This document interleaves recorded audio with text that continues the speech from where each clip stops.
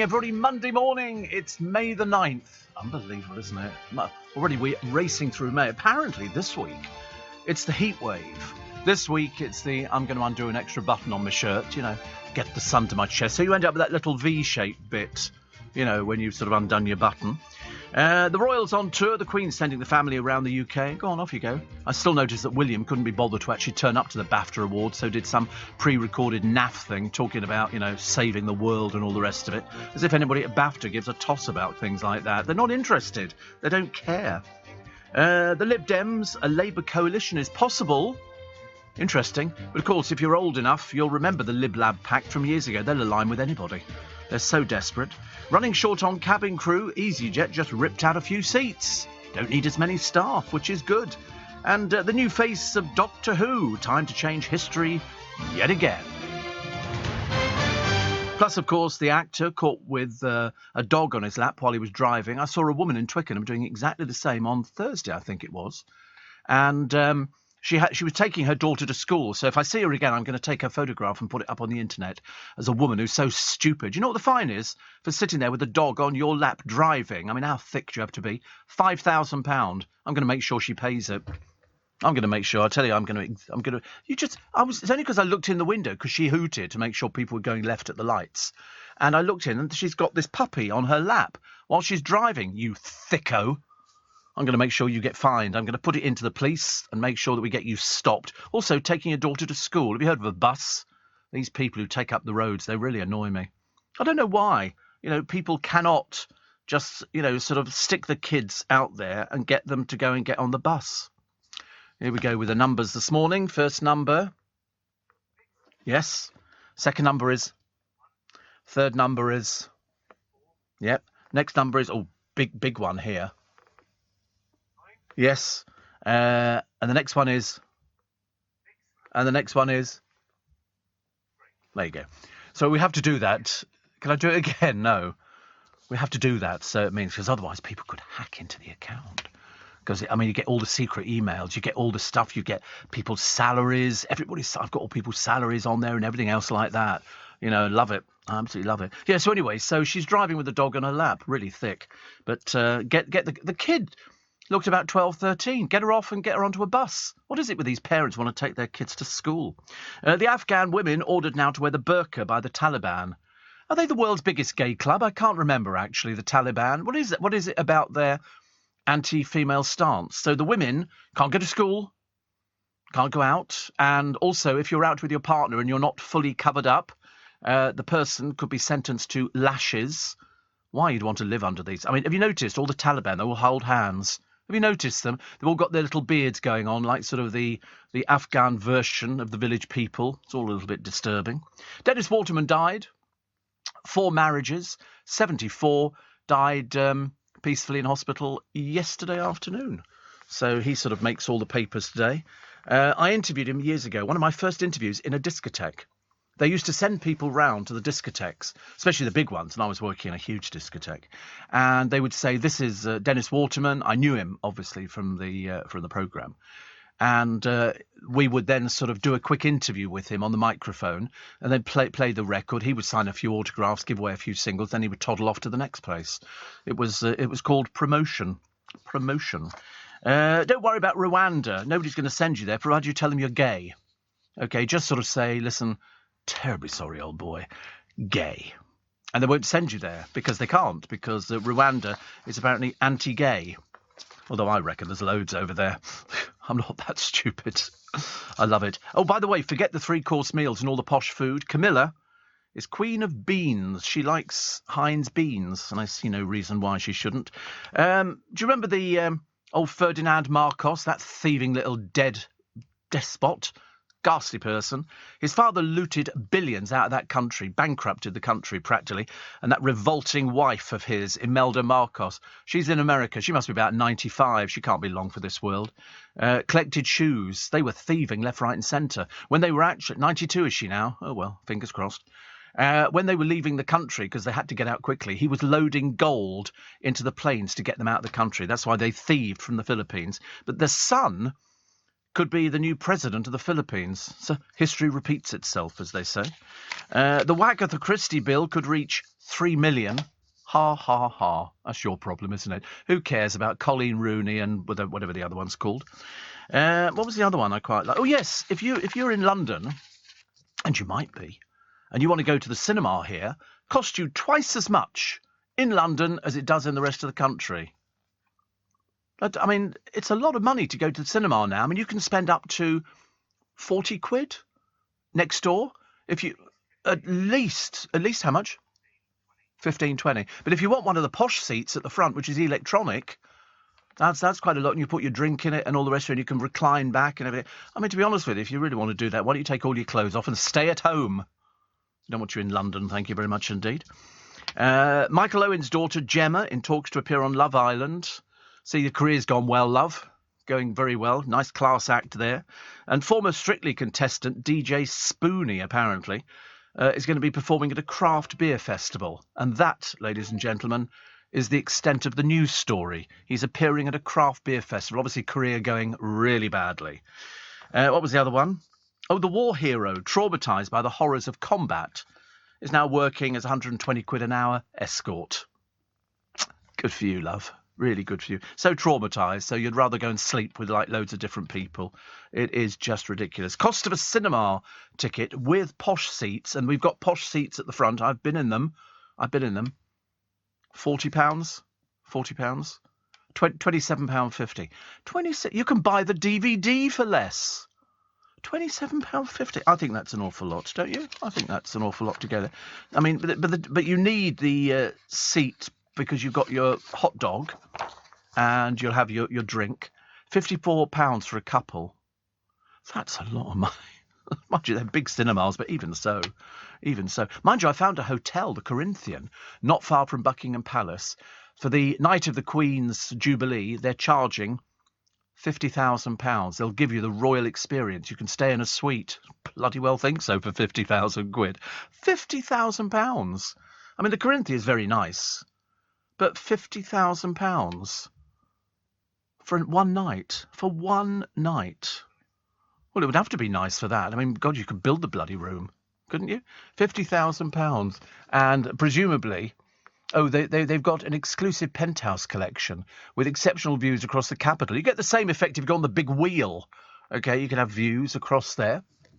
The Actors Penthouse, very nice indeed. And you've got your own outdoor little bit. You overlook the big wheel, and you've got 2 bedrooms. A personal butler, terrace with Thames views, walk-in wardrobe, access to an extensive private wine collection, butler's kitchen with walk-in wine cellar, and it's 5,000 feet, squared feet. So should we check the availability? Should we see if they can fit us in soon? This weekend would be quite nice, actually. 13th and 14th, check availability. There you go, and here we go, and they can. Oh, it's too cheap. It's only about £1,000. Oh, there are no rooms available. I do beg your pardon. Oh well, there you go. Obviously, all the people are in town and they're sort of staying there. That's a bit of a shame, isn't it? Yeah, it's fully sold out. Good God in heaven. Price is shown in GB pounds for a one-night stay. So it's over £1,000, isn't it? For one. The rest of the year it's sold out. Do you think they just say that and then you phone up and you can probably get a thing ages and ages? That'd be nice. Next May. Well, book it in for next May. Steve, I just wanted to say, I've just returned home from seeing a really wonderful show at the Hippodrome here in Baltimore. If it comes to London, I recommend you go and see it. Ain't Too Proud, the life and times of the Temptations. Such great music, stories and talent. Granted, it was my teenage music, says Mary Beth in Maryland, so I knew the songs but learnt a lot about the lives. Very well done. And also felt really good to go back to the theatre for a live show again. Yep. I agree with you. They were showing a programme on the television the other day. They were asking people to donate to all the actors and actresses who haven't been able to make a living, and they were showing clips from Wicked and all sorts of things. Another one here. Did you ever interview Dennis Waterman? Yeah, I've just told you that. Were you deaf or something? God, blimey, nothing worse than get new batteries to make it a lot easier. Apparently, according to Howard, Jeremy Spake of Airport fame is back on the box tonight doing a 6-part series on Heathrow Airport. Good God. Do you think he's still at camp? Do you remember that famous thing? The airport BBC 8:30. Is it new or is it old? It's new. God, we've got to suffer with Jeremy Spake. He turned up on a television programme and Julian Clary was on the opposing team. And Jeremy Spake was this, well, everybody thought he was gay, but he turned out to be married, which was very odd. But anyway, he spoke fluent Russian. He worked for Aeroflot. And he was doing this thing, and he sort of swished and sashayed down the airport corridors and all the rest of it. And he goes on this programme, and he's sitting there. And was it Mark Lamar hosting? It might have been Mark Lamar hosting it. And Julian Clare is on the opposite side, and Jeremy Spake says something about his wife. And Julian Clary goes, "What? What wife?" And Jeremy Spake took umbrage. He really took umbrage at this. I know this because I heard it from the horse's mouth. And he said, "I want that bit removed." The producer went, "I don't think so." So they left it in there, made him look like a right turnip. And now he's back again. God, I mean, I can't imagine what he looks. What does he look like now? Somebody must have a picture of him. He can't have. Oh God, go on, spoil me for the day. It looks exactly the same. Great to be back with you, folks. Hope you all enjoy episode 1. The airport. Oh, God, I'm not sure we can cope with Jeremy Spake actually back on the television again. He wasn't very good as a presenter last time round, so I'm not expecting anything this time round either. Steve, I don't go to the cinema. I just wait for the movie to come out on DVD, says Shane. Yeah, me too. Me too. Especially when, I mean, the price they're charging over here. It is absolutely unbelievable. It really is. And another one here, which says, to the question of how this conflict ends.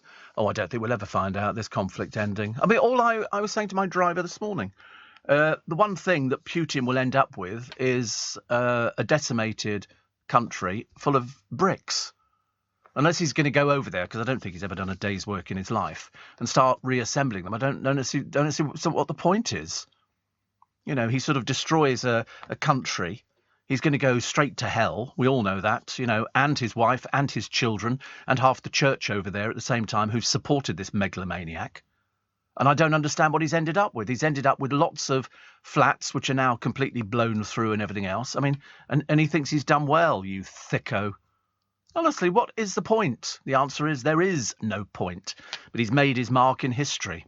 And it's a shame, really, because he could have played it so much better. Steve Allen on LBC. Morning. I see that Lewis Hamilton's got himself into a bit of a fix. They were saying to him the other day, "Can you take out your nose piercing, love?" You know, a little bit girly for be driving a racing car. And he's got earrings. And apparently he might even, because he's dropped hints to his fan, after his gear stick could be pierced. I mean, seriously. Not surprised he can't find a girlfriend. I mean, honestly, why would you want to go out with somebody who sets off the alarms every time you go through an airport? Must be a blooming nightmare, mustn't it? Trying to find out where they all are. But he said, "I'm not taking it out. I would rather not race." I thought, thank God for that. Steve, I'm off work this week. Can't wait to sit in the sun. Well, it's going to be good, actually. It's going to be very good. Can I ask you, says Natalie in Dubai, where I can find the recent podcast interview you did? I can't find it. No, it's not released yet. It's not released till Wednesday. And I don't know what time. It could be sort of late. Yeah, you have to keep checking. But it's 2 hours. 2 hours. I think you'll find it's all... Yeah, the lawyers are going through it very carefully at the moment. I make him cry. Mind you, he makes me cry too. Steve, greetings from Bedfordshire, says Stuart, who could be Raymond. We don't really know, actually. He's obviously one of these people who's got split personality. Who am I? I don't know. Probably Doris, I should imagine. He said, out of interest, has there ever been a fly-on-the-wall documentary about a radio station? Well, Clive Bull had one years and years ago called Nightcaller. There's Johnny Perry, who's driving the programme, and they filmed his programme because it had a cult following. And it's so funny when you actually look back at it and the screen where you put the names up and all the rest of it. Oh, honestly, looking at all these different people. So funny. Those studios Clive looks about 5 years old. Doesn't look very old at all, does he? No, he doesn't really look that much different at all. But...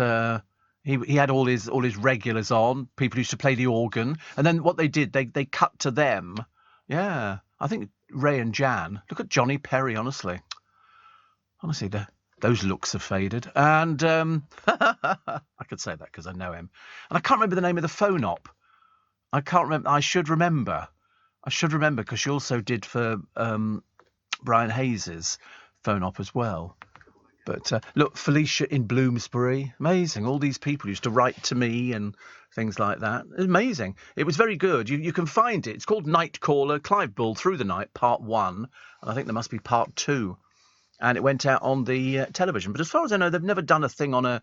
There we are. These are some of these people who featured on his programme, and they would sit down and listen to the programme, and then they would phone up. It just seems very odd, doesn't it, really, Clive? I love it. I know. We were all younger in those days. Heavens above. I was a mere fetus, just sort of popped. I wasn't even born when that programme went out.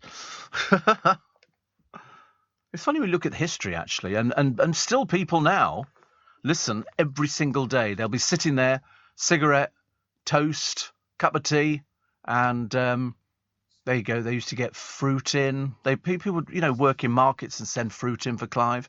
He'd take it home and sell it. And, all these different things going on. He was trying to identify everything. I wish I could remember the name of that girl who did the phone. She was so well known. I'm so sorry. It'll come to me.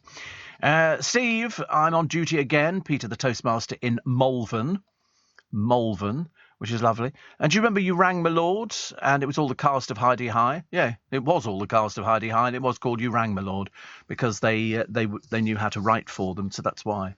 So it was very popular, very, very popular. I've got them all on DVD. I've got the box sets. But I was saying to my driver this morning, actually, that it's very funny. I'm just watching Heidi High, and it's amazing how many of these programmes wouldn't get through nowadays, not with the woke brigade and everybody else. I mean, even on Heidi High, which you would have thought would have been the bastion of innocence, and it would just be family humour. Oh, my God, the stuff on there, sometimes you go, oh, not sure about that. Not sure about that at all. Ooh. But it was very good, actually. So what else we got? Shane was one who, excuse me, who said he didn't go to the cinema. I don't know how much it costs to go to the cinema in Australia, probably as much as it does over here. Mind you are in the capital, you do get a big cinema, you do get a big screen, you do get, your popcorn, and you do get your giant sausage and things like that. When the last time I went, couldn't even tell you. I've been in the cinema next door. I've been in it mainly for the company meetings and things like that. I've been in there a few times because you get a free pret-a-manger bag. You get a pain au chocolat, an orange juice and a banana. I used to take 2 or 3 bags. I didn't really care, actually. I like the pain au chocolat and the croissant, stuff like that. We don't have No, we don't. No. I don't. Probably must cost a bit to hire the place. An awful lot of money. The new show rating the UK's fastest food scene. That sounds about as dull as ditch water, doesn't it, really? And crisps. Crisps contain a special mix of salt, sugar and fat to make you finish the bag. Because I discovered Kentucky Fried Chicken has got a lot of salt in it. A lot of salt. And so that's probably why it's you can't sort of stop eating it. It's a bit of a pain. Oh, the BBC are going to spend 50 million quid of your money finding out what its viewers watch. Nothing, dears. Nothing. The saltiest takeaway cuisine. Oh, that would probably be something like Chinese. Yeah, I would think so, yes. Yeah, still addictive, though. I haven't had a takeaway Chinese for ages. Ages and ages. There's a very good takeaway Chinese in Feltham. And, but they did a really good beef curry. It was like really good beef curry. Social media giants are fueling the illegal trade in donkey skins. Didn't know such a thing existed. I really didn't. I'm not too sure about that. And the flower shows aim to lift commuters' spirits, because all the people, it does really annoy me. You see people standing about on stations like Putney, nobody doing it. And they could be weeding the flower beds, they could be putting plants in, all sorts of bits and pieces like that. But no, they'd rather stand there talking on their phone, doing all sorts of bits. They do exactly the same at Waterloo Station. Don't know why they bother paying them down there. I know a few people who work their little what's-its off, and other people standing around chatting. It's a bit of a social club, really. There's always so many standing around, isn't there? What do? Nothing. Nothing at all. Not that I've been able to discern. Bit of a shame. Steve, what happened to Monty when you were in Gough Square? What, Monty Modlin? Pardon my cheek and the way that I speak. Yeah, Monty Modlin was sort of a television personality. He had a programme, and he was sort of, he's to common or gentry, I'll talk elementary in the only way I know. He died donkey's years ago, but he was up for a freebie. He went off to the Kodak camera factory, and he took his battered old camera with him. And the woman said, "Oh, look at your battered old camera." And he went, "Yeah, it's all I can get." And they gave him a new one. He came back. He had Barbara Windsor on there, on Monty Modlin show. He used to put all these celebrities on, and Barbara comes on, and he goes, "Hello, Barbara," and she goes, "Hello, Monty." And they were having a good old chat. And then they started taking phone calls, and that's where it all degenerated. "Hello, Barbara. I'd just like to say I'd love to da da da da da da da da da da da da da da da. Okay, let's go to Harry. "Hello, Bar. My God, you've got the greatest pair of da da da da da da da." Every other call was I had to stop calling. It was the only way. But eventually he sort of went, and I can't remember when he went or anything like that, really. Steve, Dad's Army wouldn't get past the censors these days, as well as a low, says Billy, who could be Stuart. You don't really know who you are, do you, actually? You're having some sort of problem. Identity crisis. Slightly disturbing. What was the other one? Rattled Starmer snubbing the chance to clear his air, because they found a memo to say that they're all having this dinner. It wasn't, why can't they just tell the truth? Really annoys me, actually. Really annoys me. And I'm liking the new Doctor Who, which is very exciting. I forget which one he is. He could be the 14th or the 16th. I can't remember. But I was looking through the list of them. Some you remember and some you won't remember. Who's my favourite? William Hartnell. William Hartnell was my favourite because he was the first one. And I thought he was great because it was all black and white in those days. And it had a lot more meaning to it. Nowadays, it's all, was I scared? Don't be silly, I'm an adult. Why would I wasn't scared. I wasn't one of these people. It's like we were watching, didn't Gogglebox win an award at the BAFTAs? I suppose they had to. So many egos on there. There's the two gay boys in Brighton, hairdressers. And, really, they're just not funny. They're really not funny. But they all overreact. It's the worst case of acting you've ever seen. Something happened, they go, ah! Like that. Even the brother and sister, and there's an odd pairing up in Blackpool. Thank God they stay there. They're sort of doing like that every time there's something. And you think, you don't watch television like that.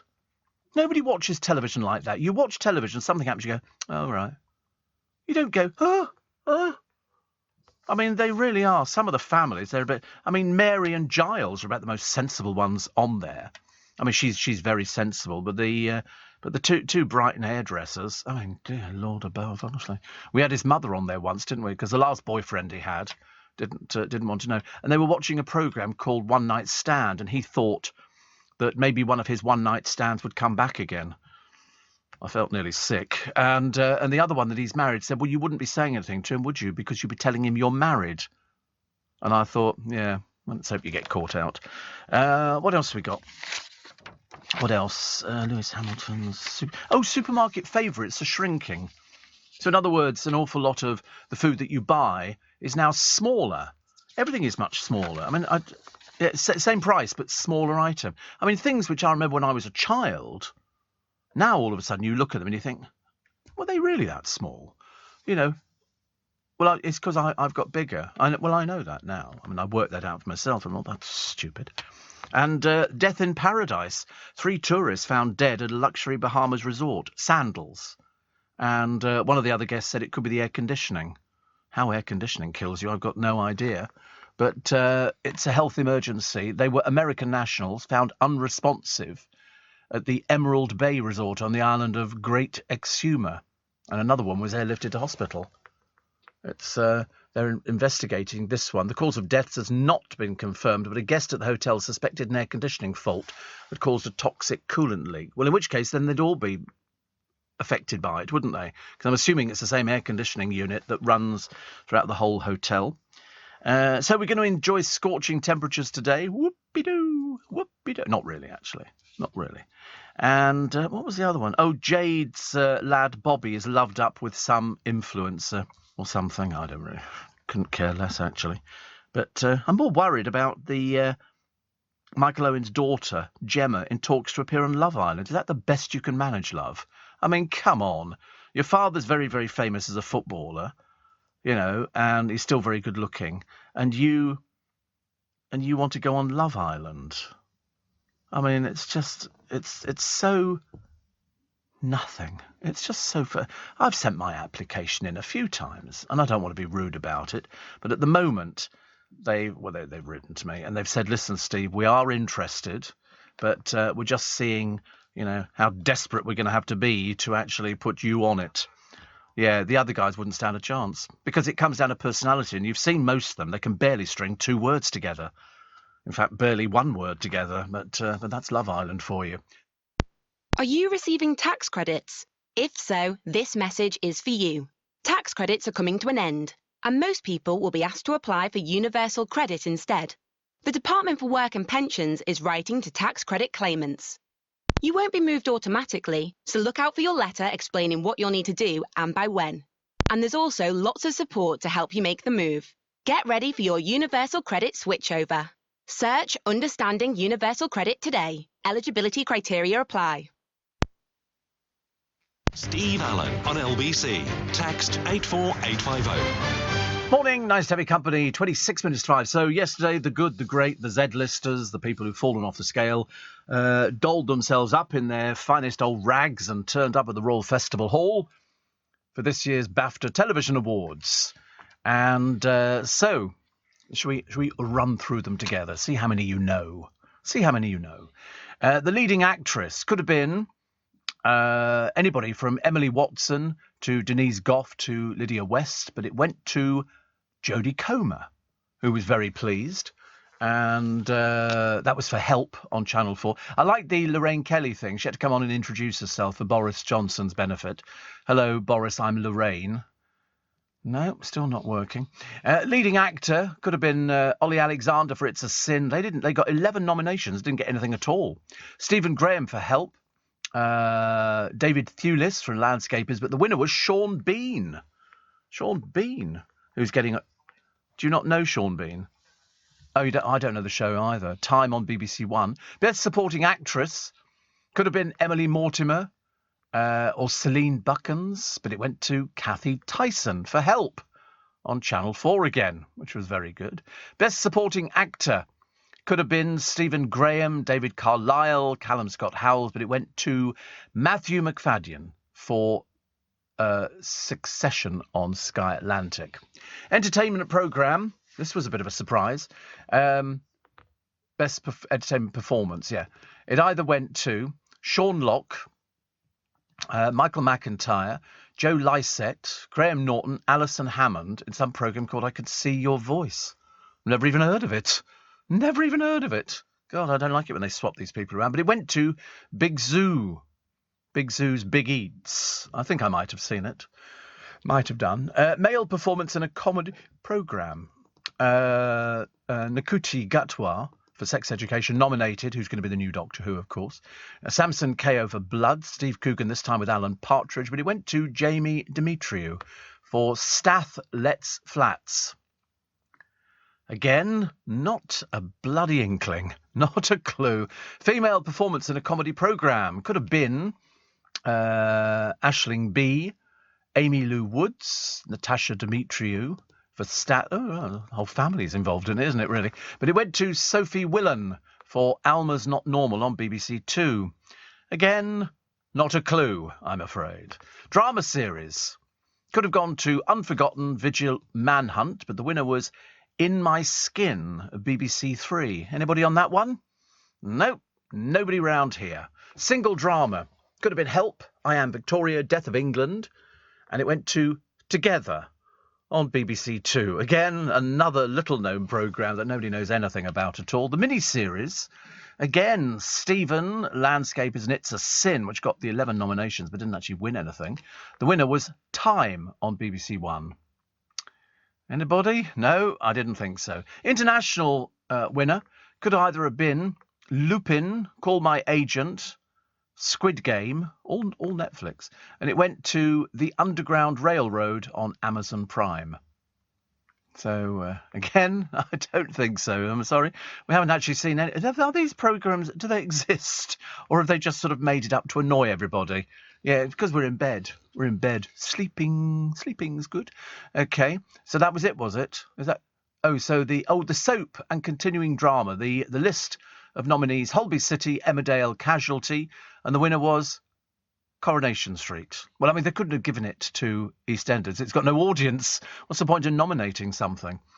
Entertainment programme, quite a lot of awards. Oh, right, okay.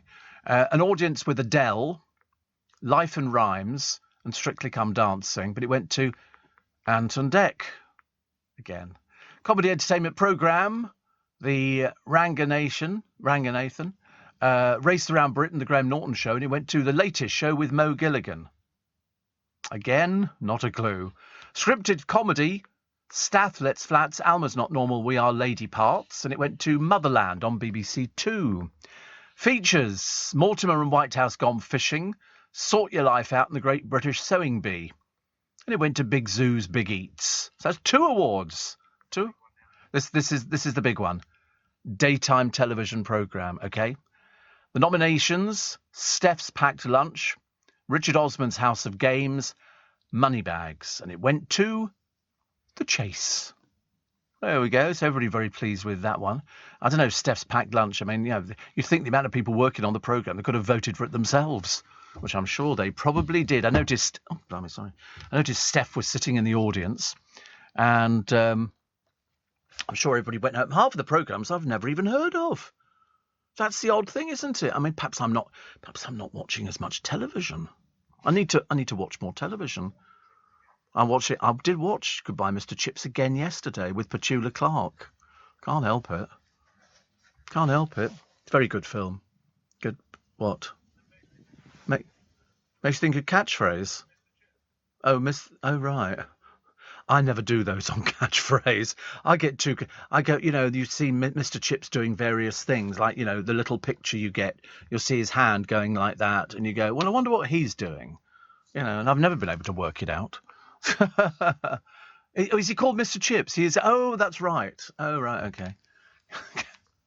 I mean, some people are very good at them, and some people are absolutely useless. I don't know why they put them on there. Perhaps their agents make more money out of it. But it just doesn't do it for me at all.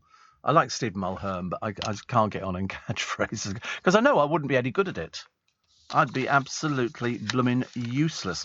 Harry and Moggs plan to return to the first family home next month. Couldn't care less. You're not going on the balcony, loves, whether you like it or not. You just have to stand down with all the common people. And Prince Andrew's not going to be standing on the balcony with the Queen either. And the way they've got round it is, she said, only working royals go on the balcony. There's an old wheeze, Your Majesty. There's a brilliant one, honestly. Nothing like kicking the 2 peasants when they're down, is there? Andrew, don't like you. Nobody likes you. Nobody loves you at all. Goodbye. It's you and Sarah, what's her name? Foghorn, all by yourselves again. And Harry and Moggan as well, stepping away from it. I'm glad you got all the money, because there's nothing else to do with it, is there? Beverly says, I watched the BAFTAs, never heard of any of the people, never heard of the programmes. Total load of rubbish. Last one I shall be watching. Well, we didn't know any of the programmes. I felt a bit embarrassed. We didn't know the programmes. And normally, between the 3 of us, we're going to get something, and producers say, that one stars so-and-so, so-and-so. But in fact, even he was at a bit of a loss, I'm afraid, to come up with who they are. Perhaps that's the way it should be. But the embarrassment was Michelle Keegan and Tom Daly, where she asked him about knitting or something, and he sort of fell completely flat. Not a titter, not anything at all. And it's that never do jokes at an awards ceremony unless you've rehearsed them and you can almost guarantee there's a laugh. Because if there isn't a laugh, you stand there looking a little bit stupid. But Tom Daly's a good-looking boy, and I suppose that's all people worry about, isn't it, really? I mean, Ricky Gervais is the only one who actually worked at awards. He did the jokes and all the rest of it, and it was good stuff. But, Michelle Keegan's not exactly known for being funny. It might be lovely and, show her legs off for the photographers outside, but, you don't go Michelle Keegan, comedian, do you? And Shamim says, wish me a happy birthday for yesterday. No, I'm not allowed to. I'm not allowed to do yesterday birthdays. I can only do today birthdays. So should we do it next year? We'll get round to it next year. I'll put you on the top of my... Yeah, it'll be in the diary. The producer will put it in the diary, which would be very nice indeed. I was looking at... I've got some details, actually, of a Wayne Dobson inspirational evening of magic and comedy. And I shall tell you when it is. It's the 24th of June. I shall tell you how you get seats for it. It's in Hazelmere, at the Hazelmere Hall. And it promises to be really good. Really, really good. Matthew says, R.I.P. Dennis Waterman. Yeah, he died yesterday peacefully. I mean, listen, he died peacefully. What more can you expect? They were doing a thing on the YouTube, and it was trying to explain to somebody in hospital that without actually saying you're dying, they were basically saying, I think this was a 95-year-old woman and her family were in there. And they were sort of saying, listen, you know that you've had this fall. We can't really do this operation because the complications that would result afterwards would not be good. And so also we're not going to let you go home.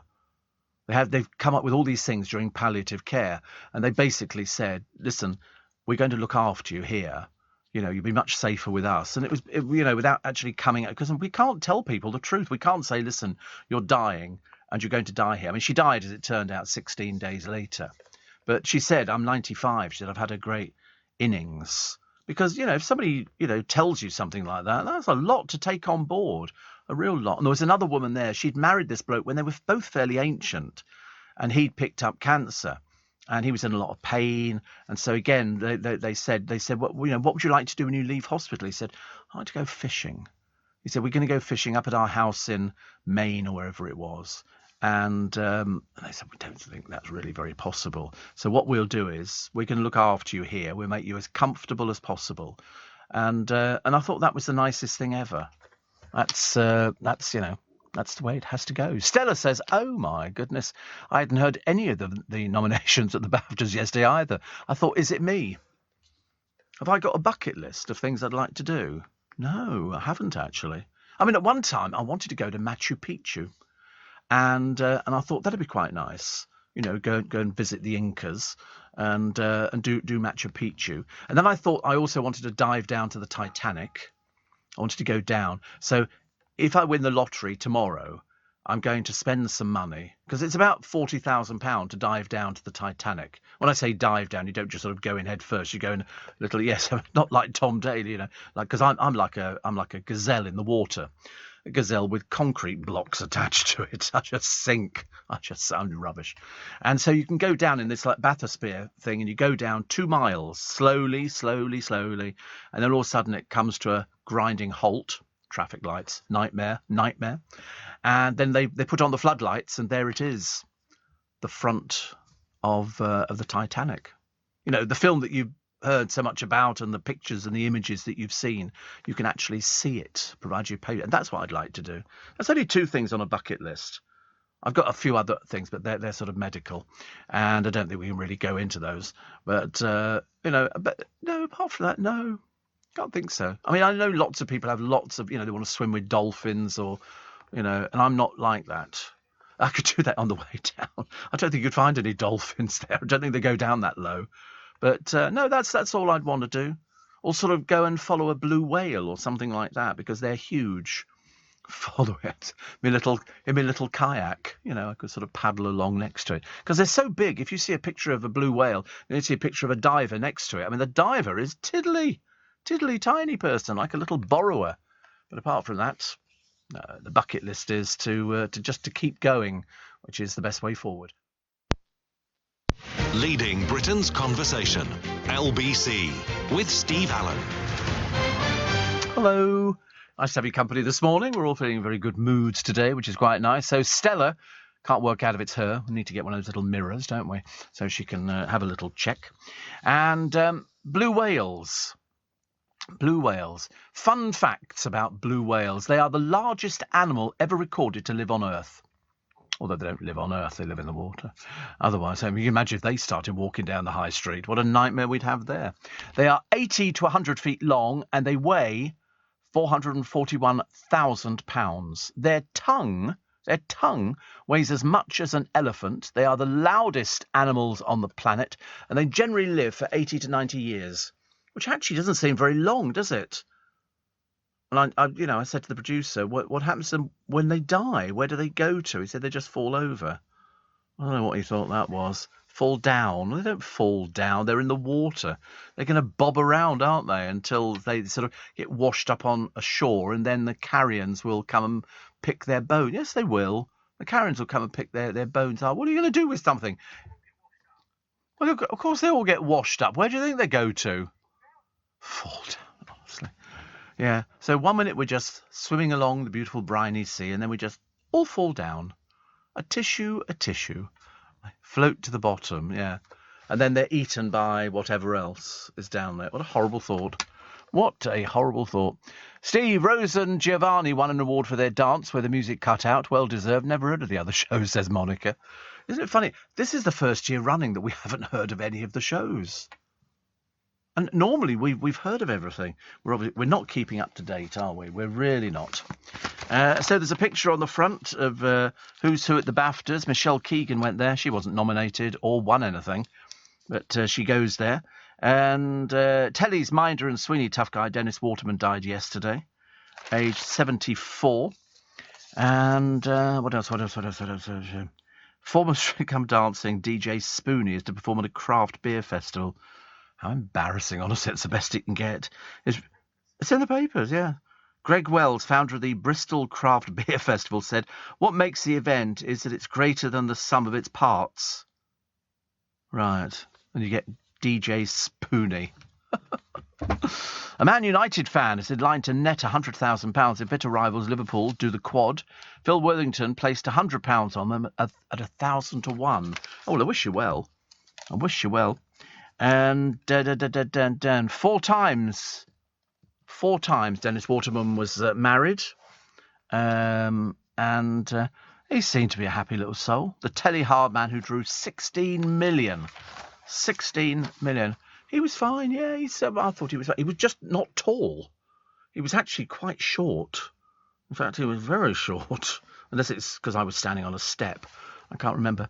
So the 14th Time Lord steals the show at the Glam TV Awards. So you've got Ashley Roberts, all dolled up, Michelle Keegan and Mark Wright. Do you think he just doesn't like shaving, or is it something a bit alien to him? I've never seen him clean shave. Oh, it's called Designer Stubble. Not anymore, it can't be. Eleanor Tomlinson from Poldark. Jodie Comer, of course, got leading actress. And Rochelle Humes was wearing what can only be described as a doily. She was wearing a doily. I don't know anything like it. And Ross Ailing Ellis, the Strictly champ, was there. And is it Nakuti Gatwa? I don't know what he's wearing, but it's showing a lot of flesh.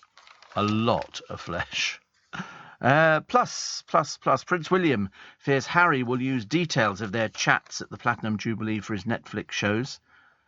Sources say Wills is wary of his younger brother's decision to attend the Queen's birthday anniversary celebrations. And, well, he might.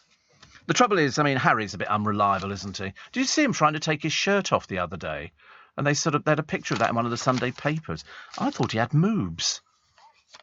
Well, it was half pulled up a bit. It was all a little bit tacky and a little bit naff, I'm afraid. What else we got? Quickly? No, I don't like that one. There's a high-flying city worker quit her £100,000 a year job to live in a van with her dog. She was a director at a London accounting firm, working 60 to 70 hours a week for her change. She forked out 25 grand to buy a converted BW and is travelling around Europe with 1-year-old Chihuahua Kevin. Oh, you can't call a Chihuahua Kevin. The best will in the world. She said, I feel so much freer and so much more like me. Oh, right. And Royal Mail has asked the police to investigate after pranksters painted 3 red phone boxes, post boxes, green in Lepton. We've got some in London that are gold. Have you seen those ones? Yeah, with some gold. We did it for, come on, what we did it for, actually. We did it for something.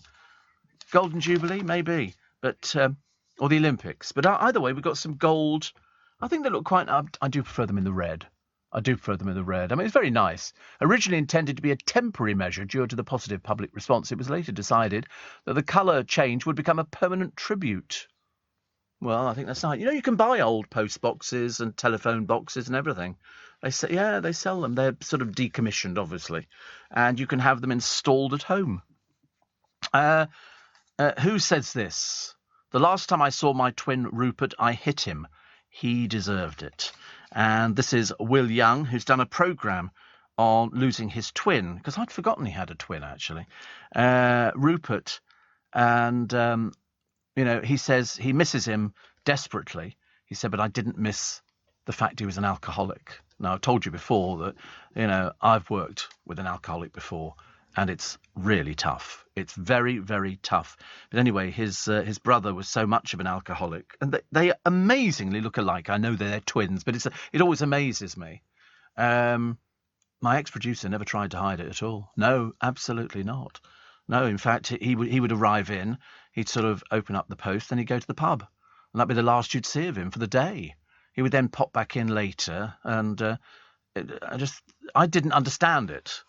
And I remember saying, you know, to people, because he also was Clive Bull's producer, and I said, how have you found it? He said, difficult. It really was difficult. I didn't realise it was going to be that difficult. But in fact, Will Young's brother Rupert took his own life at the age of 42, because I think you get into drink and you get into depression, and you see them wandering about all over the place, people who are drunk, you know, and you think, at this time of the morning? Yes, people are there. He said he'd started the Pop Idol auditions and Rupert had cut his wrists. He came to the studios and his stitches burst open when I was about to go on and sing. It was awful, but I thought, I have to get on with it. And that was all he could do with it. So he's done a programme. It's on Channel 4 tomorrow at 10:05. It's called Losing My Twin Rupert. So no doubt there'll be lots of family pictures. And it was, you know, it was terrible, really. Will was on Richard and Judy giving the most amazing performances, and I'd spent the night before, says Rupert, drinking with tramps in a car park. You know, I mean, people need to want to help themselves. You have to, if you're an alcoholic, you have to accept the fact that you have a problem. And I don't think my ex-producer accepted the fact that he had, oh, bless you, honestly, look at that, a cup of tea at this time of the morning and everything. I'm so excited. Thank you. Bless you, look at that. That little thing poking up is a tea bag, is it? Very nice. Well, let's hope so. Yes, but it's a shark otherwise. But you have to make them accept the fact they have a drink problem. And he didn't accept he had a drink problem. In fact, he didn't see it as a drink problem at all. And I told you, Dale and I were out one night. We were in Earl's Court, and we were having dinner. And the producer staggered from the back room, and he was completely off his face. And he looked at me as if to say, I think I know you. And then he just wandered off out into the night. It was really bizarre. No, I wasn't working with him at that point. He'd been made redundant. And with his boyfriend, he'd set up a pub. And then the pub went under. And he came home one day and his boyfriend was just dead in the chair. It was all a bit traumatic. But he carried on driving, which was the worrying thing. Many's the time he'd put his car in a ditch. He'd walk back to the pub and they'd get some locals to go and drag the car out the ditch for him. But it was it was a difficult time, actually, very difficult. So somebody's got to accept the fact that they've there he is, yes. That's little Vaughan on the other side. God blimey. But I don't think he ever took that jumper off. He had that one and a blue one. He just kept the same on. Have you just? No, he wasn't very old. No, I think when he died, he was fairly. Because I spoke to Jeremy Beadle about him, and he said, "Oh, I haven't seen him for ages." And he went to live in Spain, but he got barred from everywhere over there because he just was drunk, staggering from bar to bar to bar to bar. I mean, it's a terrible existence because you're only happy. He didn't eat anything. He just drank. So if you went out for dinner with him, which I try to do as infrequently as possible, he would just move the food around the plate. And I remember saying to the waitress, I said, does he always do this? She said, yeah, we haven't seen him eat a plate of food for ages. Oh, look at me. Pretty little me. And where are you finding all this stuff from? This is slightly disturbing, isn't it? Slightly disturbing.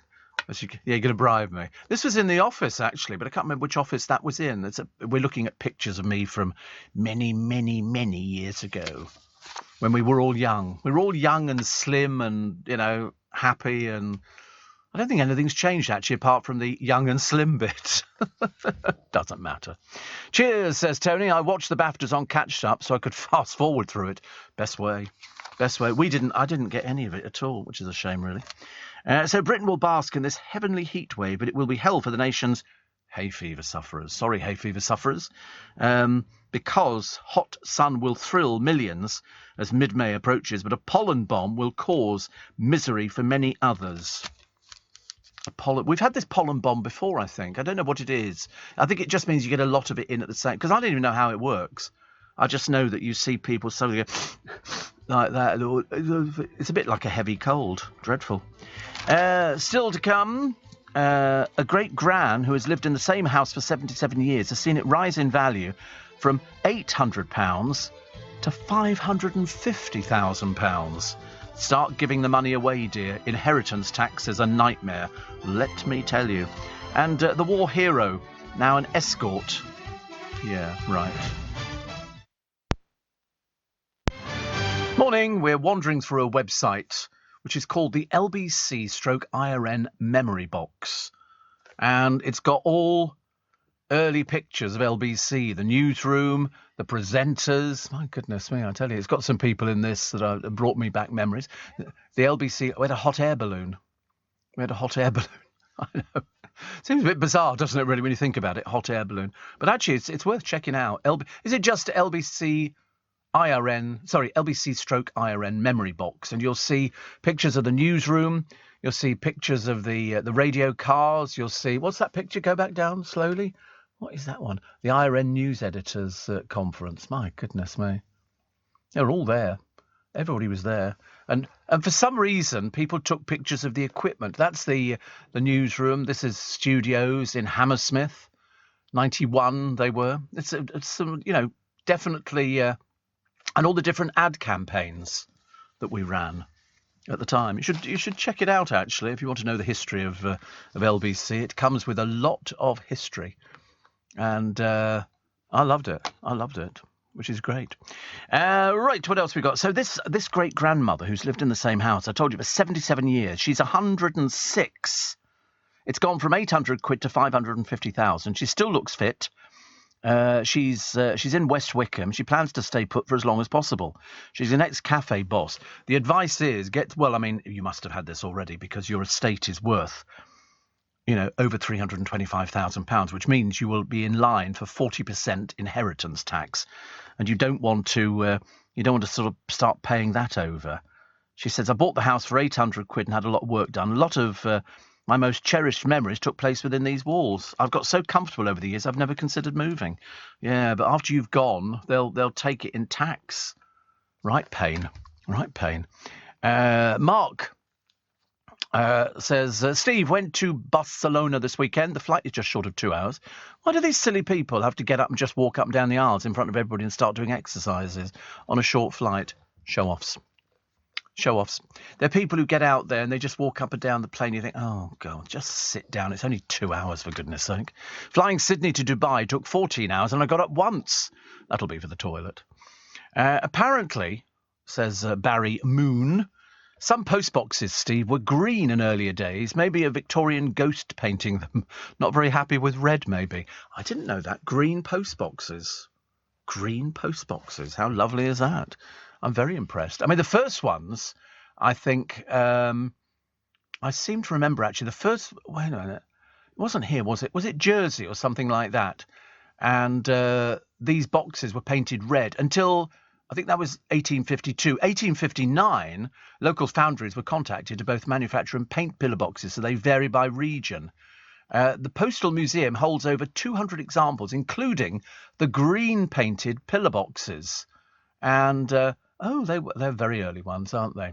They're all Victorian, early mainland pillar boxes, first national standard pillar box and Penfold pillar box, believed to be painted in an incorrect green. I think I quite like the look of that. Green and gold. You've seen blue ones? Yeah, but you drink. I mean, that's why. Nobody else has seen Blue. Can you imagine? I'll tell you what I watched the other day. I was half asleep. I was resting my eyes, not actually asleep. And I was sort of thinking, this is really weird. It was a film about the Smurfs, but it was live action, and they were blue. Perhaps that's where you got confused, dear. No? Oh, well, anyway. But anyway, the Smurfs were blue. Oh, yes, there's a blue one. That's obvious. Oh, I know where that is. That's in a castle, isn't it? I can tell because that looks like a castle door behind it. I wonder where that is. Does it tell you where that postbox is? That looks as though it's a castle. It was raining, so it could have been this country. Can't have been anywhere else, can it? It is Windsor. I thought so. A lovely blue pillar box. Do you think Her Majesty has ever enjoyed the pleasure of slipping something into that slot? Do you think so? Think she's ever been there? I should imagine. Yeah, Windsor. I thought I recognised it. I used to go to Windsor a lot, actually. It used to be free before they set the place on fire.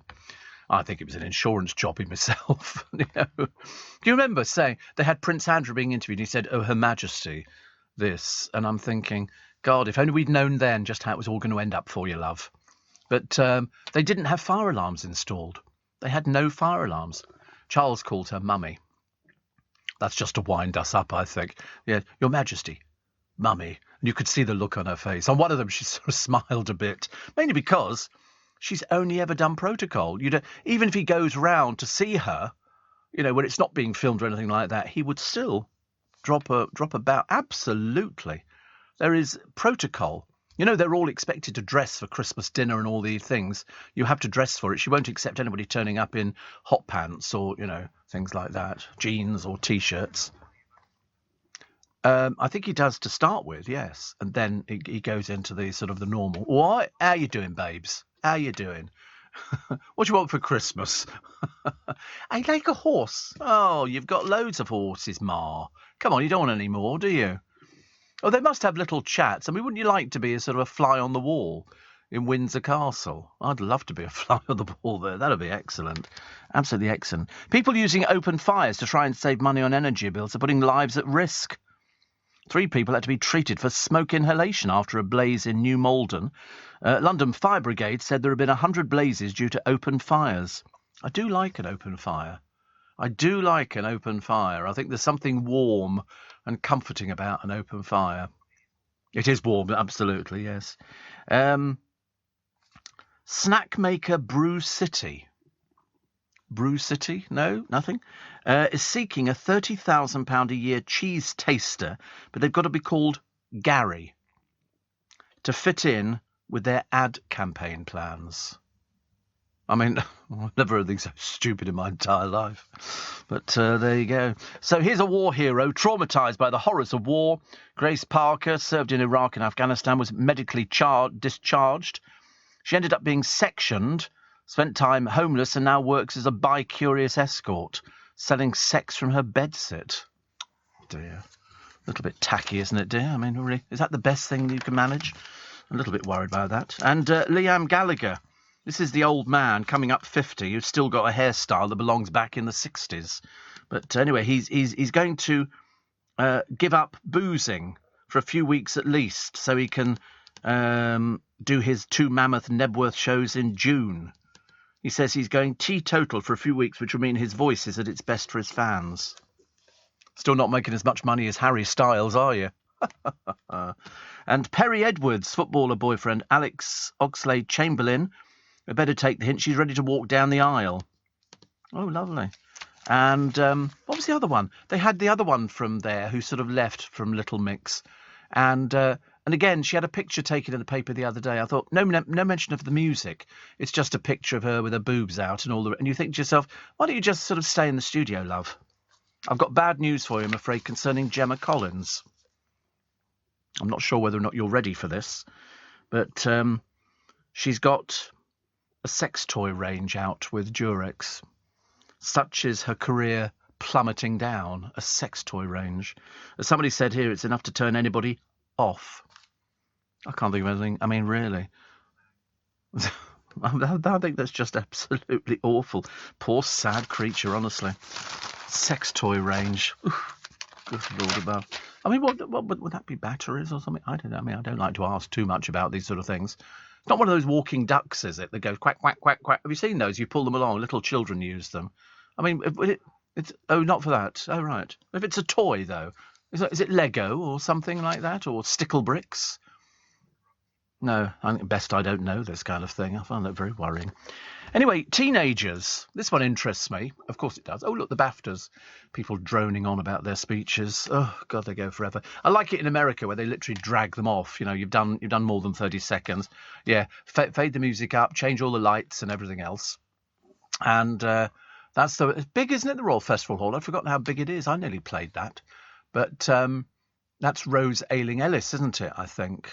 That's the deaf girl. Billy Connolly got a special award. They should have given it to him years ago. They really should have done, because, you know, he's very ill, as we all know.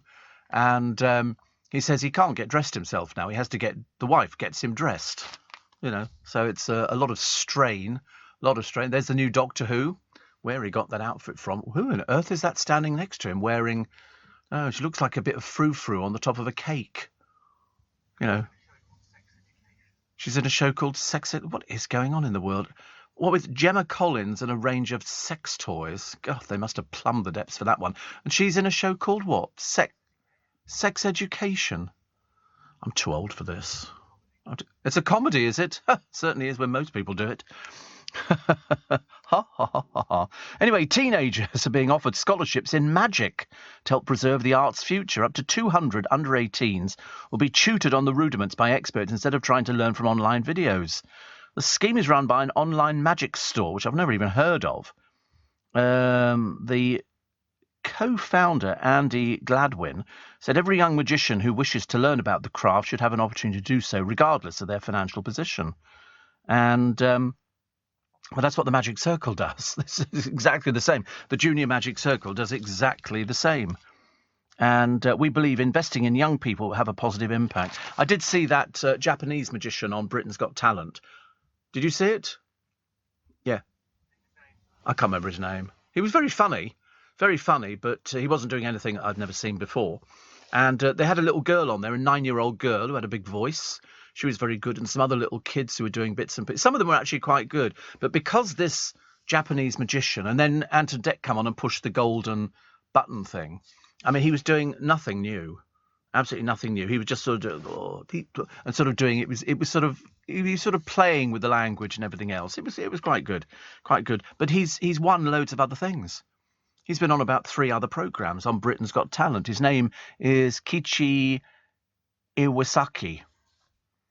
They say, with never seen magic. You're joking. Every magician does this. Every magician does it. You know. I mean, it's not, you know. And they all sit there with their mouths wide open, sort of watching. It's clever. Very, very clever. But it's a case of he's already won 3 other programmes doing exactly the same trick. Simon Cowell, we know, loves magic. He watches magic all the time. He's very interested in magic. And what he does with this ring, it floats through his hands, and it'll go on to a finger. So he takes it up. So I'm talking to myself here, aren't I? This is a bit of a pointless exercise. And then it goes, and then right above, and they all sit there with their mouths open like they've never seen this before. No, absolutely not. Good Lord above, don't be so ridiculous. No, and then it just goes on a finger, and they all go, oh, it's amazing, isn't it? You know. But I didn't quite get why he brought a bicycle on stage. There seemed to be no logical reason why he brings that. But he was funny. But he's one of... I can show you magicians. You could put professional magicians on there who would blow your socks off. Absolutely blow your socks off. You know, people like Shin Lim and people like that who literally, even I watch it and I go, that is clever. Steve Allen on LBC. Morning. So I have a quick slurp of my tea. Good morning. Nice to have your company. It's 18 minutes past 5. It's Steve Allen's early breakfast till 7. England's top female footballers face racist and sexist abuse at this year's Euros. Scientists who analysed social media saw a 600% rise in abuse after England lost to Italy in the Euro 2020 final. It's absolutely amazing, isn't it? What did some... These trolls, I mean, are sick, mentally ill people. They just feel that they're having some impact, and they'll sort of write stuff to all sorts of people. People, you sort of, you know, we've heard stories in the papers, have we not, of parents whose children have taken their own lives, and these trolls then write to them going, oh, good, I'm glad that they did that. And you think to yourself, you need arresting. You need putting in prison for a long, long, long time. And with a bit of luck, we might change things. At the moment, we can't get people to Rwanda, so there's no point in doing anything else. Steve, I heard that green pillar boxes were because in the countryside they wanted them to blend in with the surroundings, says Elaine. On Saturday morning, I saw 3 post office vans, normal livery, but lime green. I suppose electric vehicles. Lime green? Not round our way. Good Lord. Not in Twickenham. We have blue letterboxes in Guernsey, Steve. Oh, right. Steve, Greenland whales live over 450 years, says Mark. No, they don't. No. Greenland whales, the bowhead whales live well over 100 years. And but the discovery shows them the bowhead whale's maximum lifespan is 268 years. So, nothing, I mean, otherwise it would be wondering where it is, wouldn't it? The oceans would be changing so much. Oh, look, there's a green Royal Mail van. That must be electric. It's electric, isn't it? That's why it's green. That's why it's green. I quite like it, actually. Oh, look, the one behind it is part red, part green. Because that's a hybrid. Oh, my God, I'm getting better, I'll tell you. I'm picking up on this, I'll tell you. I don't normally like electric cars. I'm not a big fan. And Ian Dale and I talk about it on this podcast, which you will get this Wednesday. You'll get it. I don't know what time it's going to go out. I'll try and find out. The producer will try and find out what time it goes on. No, he's still got his electric car, but he uses his other car. We talk about electric car. He had a total disaster with it. He said it just doesn't go as far as you want it to go. That's the problem with it. But anyway, so you will hear 2 hours of Steve Allen in conversation with Ian Dale. He interviews me, which is a bit of a turnaround for the books, and we laugh and we cry and we talk about all sorts. There's nothing which is off limits. Nothing which is off limits, I don't think. Can't remember. The trouble is you can't remember, can you? After 2 hours, I can barely remember my own name after it. And then it's a bit like this programme. Somebody says, oh, you did so-and-so today. And I went, did I? Looking vacantly blank, I'm afraid. I had soup again. Yeah, I've got back into my haddock chowder from Marks and Spencer's. I love it. Have you ever had it? Oh, it's delish. It's got... Have it hot. It's haddock... Pieces of haddock with pieces of potato. It's delicious. It really is nice. In fact, £2.65. What's cockaliki? I don't know. Ask Gemma Collins. She probably knows. Probably got a toy for it or something. I'll be drummed out the brownies. You can tell by the end of today. And I do like a Crazy Golf fan. There you go. Thick smoked haddock chowder. It's delicious. It is absolutely delicious. Creamy. I mean, I eat a whole tub of it. And you could have it, I suppose, with sort of you could do it with anything, actually. It does look delicious. Sweet corn and smoked haddock. This one, I think it did have sweet corn in it as well. And bits of chopped potato. It's absolutely delicious. One of my favourites. Oh, they all do it. M&S chunky smoked haddock chowder. I think they need to put more haddock in there. And I don't know what the chowder is, but they do. All of them do them. They're absolutely delicious. It's a creamy soup filled with smoked haddock, potatoes and vegetables. So it's got part of your 5 a day. Delish. And I always put it in a mug. I never use it in a soup bowl. I can't be bothered to sit there with something on my lap, so I put it in a mug and drink it that way. Delicious. In fact, I bought 2 yesterday. Had 1 yesterday. I'm going to have another one today. I don't care. I've to push the boat out. Go on, you go mad, Steve. 265. You're only young once. I was. Anyway, this Crazy Golf fan has spent £50,000 touring mini courses around the world and vowed never to hang up his putter. His name's Richard Gottfried. He said his obsession teed off in 2006 when he won a free game after a hole-in-one. He's a marketing consultant and he's played about 1,000 courses. And he's played it in Las Vegas as well. I didn't know you could play these sort of things. But I don't think you make any money out of this. He said we could probably have bought a house or a very flashy car with the money we've spent on Crazy Golf. It is a great way to see the UK and a great time in holiday resorts like Great Yarmouth. Wow. It's his favourite course there, Lost World Adventure Golf. I have played it, but I mean, not because you only find it at the seaside, don't you? You find it anywhere, do you? Big money. Crazy. Oh, right. Oh, wait a minute. There is an indoor one, and I know why there is an indoor one, because I think we might be going to see it. Gav, who sorts out for the Steve Allen Memorial Lunch, which we have every so often with my friends Jordan and Danny Milo and Gav and Mr. Moyles. We played darts, but I now know you can do crazy golf. Swingers, yes. Not sure about that bit of it. I think we're back to Gemma Collins again, aren't we, really? Not so much swinging as swingered. And but you can go and play this. I mean, it looks quite nice, actually, doesn't it? I could do that. I can do crazy golf. I'm not particularly worried about it, but definitely. I see that smoking cannabis just once a month increases the risk of heart attacks. So there you go. So don't smoke spliffs. Not good for you. And what was this one here? It's a law student forced out of the UK by bullies as a schoolgirl is now competing for Miss Great Britain crown. It's amazing, actually, isn't it, really? Rihanna Cartier was moved to Denmark 5 years ago due to the physical violence and cyber abuse dished out by her tormentors. But I see that as a story. I see that as a story because it's a case of, she wants to be Miss Great Britain and they go, but have you got anything that goes with it? And she goes, listen, I was bullied out of it. Like loads of people were. Loads of people were bullied at school. Loads of people were bullied at work. There's somebody in the paper today who was bullied at work, working for one of the big supermarkets. They've just got £63,000 compensation because they were picked on for wearing pink-soled shoes for some reason. And they were made to work in the cold store in this supermarket. So they've taken them to court. And they've won. They've won. Ben Wallace says President Putin must meet the same fate as Hitler. Well, no, he didn't meet the same fate. I mean, Hitler took his own life, didn't he? Hitler took his own life and, as I say, coward to the end, couldn't quite face it. Putin will probably, end up going the same way. We don't know. Got no idea. A bit difficult to try and sort of judge somebody on the maniacal way that they deal with everything else. Wagatha Showdown kicks off. And Chris Rock quipped his hearing has finally returned 6 weeks after the slap from Will Smith. Will Smith's career has gone down the toilet, I'm afraid. That one's not working. And Sam Ryder has promised to treat Eurovision with the same intention and positive energy that made him a TikTok star. I don't even know if he was a TikTok star. Very worrying. Justin Hawkins says he lived on the edge by almost flashing fans of The Darkness.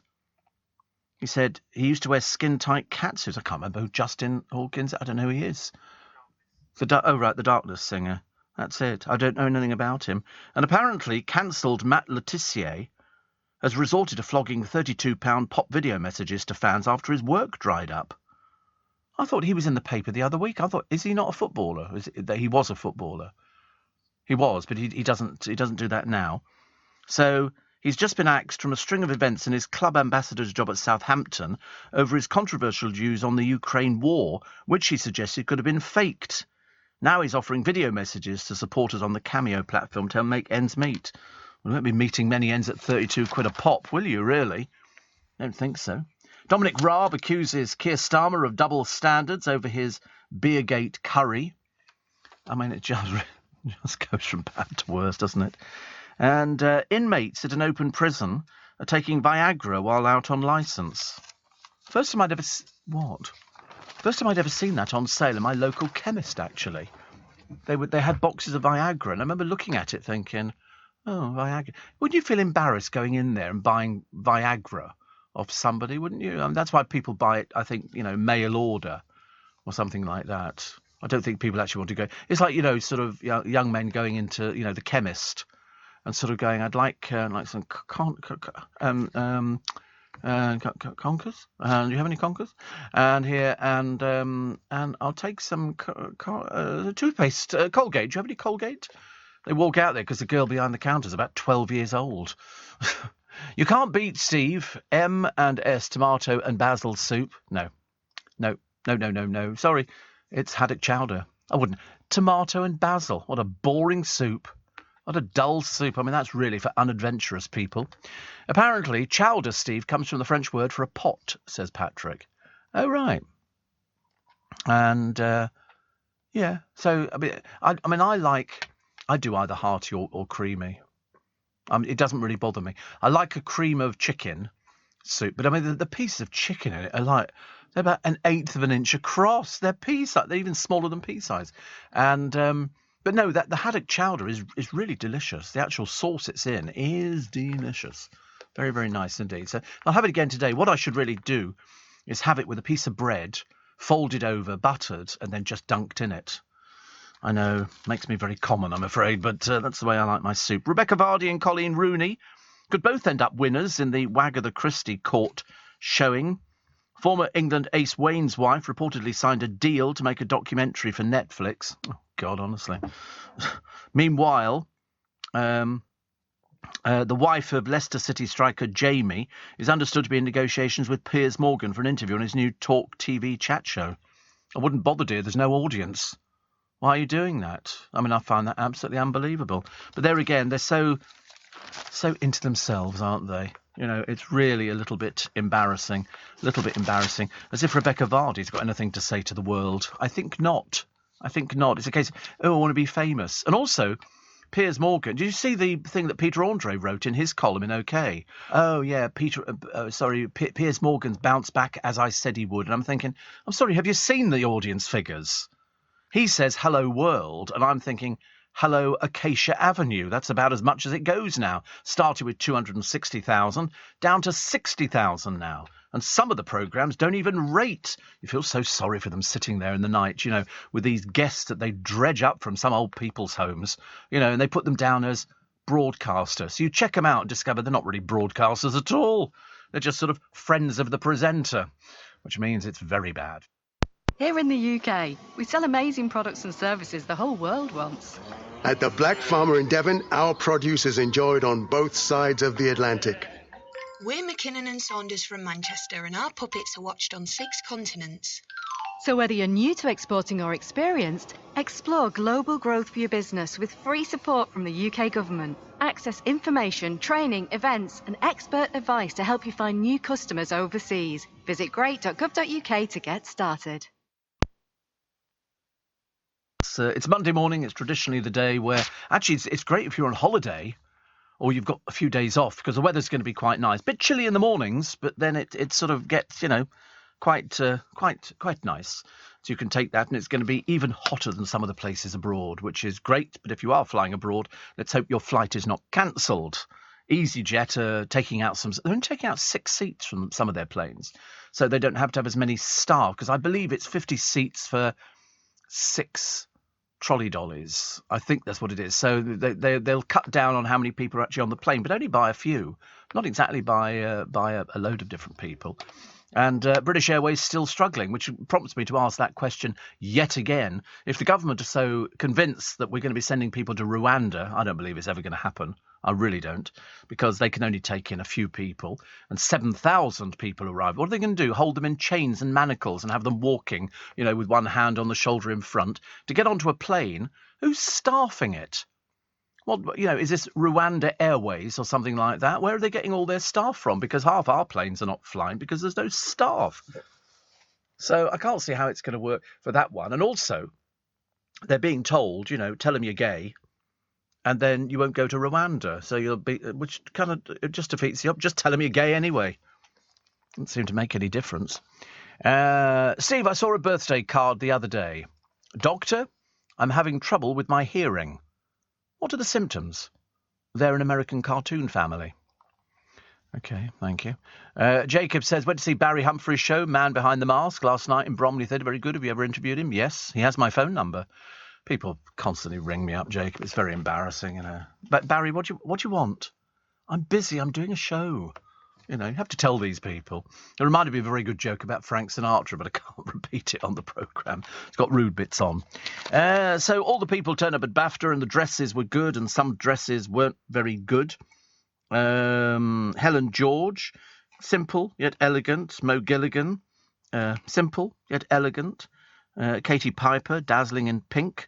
Tom Daly, I don't know where he's getting his clothes from. I don't know who dressed him. Can't have been the husband. And Alison Hammond was sort of there. This morning didn't even get nominated. They didn't get nominated at all, which I thought was a bit odd. Toss Daly, I don't know what her outfit was, but it doesn't fit. And Strictly Motsi Mabuse, on the red carpet. And Suran Jones, the dress, not so great. Not so great. I'm not an expert on these things, but, I know what fits people and what doesn't fit people. Vladimir Putin's troops have bombed a school in Ukraine, killing up to 60 people. So all the balderdash that old Vlad gives about, we're not bombing innocent people, is, of course, blatant lies. The man couldn't tell the truth if his life depended on it. Also, we hear that Her Majesty might turn up to do the opening of Parliament. We think she might go. There's a good report at the moment that she might do it. So the Queen's speech will allow Boris Johnson's government to set out what laws it wants to pass. But the Prime Minister is also expected to quietly drop a number of bills. 2 hours after the speech is delivered tomorrow, MPs will debate the content. So that's tomorrow. Full coverage on LBC. So what will be in it, do you think? Well, at a rough guess, changes to the Northern Ireland post-Brexit border arrangements, energy strategy including nuclear power plans, a bill to replace the Human Rights Act that will actually weaken existing protections, the privatisation of Channel 4, which everybody's watching, and measures to force landlords to rent out empty shops and rules allowing renters to hold landlords to account, and schools policy, i.e. rules schools must publish attendance policies. And what should... So that's what will be in it. What should be in it? The employment bill, meant to clamp down on insecure work, a windfall tax to help struggling households, and a bill to ensure employers hand over all tips to their staff. That'll be a first. Can't wait to see that one in operation. They're going to scrap it. What, so they don't have to hand over stuff to the staff? Really? A bill to ensure employers hand over all tips to their... Oh, that'd be good, yeah, if they give over, because a lot of places keep it. So, government reported scrapping plans to ensure hospitals can... Oh, right, hospitality work. Well, wait a minute. Well, they've got it completely wrong here in the Mirror. They've said completely the opposite. Wish they get their facts right. Nothing worse than being embarrassingly wrong. Michelle Roux Jr. staff get no share of the service charge. So where does it go to, then? Does it just go to the house? It goes to the restaurant. Well then, ladies and gentlemen, do not tip. Do not tip. In fact, what you do is, and you can do it legally, you can cross it off the bill. If they put a service charge on there, you cross it off the bill, okay, and you only pay that, and you give the money privately to the person. That's what I do. I do it all the time. I remember somebody saying once, you haven't paid a service charge. I said, we didn't have any service. If somebody's worked... so the service charge has become... Oh, I tell you, I remember going to a well-known nightclub once for dinner. Long time ago. Yeah, for dinner. And they sort of bring a basket of bread to the table and water, both of which are charged to your account. And then they put a service charge on, which was quite high. And then they had the audacity on the credit card slip. It doesn't happen like this now. But on the credit card slip, they left a gap so you could leave even more money. I mean, in America, I don't know if they have a charge of the matron. I know that mainly the staff get the tips. They're working for tips. They're working for tips. But I think that's outrageous. If people go there, you've had service, and then you give the money. You're paying through the nose for food anyway. Why would you want to then give extra money to the management of the place? It's to go to the person. Cross it off the bill. Cross it off the bill. Seriously, I find that's really, waitresses and waiters, a bit like shop staff. And you don't tip shop staff, do you? You don't tip shop staff. I mean, the bill arrives in America. Not only is there a section to tip the waiter, but there's a space to tip the maitre d' or the captain. You see, I always tip the maitre d'. Always. And the person on the table as well. Always. I've always done that. Yeah, I mean, because I've been eating there for a long time and because, that's just what I do. But if I went to another place and I didn't get very good service or I didn't think it was very good, then I wouldn't tip. I just wouldn't. They can't make you tip. What they can do, call the police. Excuse me, I didn't tip. Why? There was no service. There was no service. I tell you what, next time I've withheld the service charge on lots of it. I cross it off. I say, can you do the bill again, please? Take the service charge off. I'm not paying for it. It's just because all they've done is brought the food from the kitchen. They haven't had to create it. We don't tip the chef in the kitchen, do we? Do we tip the barman? No, we don't. Perhaps we should do, actually. Perhaps we should tip all these different people. You know, a little bit disappointing. I got my 150 quid from the local council. Bloody well think so too. Band D. And in fact, it got paid straight into my bank account, which was very nice, because my brother didn't have a clue what it was. He said, "What is this?" And it was LB Richmond. I said, "London Borough of Richmond." And he went, "Oh, right." So bright. He's in charge of my money. You can imagine, can't you? You can imagine. He's now moved to the Bahamas. Anyway, but it was one of those sort of things. The money actually arrived in. I was quite pleased. Very pleased. Came in at the same time as the pension came in. But has my council tax gone up? I don't know. We haven't had it yet. I think Sheila Fogarty said hers had. And she's in around my area. She said it had gone up about £700. Well, I shall withhold it. It'll have to take me to court. I'll create merry hell. Yeah. Pay for what? What services? What services? We've got potholes all over the roads. God in heaven. Dreadful, isn't it? So Lisa Nandy is confident Keir Starmer did not break lockdown rules, insisting he's Mr. Rules. I love the way they've all come up with this, haven't they? You know, they sort of, he used to be a lawyer. You think, I'm sorry. And you think this is the answer to it. The shadow levelling up secretary blasted attempts by the Conservatives to smear the Labour leader who doesn't break the rules. Well, it appears he does break the rules, dear. It appears he does. And so they're both having backbiting against each other. One saying this, one saying that, and all the rest of it. You know, Mr. Starmer said the visit was a work event. It was, and he said the visit was a work event and the food and drink was consumed in between doing work, so it was within the rules. What, you eat curry in between doing work, do you? How would you manage that one, love? Don't you spill that? Eating between things would be a sandwich, not hot curry. Not 30 of them, which were ordered. That's commonly known as a party time. That's the way it goes. So Harry and Meghan set for a frosty showdown with William and Kate. They really don't like each other, do they? I don't care what happens. They really don't like each other. William's going to be king one day and Harry's going to be nobody. That's just the way it goes. Do I know Kate's nickname for William? Oh, God, it's not rude, is it? Is it? She calls him Baldy. Well, yeah. Well, I mean, have you seen Harry's hair? That's like a little bit of candy floss stuck on top of somebody's head. I've never seen anything like it. It's falling apart, really. Feuding royals. I don't believe they're feuding. I think they just don't talk to him because he's dreary and dull. It used to be a lot of fun when he got drunk all the time. Now he's just boring. And he plays polo, and you know how boring polo is. Yawn, yawn, yawn, I'm afraid. What else do we get? Happy hour again. And again, as House Martins in beautiful South Star, Paul Heaton celebrates turning 60. I tell you, that surprised me. Who was that? That Hugh Edwards on the BBC. He's only 60. I thought he was like 75. I had no idea you could look so old at 60. God, pal, you want to look at my pictures? I look so much better. Well, I'm 68. Ridiculous, honestly. 60. I was really. I thought perhaps he'd started fibbing about his age. I mean, some people look so old, don't they? Steve, so glad you're back. 3 days has been too long. We're off to Londinium in July for our wedding anniversary. We've booked Claridge's for afternoon tea before going to see Only Fools and Horses. Have you been there before? What, Claridge's? Pfft, second home for me. Second home, in and out of those revolving doors, yeah. I haven't seen Only Fools. No, I've interviewed the people from it, but I haven't seen the actual show. I fall asleep in theatres. If I go, the only time I can go to a theatre is on a Friday. That is the only time I can go, and the rest of the time I just have to not go to. But Claridge's, I've had afternoon tea there, many an occasion. Lots of people go there. It says we booked dinner.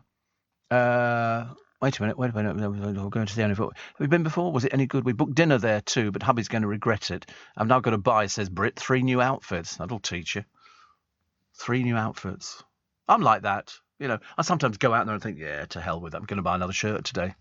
I didn't care. I bought a nice little blues-on jacket the other day, which I was quite pleased with. Steve Allen on LBC. Text 84850. Morning. So nobody wins except the lawyers in Wagatha. I couldn't care less. To be honest with you, they're both as boring as each other. Dull, dreary. Who did this? I did this. Who did this? I did this. Did you do that? No, I didn't. Did your manager do it? I don't know. I can't check on these things. But the manager seems a little bit odd. She couldn't appear in court, apparently, too stressed. And also she loses phones over the side of boats. I mean, honestly, talk about clumsy. You'd think people would know what they were doing. Dean says, I went to see Sandy Toksvig at the Orchard Theatre in Dartford. She filled the theatre and was very funny. Oh, yeah, she does a very good show. Very funny. Yeah, she does. Very good show. She rehearses them down in Brighton. She goes and does a show, and they try out material. Comedy. They go and try a show out, and so people get reduced seat prices, and they will then take the show out on tour. And very good. Steve, when you mentioned you got your council tax rebate, I checked my account. I've got one too. Says Molika. Woohoo! 150 quid. This is better than nothing, isn't it? I'm not sure they'll claw it all back in again. That's the way it goes. Steve, I feel like black pudding for breakfast. Not on my programme. Did you ever watch Catchphrase? Biggins was on with Larry Lamb, says Winnie. Oh, Biggins pops up on all sorts of things. I've never known anybody pop up on so many television programmes. A set of 6 toy double-decker buses have sold after a bidding war. The dinky buses, which date from the 1930s, were in their original trade box. The mint-condition toys were valued at £1,200. They're little toys. Little toys. A spokesman for the auctioneer said the set would date from 1935-36 and have been in a private collection. The trade boxes would originally be in a shop and the models would be sold off individually as not many people could afford to buy the full set in one go. Wow. Well, this set of 6 toy double-decker buses valued at 1,500 quid went for £5,000. 5,000. And a dinky truck with a violet cab was valued at 500 but fetched 1,800. There's a huge market. I've been to toy fairs. People can take these things apart, respray them, get the boxes made. You've never no idea. It's absolutely unbelievable. Unbelievable. Smart socks could help millions of people with dementia become less stressed and anxious. The Milbotix socks track heart rate and sweat levels to sense rising distress so carers can intervene. I've never heard of such a thing. I know you can get diabetic socks, and I can't remember why they're called diabetic socks. Steve, you mentioned Claridge's, lovely, but I prefer the Dorchester. I can call, either. Doesn't make any difference to me. They're all much of a muchness. Yeah, I mean, put it this way, they're sort of 5-star hotels in London. They call the police out for not tipping in the States. Our breakfast arrived so late I missed my early morning sunrise horse ride, which I'd paid for, says Tina, because I refused to pay the service charge for breakfast. An employee threatened to call the sheriff, so I paid. The management of the establishment later learned of this, apologised and made us a goodwill gesture. Well, you get bent waiters and waitresses. There was a lovely piece on YouTube. It's one of those policemen in America. You know what they're like? The Nick. I'm telling you, get out this restaurant. And there's a bloke sitting there in a restaurant. He goes in with his girlfriend. They've got a service dog. He's not very old. He's got dreadlocks. He's the only black man in this restaurant. And along comes Nick, the American copper, big fat bloke. And he goes to him, you got to leave. And so the bloke goes, got to leave why? He says, you got to leave. He says, I'm telling you, they don't want you in here. Leave. He's the only black guy in this restaurant in America. And so he says, you have to leave. And he goes, well, I don't want to leave. I'm eating my breakfast. And he goes, you should leave. He says, they don't want you in this restaurant at all. So anyway, to cut a long story short, the bloke sends his girlfriend and the dog, which is a service dog, which is what they call guide dogs and things like that, or if you've been injured in the military. And he leaves, he goes outside, but he's filming it all. And this copper, a sweaty little man at the best of times, thinks he knows the law. And he says, they phoned us, they don't want you in here. And he goes, wait a minute, this is racism. This is out-and-out racism. Anyway, the bloke then calls for backup. The copper calls for backup for somebody else. They're going to arrest him. He said, you were seen smoking a joint outside of the restaurant. And the bloke goes, I don't smoke joints. This copper is as bent as the 9-bob note. Really bad. Anyway, to cut a long story short, the bloke makes an official complaint. 40 minutes later, he goes back into the restaurant to say to the manager, did you call the police? The manager went, absolutely not. Absolutely not. So they had a picture taken outside. This copper's so corrupt. Anyway, he was kicked off the force, which is brilliant. So he lost his job and everything. Pension, all gone. Goodbye. Nothing worse, is there? But only in America. Only in America. So what you should have done, Tina, because you refused to pay the service charge for the breakfast, you should have let them call the sheriff. What's it got to do with the sheriff, whether you pay a service charge? I'd have pushed that as far as I could. I'd have had her job over that. Definitely. Steve, I live near the post office depot. They have lots of red delivery vans, and opposite my house is the village red post box. But when staying with my mum, I was laughing to see the postman getting dropped off outside her house from a white van. He does his round and sits on the seat opposite her house, waiting to be picked up, says Helen. This is just absolutely amazing. And Steve, Hugh Edwards has 5 children. Could explain why he looks so tired. Well, he certainly looks old for 60. Seriously. Roger says, do you still occasionally watch the Bangers and Cash show? Watched it this morning. I love it. I love the people there. They had a lovely, like a transit van, but it was a camper van. And it went for, I think it ended up going for something like £10,500. They only had a reserve of £6,500 on it. I love watching that programme. They get all these lovely, all these lovely vehicles in, and then people take them away and do them up and then bring them back and then sell them. I think absolutely fantastic. So, yeah, one of my favourite programmes. What else we got in the papers today? Oh, poorer university hopefuls face being penalised by plans to hand out student loans based on grades. I don't know how students afford to pay these loans back. How does this happen? I mean, I've heard of some people. Have you not paid yours back? How much is it? The interest is more than the actual debt.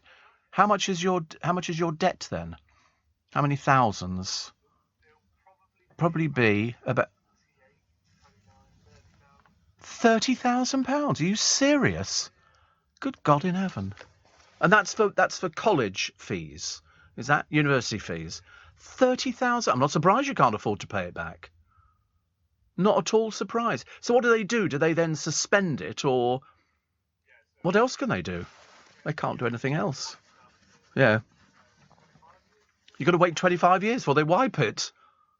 That is crazy. I mean, because I don't know what sort of job you're supposed to find. That's like paying back a bank loan, isn't it? I mean, I've always tried to be very good. I've never liked hire purchase agreements or anything like that. If I can afford to pay for something, I'll pay for it. The idea of getting myself into debt of £30,000 would absolutely freak me out completely. Because I'd be thinking, every time your money came in at the end of each month, you'd be thinking, OK, now they can take it out and you're going to want to take that money out of it. And I'd be thinking, I don't want to pay it. So I can understand exactly where you're coming from. I think that's terrible that people are saddled with that debt, which you could have hanging around your neck for 25 years. Blimey. Ridiculous. Absolutely ridiculous. Alan Carr fears he's developing rickets after taking up a vegan diet. Lots of people have gone vegan, haven't they? Some of the food looks quite nice. I mean, not all for me, all those sort of things. But the malnourished comic has stopped eating meat after buying a farm in Kent and has developed anemia as a result. He said, I'm basically getting rickets because I love animals. Rickets is a bone condition, which caused by lack of calcium or vitamin D. He said, I'm off eating cows because we've got cows. We rescue alpacas, sheep, chickens, pygmy goats, and it's an absolute money pit. Yeah, it was not like you haven't got any money, Alan. I mean, for goodness sake, honestly, you must be absolutely minted. He noticed that other people, Catherine Tate, John Bishop and Paul O'Grady, are also into farming. Well, I mean, Paul O'Grady's been into farming for ages and ages. Do you know there's more vegans now than ever? Really? More than a third of people in the UK are interested. They haven't actually pushed themselves yet. That's according to a new poll which indicates the number of people eating a plant-based diet has soared in the last 2 years. 36% of UK adults believe eating a vegan or plant-based diet is an admirable thing to do. Who have they asked? They haven't asked me. An admirable thing to do. Who talks like that? In this day and age. So have you tried a vegan diet? Oh, it's an admirable thing to do. Who talks like that? God's sake, honestly. I've never heard so much rubbish. It's a YouGov survey, yeah. Mind you can get a survey to say anything you like nowadays. I don't believe that people are now converting over. I normally always tip taxi drivers, says Kim, Steve. A good few years ago up in Glasgow, I genuinely didn't have the relevant change to tip the cab driver. Should have heard the mouthful I got. I couldn't repeat to you what he said and called me. Oh, I can well imagine. You don't want to try it in London either. They really don't know. Although, to be honest with you, I don't quite understand it. And I'm not being difficult with it. I don't think it's anything particularly unusual. But it's a case of the service is they're driving you from A to B and you're paying for it. And so you give them the money, which it says on the meter, and then you're expected to give a tip. And I say expected to give a tip. I know there'll be drivers who go, you don't actually have to give a tip. It's as simple as that. But you don't tip the bus driver, do you? You don't get off and go, I must give some money to the bus. Thank you very much. It's 30 pence for your trouble. You don't do that. We tip all sorts of people. You're supposed to tip the hairdresser who washes your hair. Why? Why do you tip the hairdresser? We just do. And yet you don't tip your postman, do you? Postman comes round, delivers, come rain, come shine. The milkman, you don't tip the milkman. All these places, you don't tip the person who packs your bags in a supermarket, anything like that. Shop assistants who've gone out of their way to, you don't go, and there's a shilling for yourself. You don't get that. And yet we're expected to tip somebody for doing a job that they get paid for. I mean, I can understand tipping, I suppose, waiters and waitresses, but we should really be tipping the people who cook the blooming food in the first place. I don't like the idea of people taking it off you and not giving it to the person who's serving, unless they're paying them a decent wage. There's a bloke in America, he was very famous years ago. He didn't tip ever. He gave them a little card saying, I thought your service was excellent, but I'm not tipping you. I think your boss should pay you a decent wage. Of course, that went down like a lead balloon, can't you? That was very helpful. But he didn't tip people. He said, why should I cover up for management paying you feeble, substandard wages? And I think the same. Morning, every nice heavy company. 4 minutes past 6. It's LBC. It's Steve Allen's early breakfast until 7. I trust we find you well. And you're going to have a heat wave this week, which of course means that it's going to be an absolute nightmare on the buses and on the trains and all the rest of it, as everybody sweats profusely. So just remember, take a little bottle of water with you, which is very nice. And at least you've got something. Somebody said to me the best thing to do with a little bottle of water is to pour off some of it and then stick it in the freezer, and then it will freeze, and then you take it with you, and you've got a bottle of frozen water, and as it sort of melts, you get nice chilled water. Got nothing worse than drinking a bottle of lukewarm water, is there? Yeah, who'd have thought? Ice cubes. That's the way forward, I've decided. Steve says, Albert in Croydon, you've sold me on haddock chowder. Would Tesco or Sainsbury's do it? Oh, they all do it. They all do it. You can find it all over the place. It's very good. I mean, put it this way, you won't be disappointed with it. It's really nice, very filling, very nutritious. And Dean says, I always tip the milkman, refuse collectors and postmen at Christmas, as well as the hairdresser. Well, you just tip the hairdresser at Christmas. This once-a-year haircut. I mean, you're supposed to. They were called Christmas boxes. And you gave them sort of £1 in an envelope or 10 shillings. 10 shillings, goodness sake, you can't give that to somebody now, can you? I mean, what would be acceptable to give to the milkman? Or every day he's delivered your pinter through the wind, the rain, and all the rest of it as the rain lashes down on these poor people. You have to give. I mean, I don't have a milkman, which is a bit of a shame, really. Otherwise, I would tip. How many tip? How many milkmen left? Well, most of them listen to this programme. You don't see as many milkmen out on the streets now. I mean, I see a few. We know Kevin, of course, and all our other regulars. But also the refuse collectors. There used to be, the lorry would pull up, there'd be 3 people in it. Now there's one person driving it who's got to come round the back, hook on the wheelie bins, tip them up into it. They're one-man operations. And nobody tips them. I mean, at one time, they used to be terrible because people have put bottles in. Now people recycle. And then the glass would go all over the place. They're supposed to sweep it all up afterwards, but it didn't always work that way. And the postman as well. I mean, I do know my postman, Darren. And he's very good. In fact, actually, I should have a big parcel coming from from Twickenham Post Office at some point today, because it arrived with them yesterday. So it should be out today, which is my 72 plants. So I don't think the box is going to be as big as I think it is for some reason. They're little plugs to go in, which is good. Steve says, Lloyd, I remember postman and milkman and the paperboy got their tips once a year at Christmas. Does it happen? I don't think it happens anymore. Listen, everybody's struggling with money. Everybody's trying to make their money eke out. The idea of sort of having to tip people, I mean, you don't tip people in shops and things like that. But the postman who goes over and above and makes sure that you get your post, and the milkman who sometimes has to trudge up flights of stairs, there's no lift, and you look at it and go, oh, God, and they do that. And the paper boy as well. But, I mean, do many people have papers delivered now? I don't know. Do you still see? I mean, I still see paper boys and girls around, but not that many. And I mean, how much do you tip somebody?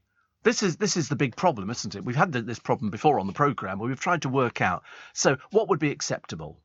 A fiver? £10 at Christmas? So if you're going to tip the postman £10, at least 10%. Yeah, but 10% of what? If it's your milkman or your postman or your, paper boy, I don't know. I mean, what would be acceptable? I can remember once I went down to my brother's years and years ago, and this kiddie knocked at the door, and he was offering to clean cars, and so I said, yeah, you can clean my car. I mean, it didn't actually need cleaning, but I thought, let it, bless his heart, he's going to do it if he could reach over the top of it. So yeah, bob a job, get it for £1, and got the whole house done one year, and so he cleaned the car, so I gave him £10, which I thought that's what I'm used to paying in London, £10 to get the car washed and dried. Anyway, within half an hour, his mother was at the door, and so she said, did you give my son £10 for cleaning your car? And I said, yes. She said, that's far too much money. She said, he only wanted £2. I said, well, I thought it was worth £10. I said, it was a big cut, it was a Rolls.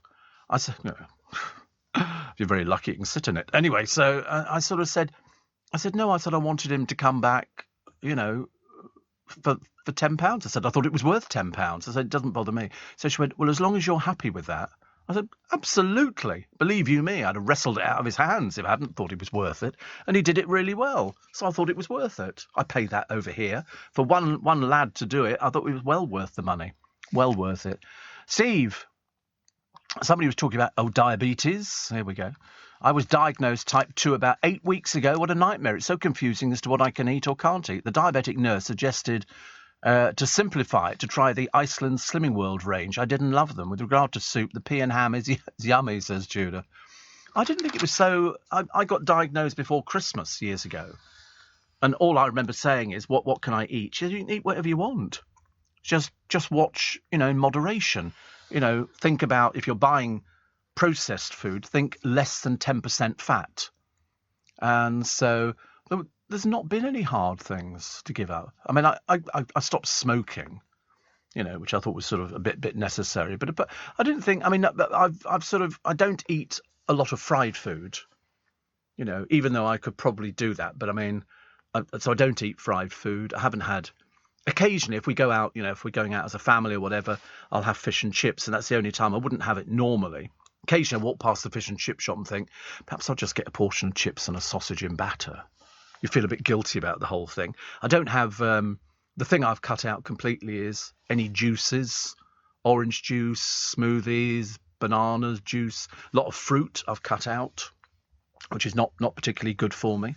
But at the moment, I'm going through my my sort of asparagus phase. So I'm just eating loads and loads. I mean, people forget about natural sugars. So in all the fruit, there's fructose. So strawberries, grapes... melon. Oh, my screen's gone blank again. So often this screen has a little mind of its own. It's obviously I've said something and it triggers it. It's the key word. No, the other one, which has got. Oh, it's coming back. It says no signal, but in a minute it will turn itself around. Sorry, it's nothing to do with you at home. I'm just sort of explaining the way it goes. But yes, I mean, I didn't find it that difficult. It changed a bit when I went on to insulin. In fact, I picked up my insulin from Mr. Shah the other day. We were laughing about these. I said I'm on this new tablet thing for diabetes, and you wee for the world. I mean, seriously, it's just. When I see the doctor tomorrow, I should be saying that. I'll be saying I'm weeing for the world, and he'll say yes, that is one of the side effects. I can just tell. So Ant and Dec scooping. I mean, how many when they win an award, Ant and Dec? Do they give them 2? So they put them on their shelves, or do they go, you can have it this year because I had it last year? I don't know. And cut it in. They have, well, put it this way, they have had so many. They really have had loads and loads of awards. First Channel boat migrants are bound for Rwanda in days. No chance. No chance. They don't matter what they tell you in the paper. There was another load of people, who turned up the other day. Priti Patel. Did you hear that thing the other day? She was heckled at some meeting. I was listening to it on Andrew Castle's programme yesterday, and so Priti Patel, before she'd said a word, she was heckled by all these protesters who were then sort of saying, you've got it all wrong, you know, the human rights and all the rest of it. You won't be able to get these people over. I don't think they will either. I just don't know how it's going to work. Anyway, so the royals are going out there. Baldy and Kate will be going off somewhere, which will be quite nice. And Edward and Sophie will go to Northern Ireland, and Anne goes to Scotland. So nothing, of course, for Harry and Moggs, and nothing for Prince Andrew. Not even allowed on the balcony, because they've got a new rule now. If you're not a working member of the royal, you're not going up there. OK? Otherwise, I might as well put the cleaner up there. In fact, it'd be better off putting the cleaner up there. 73 degrees Fahrenheit today. 73. Just remember, you can still get burnt. You can still get burnt at 73 degrees. You must remember to put a hat on or something like that. It's very sunny, isn't it? I don't like that. And Steve, I tipped my dust woman and man £50. Case of Smirnoff Ice and a case of beer at Christmas. Blimey. Seems a bit extravagant. And Steve, says Jennifer from Hemel Hempstead. Do you remember the days when everybody was panic buying toilet rolls? Yes. Yes. I've still got a 12-pack. I haven't used it. Had it for 2 years. I don't know. It's an emergency pack. It's because all they had at the time, and it wasn't the ones that I liked. You know, I like Nouvelle quilted. You know, I think it's important. You know, got standards, and people were buying toilet rolls. You remember families were going in there 2 or 3 times to try and pick up as many toilet rolls, and then if you were really lucky and you got the supermarket in the morning, because I used to go to Waitrose and I got in early. Because they let in pensioners and other people. Who were the other people? NHS staff and things like that. But I got in under the pension thing. So it was great. I mean, people were buying everything. But if you've got a big family, you're going to need a lot of toilet rolls. Whereas me, I don't need many toilet rolls, but I've still got this huge pack of 12. Don't know why. So, yes, we remember it very well indeed. Very well. Steve, the Christmas box is a rare thing these days. Well, it appears to be. We call it a Christmas box because you would put the money in an envelope. You wouldn't hand over cash. It would be cash but in an envelope kind of thing. And Steve says, Jane, I give my postwoman a couple of homemade biscuits every few weeks. She runs around the close and always gets the post correct. Couple of biscuits? What's that for? Could you not buy her a box of biscuits? Only about £1. 2 biscuits. Oh, well. Yeah. Tipped my postman 20 quid Christmas 2020 during lockdown because he was constantly delivering parcels to me during the year, and £10 other Christmases, says Sarah. I think we should have to look after certain people. I've seen elderly people going out doing paper rounds and stuff like that. And have you seen how much papers weigh nowadays? They weigh a ton. They really do weigh an awful lot. But I was sort of thinking to myself, you know, if we don't, you know, give money away, you know, we have to be very mean. So I do give money away. I tell you what I don't give to beggars on the street. Anybody sitting by a cash point, that's a big no-no for me. I think just sitting on your arse, on your bottom, doing nothing at all is sort of, it's, you know, I'd rather give it to a homeless charity. That way, you know, it's being, you know, going to the right place as opposed to somebody who might spend it on drink or might spend it on other bits and pieces.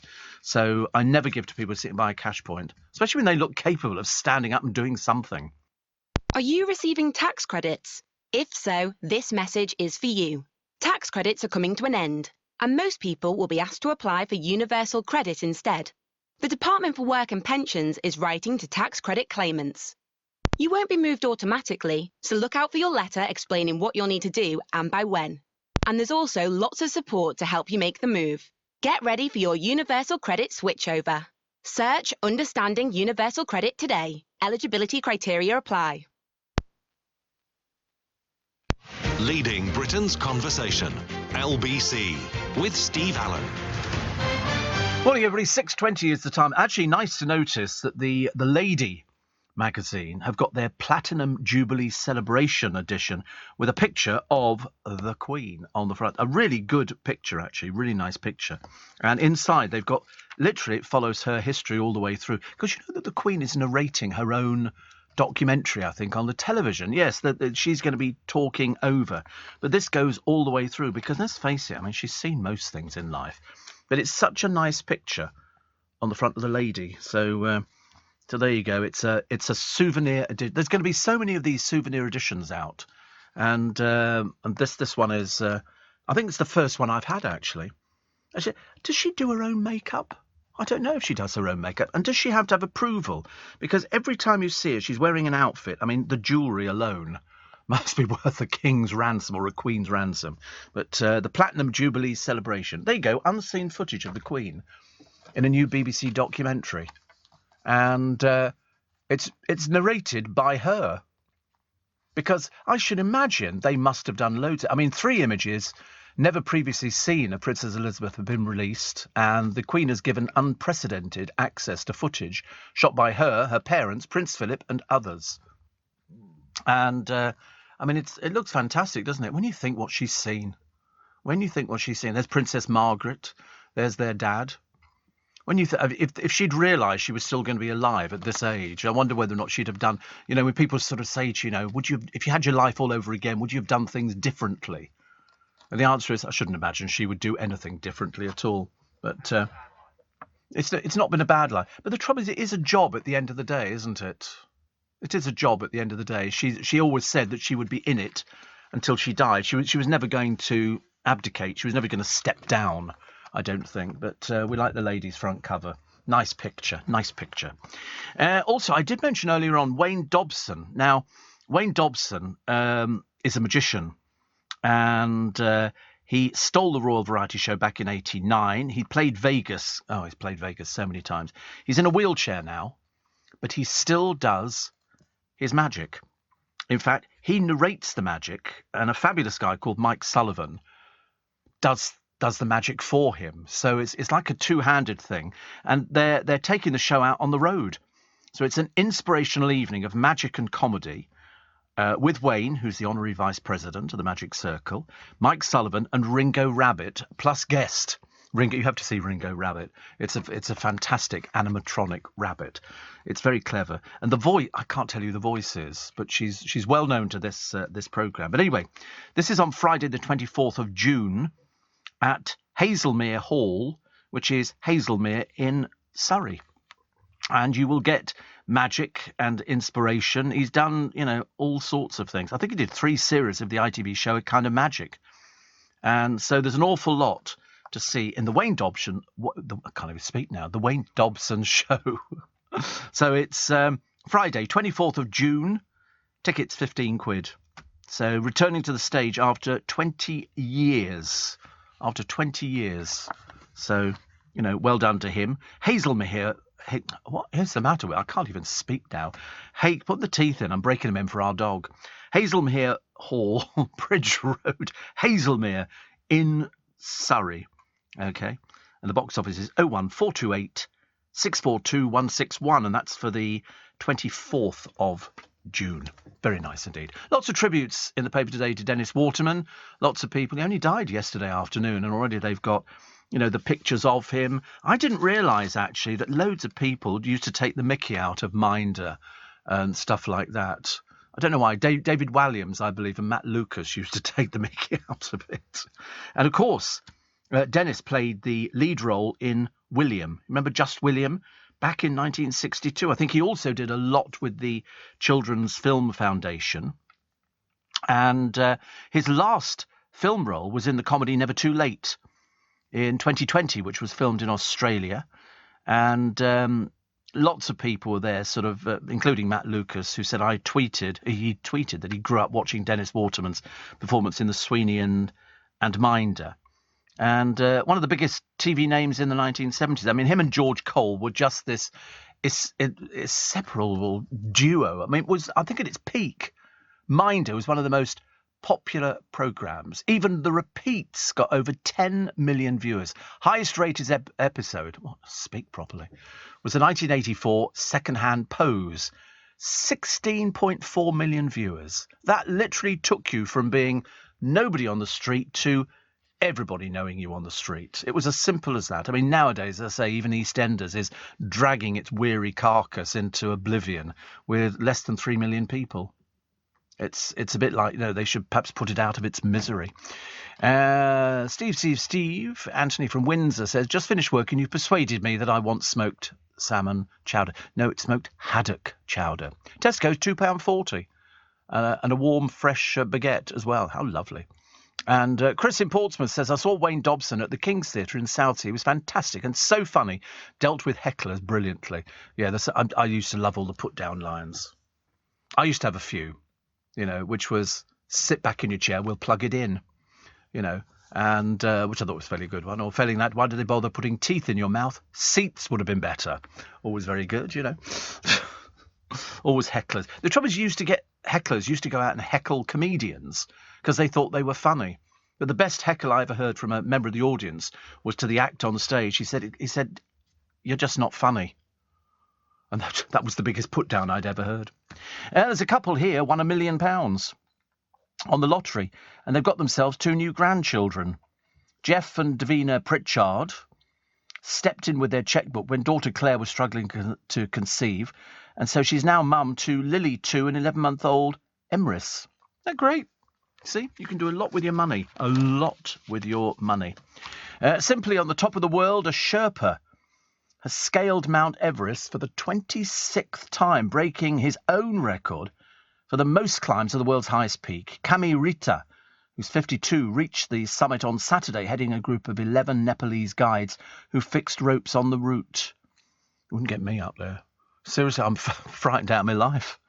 His father, Kami's father, was also a guide, first scaled Everest in 1994 and has been making the trip nearly every year since. He's one of the many Sherpas whose expertise are vital to the safety and success of foreign climbs, because there are crevasses you could fall into. You've got to be tied together. And the Sherpas are the people there. They're the guides. They can actually take you up the mountain. I mean, you couldn't possibly risk it without them being there. They are the people who can tell you where to set up. I mean, to be honest with you, even base camp, I think there should be a travel lodge there, personally. Make it a lot easier. But it's getting more and more people there. Camp 2, which I think is on the normal southeast ridge route, is located at about 6,500 metres, nearly 21,000 feet. And a lot of people have died up on Everest, and they still bring the bodies down now. They have to wait. How many people have climbed it? Oh, God, at the moment, it's almost apparently they have to limit the amount of people who climb it because there's too many, and the rubbish and everything else. So far, since 1953, nearly 11,000 people have climbed Everest. 311 have died trying to do so. I mean, I would be that one. Far too cold for me. I'd be the 312, I think, definitely. Wouldn't interest me. You always ask people who sort of climb mountains like, Kilimanjaro or Everest or wherever it happens to be, why do you do it? And they go, because it's there. It's there. I mean, our stairs are a struggle for most of us in this building, let me tell you. I mean, if it wasn't for the lifts, you'd never get me up to the studio. I'd never make it. But I do. I like the story in the paper today, which sort of raises a smile. We don't get many stories which raise smiles, but this one's about rescuers who have coaxed a flock of lost ducklings out of a storm drain by playing quacking sounds on their telephones. The 5 tiny chicks, thought to be a week old, fell into the channel after following their mother across the road in Pontypridd in South Wales. I don't know why I did the accent, I'm so sorry. A motorist saw the ducklings fall down, called the RSPCA. Animal rescue officers then played duck sounds on their mobiles to encourage the little ones to come out as firefighters lifted up the drain cover. They only had a few ruffled feathers, and they're unlikely to be reunited with their mother, so what they do is they go to a sanctuary, and they look after them until they're old enough to be released. Because we had them, and one of ours fell into the drainage system. We had to unscrew the pipes. Oh, it was a nightmare. This is an old one. Oh, I have to tell you after news. It's about Dame Judi Dench, who's given scenery from the hit movie Shakespeare in Love to a new theatre celebrating the Bard. What's she doing with the scenery? What an odd thing to have. But I'm sure we will find out. Are you receiving tax credits? If so, this message is for you. Tax credits are coming to an end, and most people will be asked to apply for universal credit instead. The Department for Work and Pensions is writing to tax credit claimants. You won't be moved automatically, so look out for your letter explaining what you'll need to do and by when. And there's also lots of support to help you make the move. Get ready for your Universal Credit switchover. Search Understanding Universal Credit today. Eligibility criteria apply. Steve Allen on LBC. Morning, everybody. Nice to have your company. One more week left in London, says Cameron in Nine Elms, before I leave for work in Vancouver. He says, any tips for Canada? I don't know. I've never been. I've never been to Canada. So I don't know. I mean, put it this way, download the Global Player app. And that means you can listen to LBC on your telephone, which makes it much easier. I tell people to do that every day. In fact, the more you download, and the more you can, because then you can download all the podcasts for free. Literally lots and lots of podcasts, thousands of podcasts. We go back about 5 or 6 years. I mean, in Vancouver, it's 10:30 at night. So I'm the late show, which is, it doesn't make any difference. I mean, the fact we're sitting here at 26 minutes to 7 in the morning. In Vancouver, we're a late night show. I've been all sorts of places, depending on where you are in the world listening. So just go to lbc.co.uk. This applies to everybody. And download the Global Player app. Very easy to do. It's seriously so simple. And then once you've got that, then you can download all the podcasts. We have 2 podcasts every day. We have Steve Allen's Little Bit Extra, and we have the main show. And then this coming Wednesday, you'll have, will people be able to download that 2-hour interview? Oh, right. So Ian Dale, All Talk podcast, and you better find it on there from Wednesday. And it's Ian Dale talks to Steve Allen for 2 hours. I mean, I didn't know careers went that long. A whole 2 hours. We talk about everything. Everything. There's nothing we don't touch. We touch on just about everything. We make him cry. He makes me cry. We have sort of, highs, bits, low bits you haven't heard before. Some as big as your head. I mean, all sorts of things. All sorts of things. But that's not available until Wednesday. Steve, what happened to your programme Friday last week on Catch Up, says Joanna? I wasn't on Friday. It was the election. Do you remember that one? Where so few of you bothered turning up for the election. 30%. It was under 30% of people, which is exactly what I predicted. Dave in Northampton says, Steve, British climber Kenton Cool. Tell me somebody's not called that, really. Kenton Cool. I mean, he is the world's leading mountaineer, I think. I think he does the high altitude climbing, and he's summited Mount Everest 15 times. Wow, he's only 48. He's only 48, and he's currently on his 16th ascent of Everest, the most for a Brit. That is some going. That is some going. And his spouse is called Jazz Black. That's a name and a half, isn't it, really? All these names. But he did Everest, including leading Sir Ranulph Fiennes' 2008 and 2009 expeditions. Oliver in Muswell Hill says, I'm very much looking forward to listening to your chat this week with Ian Dale. A bottle of Prosecco is chilling in the fridge in anticipation of the event. And, I mean, it's a long podcast. Yeah, it's a lot. I wonder whether we can... I think we might set records with this podcast. I think more people will download this podcast. That's what I'm hoping, anyway.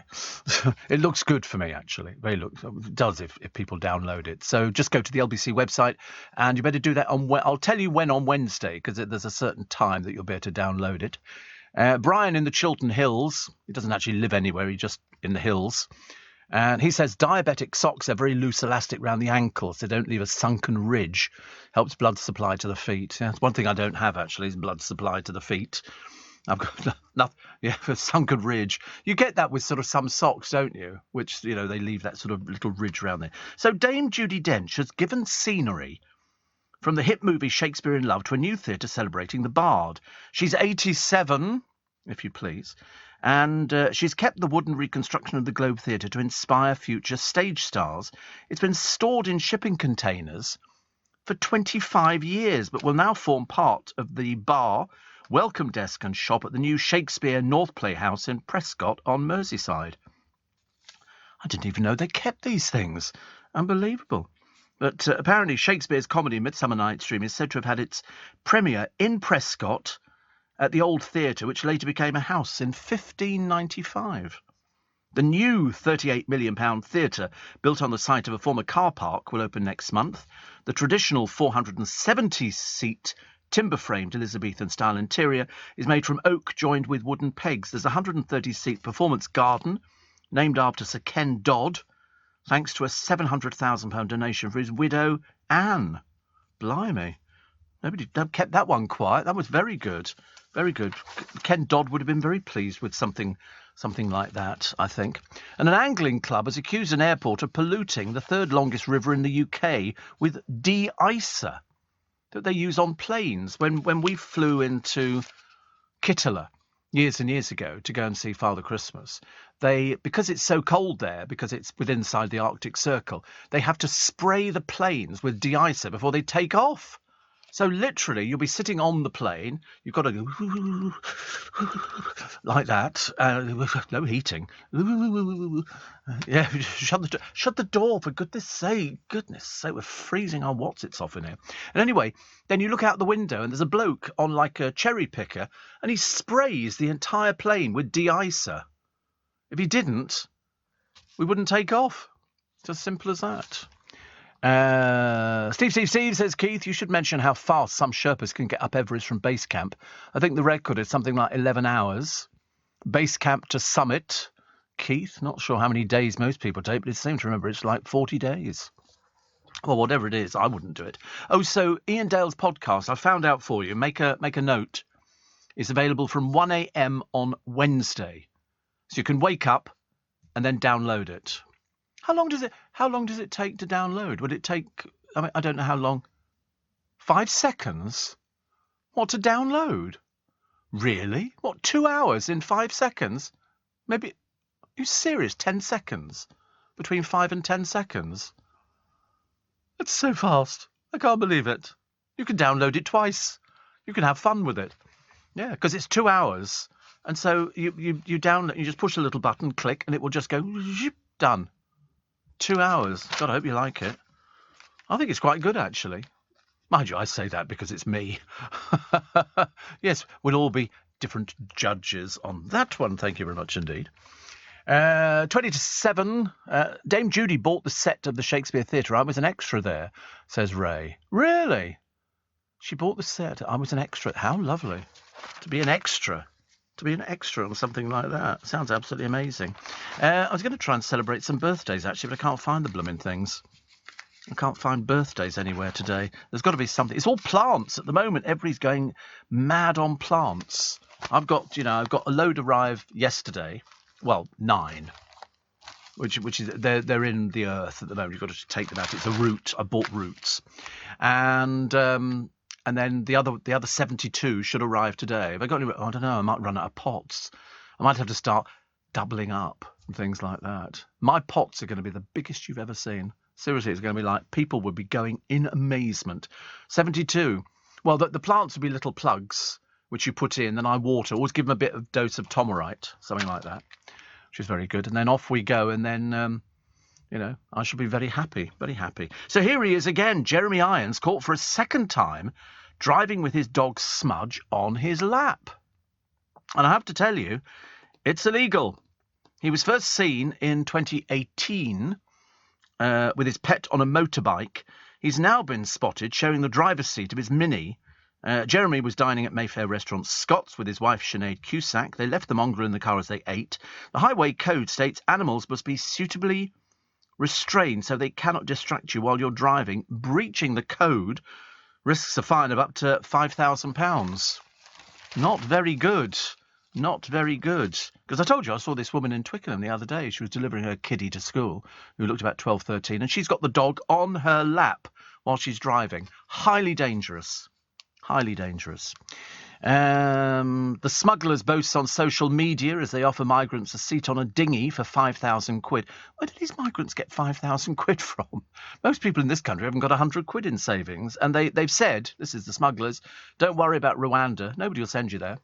Well, they haven't got the capacity to send there. If 7,000 people have arrived in, plus 7,000 plus people so far this year, Rwanda can only cope with 500 people in a year. They can't process anybody else.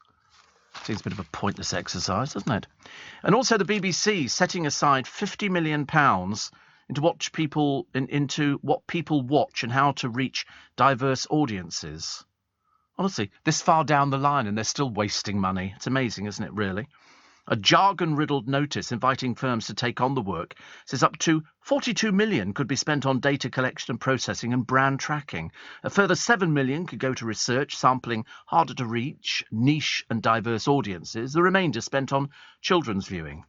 What's the point? Most kids now aren't watching silly old television programmes. They moved on. They've got telephones, they've got iPads, they've got stuff like that. And the BBC's still doing blooming Blue Peter. From a tiddly little studio in Manchester, nobody's watching it. I mean, a bit embarrassing. There's more people watching, that Piers Morgan's programme. No, I wouldn't go that far. The BBC said 50 million was the upper limit to spend it. I mean, what a waste of money. What an absolute waste of money. And poor old Victoria Beckham, poor old daughter, the 10-year-old Harper, sort of wearing an old lady outfit. I mean, I've really got no idea what this is. You don't see any kids wearing any of this stuff here. She's wearing multicoloured skirt and purple jumper teamed with chunky black platform boots.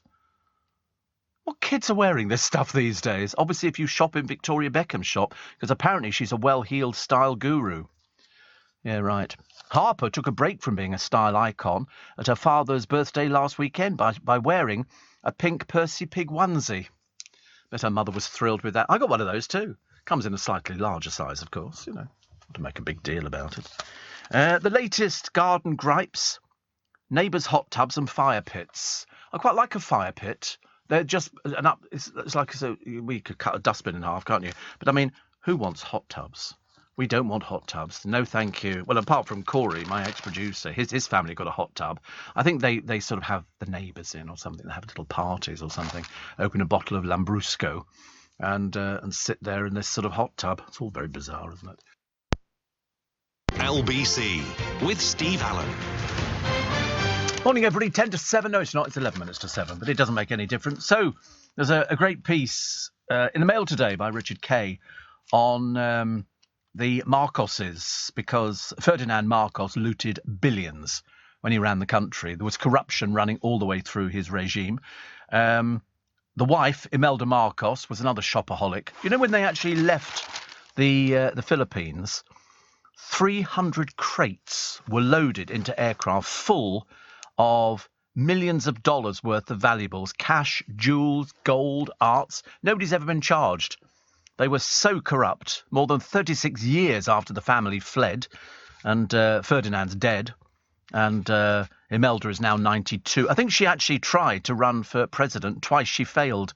Now the family's fortunes and its rehabilitation look secure in the hands of Bong Bong, the boy who played rugby on the playing fields of England with a knife in his pocket. Charming, isn't it? Charming. Acting. Oh, that's right. I couldn't believe this one actually. Camilla Parker Bowles. Forget three-course meals and expensive wine. A tin of beans is what she's happiest with. She says, one of my favourite foods is baked beans on toast, always Heinz, and freshly cooked fish and chips wrapped in paper. That smell, you can't beat proper fish and chips. There you go. Woman of the people. Woman of the people. And well done to Bono, because where the streets are full of danger, the locals flock to bomb shelters. And who turned up performing in a bomb shelter in Kyiv the other day? Bono and The Edge.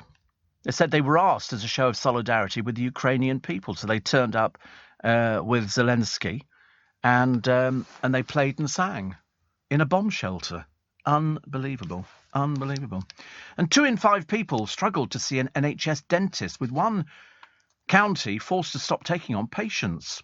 Because it's amazing how many of these dentists sort of open up and they go, we don't have any NHS places, but we're taking private patients on. And you think, yes, that's exactly how it works.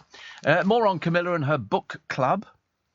No stopping this woman at all. But the birthdays we celebrate today, 2 stalwarts of theatre and writing. One is Alan Bennett, who is 88 today, the writer from Leeds, best known for The History Boys, The Madness of George III, and The Lady in the Van. He almost became a medieval historian before teaming up with Oxbridge contemporaries Peter Cook, Dudley Moore and Jonathan Miller in the comedy revue Beyond the Fringe. He turned down a CBE and a knighthood, as it would be like wearing a suit every day of your life. Writes fantastically. Alan Bennett, happy birthday today. And Glenda Jackson, the Wirral-born, RADA-trained actress, won 2 Oscars before serving for 23 years as a Labour MP. In 2018, she received her first Tony Award, aged 82. She quoted Hamlet when attacking Tony Blair over Iraq, saying he suffered from the insolence of office. So she's 86. 86 today. Many happy returns of the day. But in 1874, Howard Carter, the Egyptologist from Norfolk, found the tomb of Tutankhamun in 1922, making the most dramatic discovery in the history of archaeology. Many believing in the Pharaoh's curse. 12 of the original group present at the opening of the tomb died within the following 7 years. Carter, though, lived until he was 64. People always say that, don't they? They say that there is a curse on Tutankhamun because somebody... I mean, I don't personally believe anything like that, but I still think that there are still tombs to uncover. Whether they're going to be as good as Tutankhamun, God alone knows. Interesting. 2020, Little Richard died. In 2020, the architect of rock and roll. He was 87. I don't think anybody ever knew what he really looked like underneath all that makeup. And in 1992, this was the moment when the Princess Royal publicly acknowledged her relationship with Naval Commander Tim Lawrence.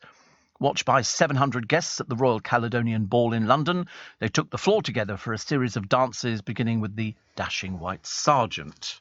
So it's all changed as well. And 1949, Prince Rainier III became the monarch of Monaco 7 years before marrying the actress Grace Kelly. So there we go. And if you're celebrating your birthday today, many happy returns of the day. Hope you have a fantastic day. As I say, you're going to be suffering with the heat, but it doesn't matter. We can cope with the heat, can't we? Good idea to start going around the garden centres and start deciding what you're going to put in, because now would be a very good time to plant things. Steve, I had my plane de-iced at Toronto, and the whole taxiing process took just under the hour before we took off to Detroit, says Graham. Yes, I'd never seen this de-icing before. I don't know why I didn't think it existed. I thought just the heat from the aeroplanes would have de-iced them automatically, but definitely not. Shane in Sydney says, looking forward to the podcast. I shall have a beer while I'm listening. You can have quite a few beers while you're listening. It runs 2 hours, for goodness sake. I've known careers go shorter than that. But it'll be available to download from 1 a.m. on Wednesday, which is going to be very interesting. I don't know whether or not there is a league table on on Ian Dale's downloads, because I'm so keen to find out how many downloads we actually get on this thing. Can we find out? We can't find out tomorrow, can we? Oh, tomorrow's Tuesday. Oh, before it goes out, yeah. It'd be interesting to find out, because I think top of the list at the moment, I'm pretty certain, is Sheila Fogarty.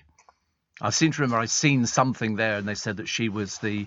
No, I thought, well, I shall have to usurp her. I shall have to change things on that one.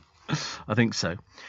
So Nakuti Gatwa named as Doctor Who's 14th Time Lord and the first black guy to take on the role. The actor who played a gay student in Sex Education takes over from Jodie Whittaker. So this is the 14th. I can't believe we've had 14 Time Lords. But he's a Rwandan-born Scottish actor, promising to put his own stamp on the iconic role. There aren't quite the words to describe how I'm feeling, he said. A mix of deeply honoured, beyond excited, and, of course, a little bit scared. I'm not at all surprised. I mean, it's quite a role to take on, because the fans of Doctor Who know everything about it. I remember talking to John Pertwee, who went to one of these conventions years and years ago, and he said, I'm just an actor. He said, I just learnt the lines and played the part. He said, but if you go to a Doctor Who convention, he said, they know everything. He said, and so they'd ask me questions, and they'd say something like, oh, so when the Daleks did this, that was because of that, wasn't it? He said, and I'd nod sagely and just go, absolutely right. He said, I didn't have the faintest idea what they were talking about. He said, because fans sort of know everything about it. So Lewis Hamilton has got all this sort of jewellery adorning his body at the moment. But apparently metallic objects, and he's got a nose stud which apparently can be taken out mechanically. I don't know how that works. But bosses of the sports governing FIA body have banned piercings and neck chains because they claim they reduce levels of protection given by the drivers' flame-proof clothing. They say metallic objects can increase the risk of burn injuries and can hinder both medical intervention as well as subsequent diagnosis and treatment should it be required. One Formula One fan says we need to give Lewis piercings the once over to see if it's safe, but he said if they made him remove his earrings and studs on safety grounds, he wouldn't take part. Nothing better than a good tantrum, is there? You know, people have tantrums about all sorts of things now, and that would be the tantrum of all tantrums, I suppose. Priscilla Presley says actor Austin Butler, who plays Elvis in the new Hollywood biopic, is unbelievable in the role as her late husband, which is just as well because I watched an Elvis Presley film the other day. It was on the television. And I can't remember which film it was. It might have been Rockahula Baby or something like that. And I suddenly realised Elvis just couldn't act. There was something about him. They shoved him in these things. I don't think it was his best decision that he ever made. I sort of watched it. It was always the same thing, you know, boy out of town, meets girl, has fun, you know, get married, plays a few songs, and then everybody dances around doing all this sort of jiggy stuff. Anyway, got to go. Morning, everybody. Welcome along. Tuesday, May the 10th. May the 10th be... No, it doesn't work, does it? It really doesn't. But it's nice to have your company. I'm very disappointed. I was so looking forward yesterday. In fact, I announced almost with a regal fanfare that the Queen would be opening Parliament. And then in a matter of hours, I think they've evaluated the situation and thought, well, she's got to sit in the coach. It's very uncomfortable. You feel every bump, just really awful. And at her time of life, you don't need that kind of thing. Unless they were going to stick her in a car, I suppose. And then there's the crown. Now, we know how much it weighs because she's complained in the past about she can't wait to take the thing off. It's so heavy. Then there's that long walk. And then she's got to sit down, and then she's got to read, and then she's got to walk all the way back again. The clothing itself is enormous. I mean, the crown weighs, I think, about £5 or something like that. Whatever it is, it's too much, so she's pulled out. And so Charles will do it, and I think William is going to be there as well. He's never been before, but he must have seen it on the television. It's not the kind of thing you go, Granny's on the television, you go, oh, I've seen it before, I can't be bothered. So I'm a bit disappointed. I hope she's okay. We all hope she's okay, and we hope that she manages to make it to to anything, really. To anything. But I think that was just perhaps a little bit too much. They were probably being over-enthusiastic about it, saying, well, the public want to see you, ma'am, and she's going, I'm too tired. I mean, she's not going to do it in a wheelchair. There is no way. I mean, even, I remember at Diana's funeral, the Queen Mother hobbled in to the church, didn't she? I mean, to the cathedral, which was amazing. The cornered Labour leader says he'll quit if he's fined. This is going to be a turn-up for that. Isn't it going to be funny if the police come back and go, well, actually, we thought it did look a bit like a party. Even though you might have said that you were working, you were still having a group of people round and you were having curries and all the rest of it. So we're going to fine you. In which case, he then is going to step down, which really will put the cat among the pigeons.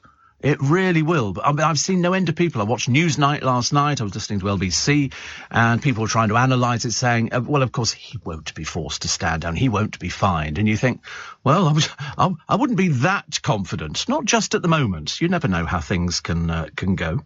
I've got you a lovely little beach hut. If we do get a bit more sunshine. And this is no water, no electricity, and you can't stay in them overnight either. So basically it's just somewhere to, I mean, you could have a little lie down. If you put one of those camp beds in, or sometimes a straight bed, but you could put a little camp bed in there, have a little lie down, you know, rest during the daytime, which actually I think is ideal. If you're on a beach, isn't it lovely to have most people go to sleep on the beach and you wake up and you're burnt to pieces, which is a nightmare. This particular one is £250,000. Which, that's the price of a very, very, very small studio apartment in London. But certainly nothing around our way for £250,000 at all, or in many areas. I can't believe it, but that's the way it is. I just quite fancy one. But the trouble is you're so close to the people next door.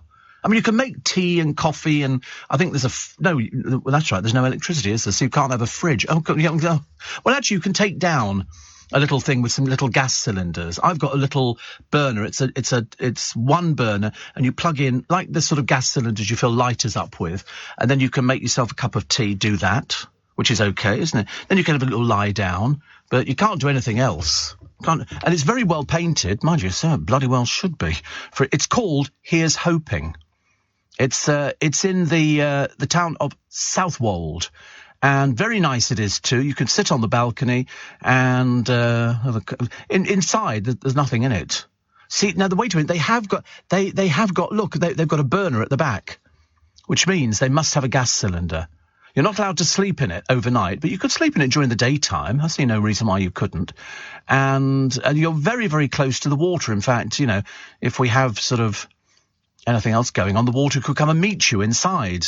But lots of celebrities go down there, including Michael Palin, Stephen Fry, Rowan Atkinson, Richard Curtis and Chris Evans. Some of them, I mean, it's not bad, is it? Kids can take their bikes down there and, go up. Oh, it's not bad at all, actually. I'd go there. That looks like my sort of seaside resort. It's not overflow. It looks like one of those seaside resorts. It's very good for. It's not going to have arcades and kiss me quick hats and sticks of rock. There's not much beach. But how much beach do you want, for God's sake? What's the matter with that? That's loads of beach for a little thing like you. Now, mind you, there's quite a number of these beach huts, but huts. In the best locations within Southwold. It's famous for its brewery, pier and lighthouse, are rarely on the market. Some have been the same families for generations. I'm not surprised. Very nice. And so they show you what else you can get. In Lowestoft, a 3-bed terraced house, 130 grand. Another one here, 140 grand. That's for 3-bed semi-detached. £140,000. You can't buy a parking space in London. I know, don't moan about it. There's a lovely little one here, 3-bed terraced house for sale, also in West Lowestoft. It's, must be very tiny bedrooms, 120,000. 3-bed terraced house for sale, 140. These are sort of what I call mid-terraced houses. They look as though they need a little bit of doing up. You get 3 beds, 1 bath, 2 reception rooms, located 0.1 miles away from Lowestoft railway station. Many are rented out for around £600 a week to visitors who flock to the town, which is not bad at all, is it, really, if you've got one of those sort of things. I suppose if you win the lottery, you'll have a lot of money to go and buy things like that. I'd buy that beach hut, depending how far away it is to drive. Take the car out for a bit of a spin. I think that'd be quite a nice idea. Did you get my tweet this morning from @SteveAllenShow? It's my new look. It's my Johnny Depp look. Just need to find somebody as aggravating as Amber Heard. But it's very clever. And if you think that we've actually dressed up, I have to tell you and come clean, it's an app that you can put yourself into this thing, and we've had it's Snapchat. We've had a look at loads of other pictures. And it's ever so clear. You would think that I'd literally put on fake hair and stuck on a beard and put a hat on, but I was just sitting there normally, and then these things are superimposed. I mean, you never know. Seriously, every time I think I look quite good actually as Johnny Depp. Dun dun dun dun dun dun dun dun dun dun dun dun dun dun dun. I love that music. Yeah, I did that actually. I used that music from it was Black Pearl, I think, from Pirates of the Caribbean, and we used it when I did a show down at the theatre down by the Embankment. We had a lovely time at the Mermaid Theatre, and I just loved the music from it. I wasn't particularly bothered about Johnny Depp. Ryan in Dudley, I'm so sorry I do that every time. I really mustn't do that again. Last night, my fiancé and I finally found our honeymoon location. Marine Bay Sands in Singapore. Looks like the most beautiful place on earth. I can't wait. Well, I'm having a look at Marina Bay Sands, and it's the one that looks like the ship, isn't it? Very high up, and I think it'll tip over if you actually go on it. I think all of a sudden you'll be going there and you'll feel it moving slightly, and you'll be going, what? It's got a rooftop pool, the like of which you've never seen before. I worry about rooftop pools. I really do. I don't, I like looking at them. I don't want to go anywhere near the blooming things. And this one is very nice. It's a luxury hotel. They've done a programme on it on the television. I've seen a programme on it, and you will be well catered for. But you're very brave if you decide you want to get up the top and actually go in the swimming pool, because I think it's one of these infinity pools. Look, you can go right to the edge. I feel sick already. Look, people go right to the edge, and then you just fall off it. And then you die. You know, and it's... why do they make him finish? Look, there's one man leaning over there. Don't lean over, please. It might just tip it up, but they've got trees growing up there. I mean, it does look very nice, and I'm very envious of sort of people there who sort of go, I wonder we were wearing those swimming trunks in this day and age. And, I mean, fluorescent, I ask you. But no, it's very nice. It's very nice. But I just couldn't go anywhere near the edge. I would have to stay well to the back, just in case I felt the water moving a little bit. Very nice. It's an architectural marvel. And so what it is, it's spanning steel bridges hovering over the 3 towers. And the water then can go over the edge and then just get recycled back in again. But not for me, I think. Oh, I don't know. I mean, I'd have to be pretty drunk. But then I'd probably go, yeah, go right to the edge. No, definitely not. Steve. We have a beach hut here on the Essex Sunshine Coast of Brightlingsea. It's our second home during the summer. Simple pleasures, lots of fresh air and tea and crabbing for the kids. We can get cream for that, I believe, now. If it, provided it clears up properly. And Beverly says, I think the Queen should step down and let Charles take his rightful place. She's no longer able to perform her duties to the best of her ability. It's time to enjoy what's left of her life. She said she would serve, but she no longer can, says Bev. She's not going to step down. Unless she is totally incapable. I mean, I don't... Well, she said it's the job for life. I think what they're doing is they're being cautious and just saying, listen, this would stretch her a little bit. Take away the... I mean, it's only 3 times she's missed this in all these years, which is not bad, is it? It's not bad at all. But no, I mean, she will never step down. She will never step... The only way Charles will ever take over that throne is when she dies. It's as simple as that, and we hope that... she's probably listening to this... I know she wakes up early in the morning, so she's probably listening to this programme now, so... Morning, ma'am, and hope you're feeling well, a little bit better. I was looking at Putin the other day. He looks seriously ill. He really does. Bloated, and they had to put a blanket over him and everything else. He's on his last legs. And they do this big show of might, don't they? They do a little bit of a rehearsal, and it's very nice, the fact that the rest of the troops are off killing men, women and children. Fantastic. A bit like somebody setting off a bomb in Red Square and going, sorry about that. Bit of a mistake. We weren't targeting, normal citizens at all. It was just the way. But Putin looks like he really is on his last legs. For some reason, they like dressing up, don't they, as soldiers and sort of generals and everything else. But to be honest with you, brutally honest with you, they all look like they're past death. They're so old and they're covered in medals and all the rest of it, and nobody does anything. And when he bows to the wreath, you think, you bloody hypocrite, really. You really are a disgusting people. I like the Russian ambassador in wherever it was. They threw red paint all over him. And he had to take it, because what else could he do? Couldn't lose his temper, could he? Because otherwise they'll be going, got you. They were throwing everything at... They hated him. Not surprised. Not surprised at all. Fresh tragedy for the rock star Nick Cave. I mean, that was absolute bombshell out of nowhere. First of all, his son and the cliff some 7 years ago, I think that was. And now his second son, who is a model, he had issues, they call it. He only came out of prison a very short while ago, and now he's died. So, how you cope with things like that, I've got no idea. I remember my auntie saying to me after her youngest son died and we were at the funeral, and she said, it's not meant to be like this. She said it's not. He had throat cancer, and they had to remove his tongue and everything else to stop it spreading. Not that it made any difference.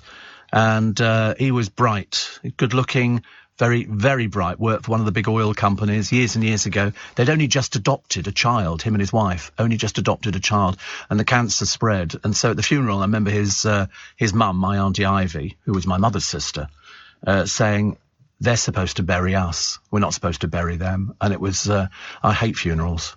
I only hate funerals for one reason.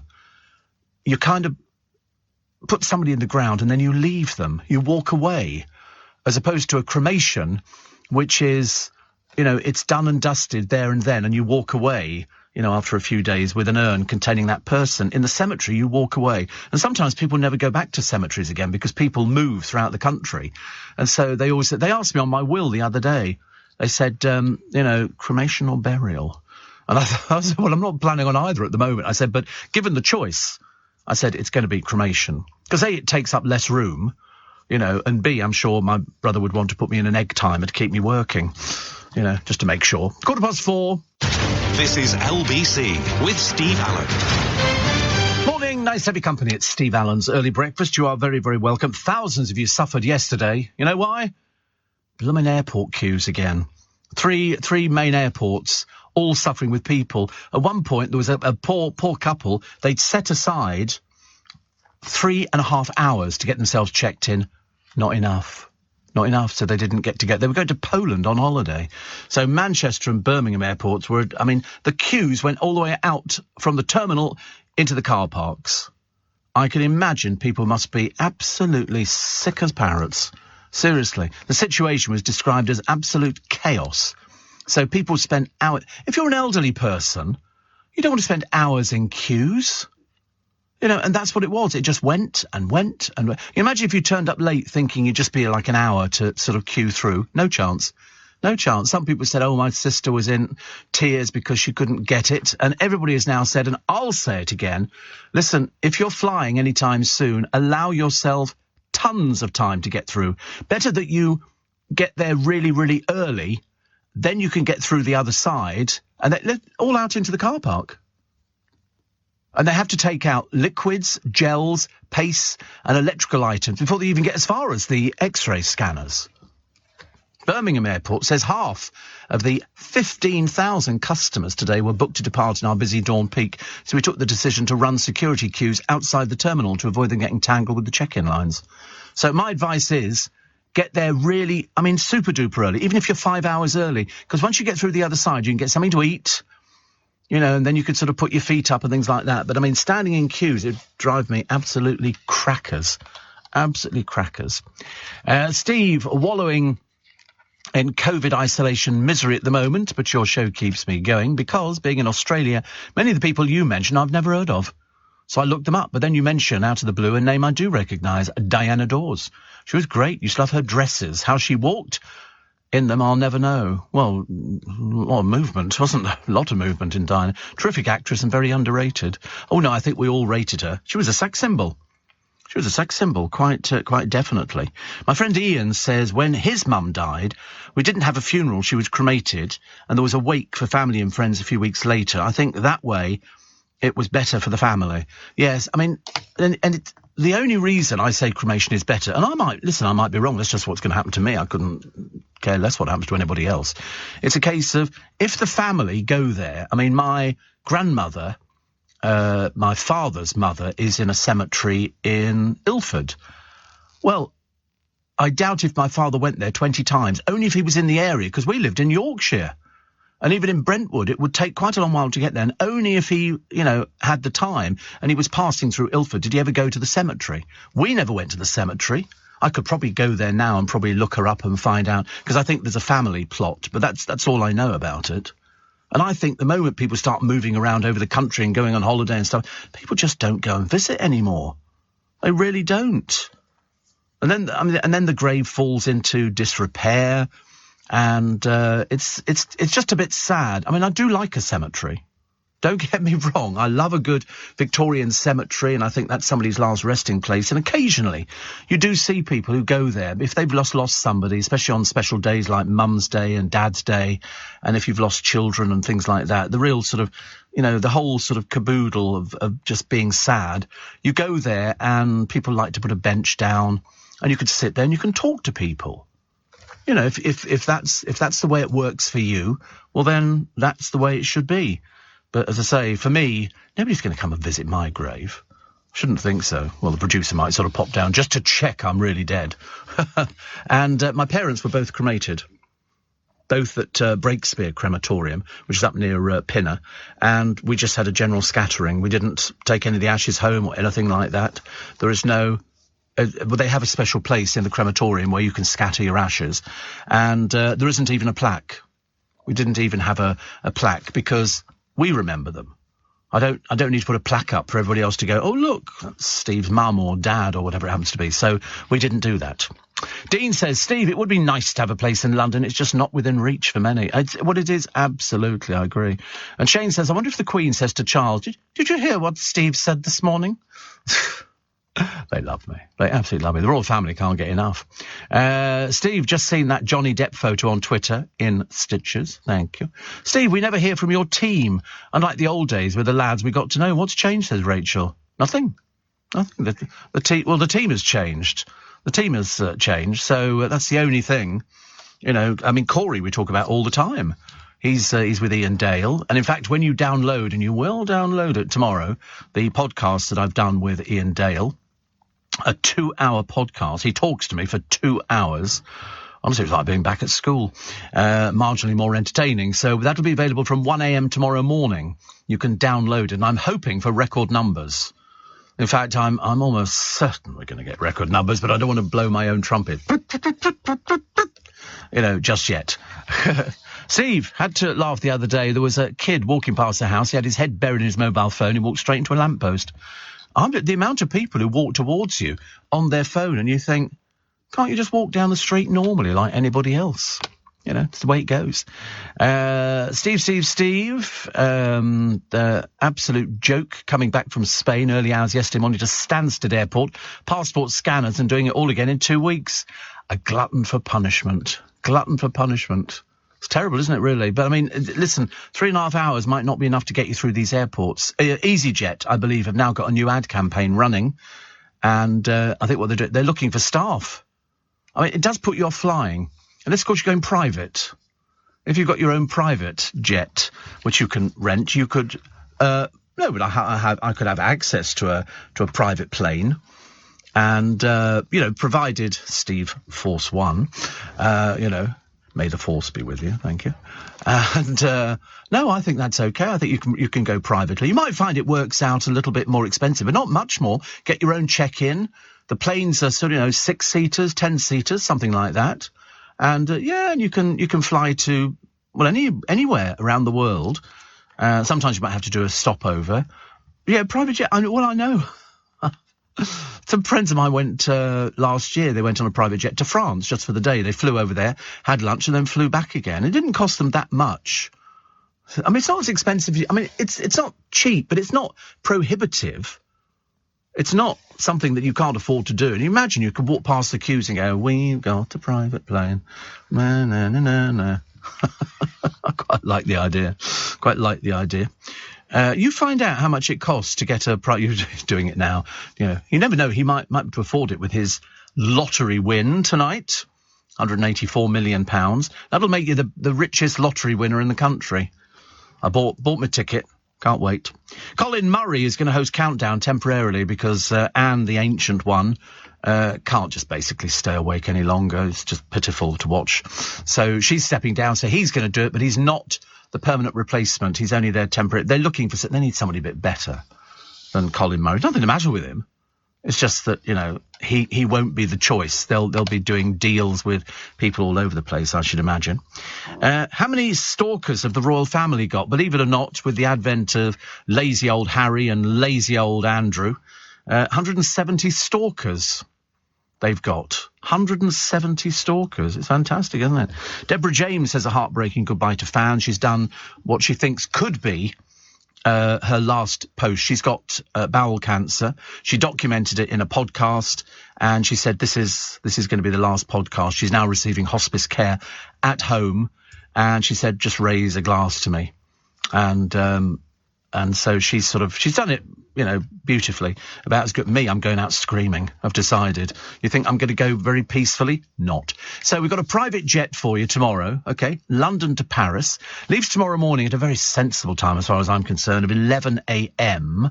Okay, I don't know how many seats the plane has. But I'll show. I mean, it could just be. It's got 12 seats on it, so it's quite a nice size, and they will probably serve you a little beverage, I should imagine. And the cost, is this per person for the whole plane? Per person, okay, is, here we go. There you go, 4,900. Very reasonable. Very reasonable.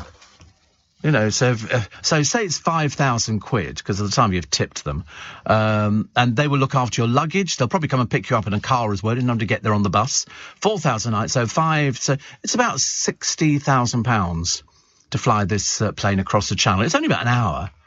And it'll be very nice. £4,900. There you go. A little bit of a treat for yourself. Colleen's up for the fight of her life. I mean, her and that dreary old Vardy woman. Who cares? I really couldn't care less. Two pointless excuses, as far as I'm concerned. I loved it. They were doing a thing on one of the news services I subscribe to, and they were talking about the housewives, the desperate housewives of Cheshire, I think, where they really are a bunch of old alley cats. They all hate each other. People have quit. People have been got rid of. I mean, some of them are very suspect.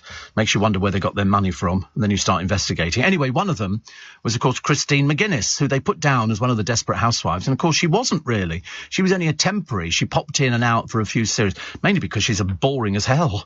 I couldn't believe that she was even on there in the first place.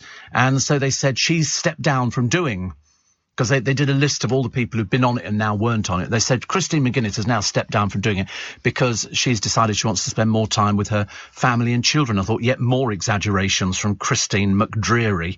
And the reason is she's doing the games on television. I said to you before, she's so desperate to be somebody as opposed to, you're just Paddy McGuinness's other half, aren't you? That's about it. She wants to be, you know, laughingly, she was put down as a model. Like sort of somebody who makes things out of Lego, I assumed. Food for thought, Steve. My maternal grandfather was buried in Chingford Mount Cemetery in 1995. Visited regularly as the family all lived nearby. My paternal grandfather was cremated and interred in a crematorium in Harlow. I'm ashamed to say I haven't visited in over a decade. Maybe if you get cremated, you should get scattered somewhere. Well, you can ask for the ashes. You don't, you know, they give you the opportunity. Where would you like the ashes? And then you can have them and you can go and scatter them. They do that in Twickenham. We have a funeral boat for the Asian people who scatter their ashes, and they rent the boat and they take the ashes down there and they go round the back of Eel Pie Island and they scatter the ashes on the water. You can do exactly the same. So, you know, you can be scattered any way you like. You don't have to sort of ask anybody's permission. You sort of go out. You can be made into a firework, into a ring, made into anything, or popped in an egg timer if you really want to keep them going, Lee. But no, there is no law against that. You can, in fact, after the cremation, they do say, would you like the ashes? And they'll say they'll be ready for you in a week's time. You choose the little casket or the little sort of jug thing that they give you. And all you'll be seeing is a lot of grey ash. That's what we are. That's what they say in the service, dust to dust, ashes to ashes. You know, and that's exactly what it is. I mean, you'd never know it was actually a person. And before you ask, how do they know it's your relative? Because it's all done very carefully. They don't sort of mix them up. You know, you don't get a bit of, you know, the next person who's being cremated or the one beforehand. It's all done properly. Very nice indeed. So you can do that.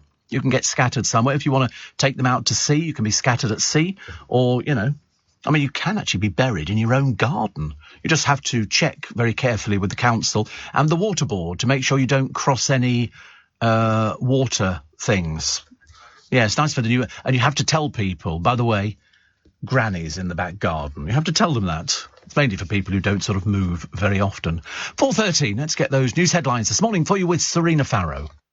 What do you get when you mix wine, a dating app, and scented candles? No. Wait, come on, it's Workspace. Workspace, thank you. With 4,000 of London's most original businesses already calling Workspace home, whatever it is you do, there's a space for you here. It all happens at Workspace. Search workspace.co.uk. Leading Britain's conversation. LBC with Steve Allen. Steve, 4,900 and a private jet to Paris or first class to Dubai for about the same. I'd take Paris. Oh, given the choice, I'd want to go to Paris as opposed to Dubai, although Paris is turning into a bit of a slum. You know, there are people ready to rip you off at all the tourist attractions. The amount of people who come up and thrust jewellery into your hands, or people doing the 3-card trick or the 3 walnut shells trick. Oh, everywhere you go, there's people, you know, willing to rip you off in Paris. It's they used to say Paris is nice, but at a price. And today in Dubai, you've got 33 degrees. Sunny and a fresh breeze. Tomorrow, God, it gets worse tomorrow, 36. Thursday, 37 degrees. And then the good news is it drops down to 35 again. You imagine. So wait a minute. So 37, so 60, 74, 104 degrees approximately. No chance. No chance at all. I couldn't cope with things like that. I'd be the worst person ever. I really would. I'd just be terrible. So sufferers have been warned on medication shortfalls. Pollen levels have soared and they don't have enough medication for you. Basically, you just can't go out. Must be a nightmare. I feel very sorry for people. Arsenal have been mocking Arsenal. Why? They sell a portion of chips for 13 quid. That's not being mocked. That's called ripping people off. Mind you, it does come with some sort of grated, looks like scallions, and they're called cheese fries. A few tiny pieces of meat and a cheese sauce. And that's it. That's 13 quid's worth for chips with a few tiny pieces of meat and a cheese sauce. I mean, it's ridiculous, isn't it? Look at that one. Oh, it looks nice, doesn't it, actually? This is burger and chips at the Emirates. Those chips look good, though. They look as though they're triple-cooked chips, and the burger look a little bit burnt. And that's £18.05. But the chips look nice. So double bacon cheeseburger, £14.30. Cheeseburger, beef patty, American cheese, lettuce, tomato, gherkins, chipotle, mayonnaise, classic chicken. I never know what chipotle is, but it's chipotle. Classic chicken is chicken breast, tomato, lettuce, onion, garlic, mayonnaise. That's £11.80. Or a vegan burger, for those of you who want it, £11.80. You can add fries for only £3.75. Quite nice, isn't it? So in other words, a double bacon cheeseburger, about 18 quid, including fries. It's got to be cheaper to go somewhere else. Really has. But double bacon cheeseburgers always sound nice to me. And those chips too, those chips look good, but you don't get many of them, do you? It's making my mouth water already, actually. Talking about, oh God, what's that one there? This was Birmingham City. They've shoved a few half-hearted, depressing-looking chips and a slice of processed cheese. It would be processed. £4 for that. £4 for a slice of processed cheese and chips at Birmingham City. What a rip-off. Look at those chips. Honestly, they've seen better days, haven't they? Don't go to Birmingham City. The food's crap. I have to tell them. Those other chips look so much nicer. I like things like that. Simon says, have you seen last week's Country Life? Charles Dickens' Hanover Terrace home. I put in a bid. It's in Hanover Terrace. It overlooks Regent's Park. Well, they all do, because it was in Regent's Park, so that's why he overlooks it. On the market for £22.5 million. Very nice. And it's been brought to the market, I think for the first time in ages, but it does have 8 bedrooms, 8 reception rooms, a gym and a garage. And Charles Dick, look at it. Oh, my God, I'll tell you, if I win the lottery tonight, that's it. I'm buying that one. Look at that. See, that's very nice, isn't it? Could you live in that, Joe? You could live in that. What else? What's it got from the outside? Look at that. Look at that. I know exactly where it is, actually. Designed by John Nash. Dickens and his family took up residence in the summer of 1861. They liked it so much they returned to it several times for the following summers. I could live there. That would suit me down to my car would. Look at the bathroom. My car would fit in really well here. It's got his and hers sinks in the bathroom. I have to take one of those out. It's a bit gaudy, you snob. It's an impressive marble bathtub, for God's sake. And it's got multitude of mirrors for pampering and preening. Oh, God, no, you don't want that. You get out the bath, and it's covered in mirrors. No, thank you very much indeed. We did that in Copenhagen. The hotel we stayed in was sort of a modern place, and the bathroom was all mirrored. And we get out the bath. Well, I get out the bath, and all you can see is yourself. It was horrible. What other pictures have we got of the house? Look at that hallway. That is nice. Somebody spent a bit of money on it, haven't they? 8 reception rooms, dark wooden floors, cream walls lit up with several antique showers. It also, look at that. That's very nice, isn't it? Nice, loads of mirrors to get dirty. Loads of mirrors. But also it's got the cosy living room. It's got mirrors on one side and a French window on the other. And the bedroom, see, that's nice. That looks as though it's at the top of the house. And most of the rooms face Regent's Park. That's very nice. Very nice. Yeah, the view is lovely. They said ideal for a family. Oh, I love that. That's very nice. It's got mouldings. Yeah, the royal family would move into that. I did see it, actually, but I hadn't seen all the house pictures. I like the one of the home's walk-in wardrobes, big enough to host 2 aisles of mirrored cupboards. So you can sort of get your... Oh, how lovely. It's bloody mirrors everywhere. Look at that. One of the sitting rooms. And leads to a terrace overlooking Regent's Park. Very nice indeed. The dining room. How many seats in the dining room? 1, 2, 3, 4, 8, 10. No, it's too small. Too small. I'll have to look somewhere else. Can't cope with it. It's way too small. Enough space for an office. And it's got a 1-bedroom apartment in it for the staff. And, well, it's done up very nicely. It's got its own bar. I like that idea. And the beds look nice as well. So if I win tonight, in fact, I'd already decided, if I win tonight, that's what I'm buying. 22.5 million. I could get it furnished very quickly. I know the place that's going to do all the furnishings for me. I've got it all sorted out. It's going to make you very rich. You can imagine the abuse you'd get. If the royal family gets stalkers, 170 of them, can you imagine if a radio presenter or a television presenter, God forbid, won the lottery tonight, and then you talk about it? Oh, the hate mail you'd get. I'd have to keep sending it. You know, it would just be absolutely unbelievable. They'd be going, oh, don't you think it's... I've already worked out the answers, you know. Don't you think it's obscene, somebody winning 184 million, Steve? You go, no.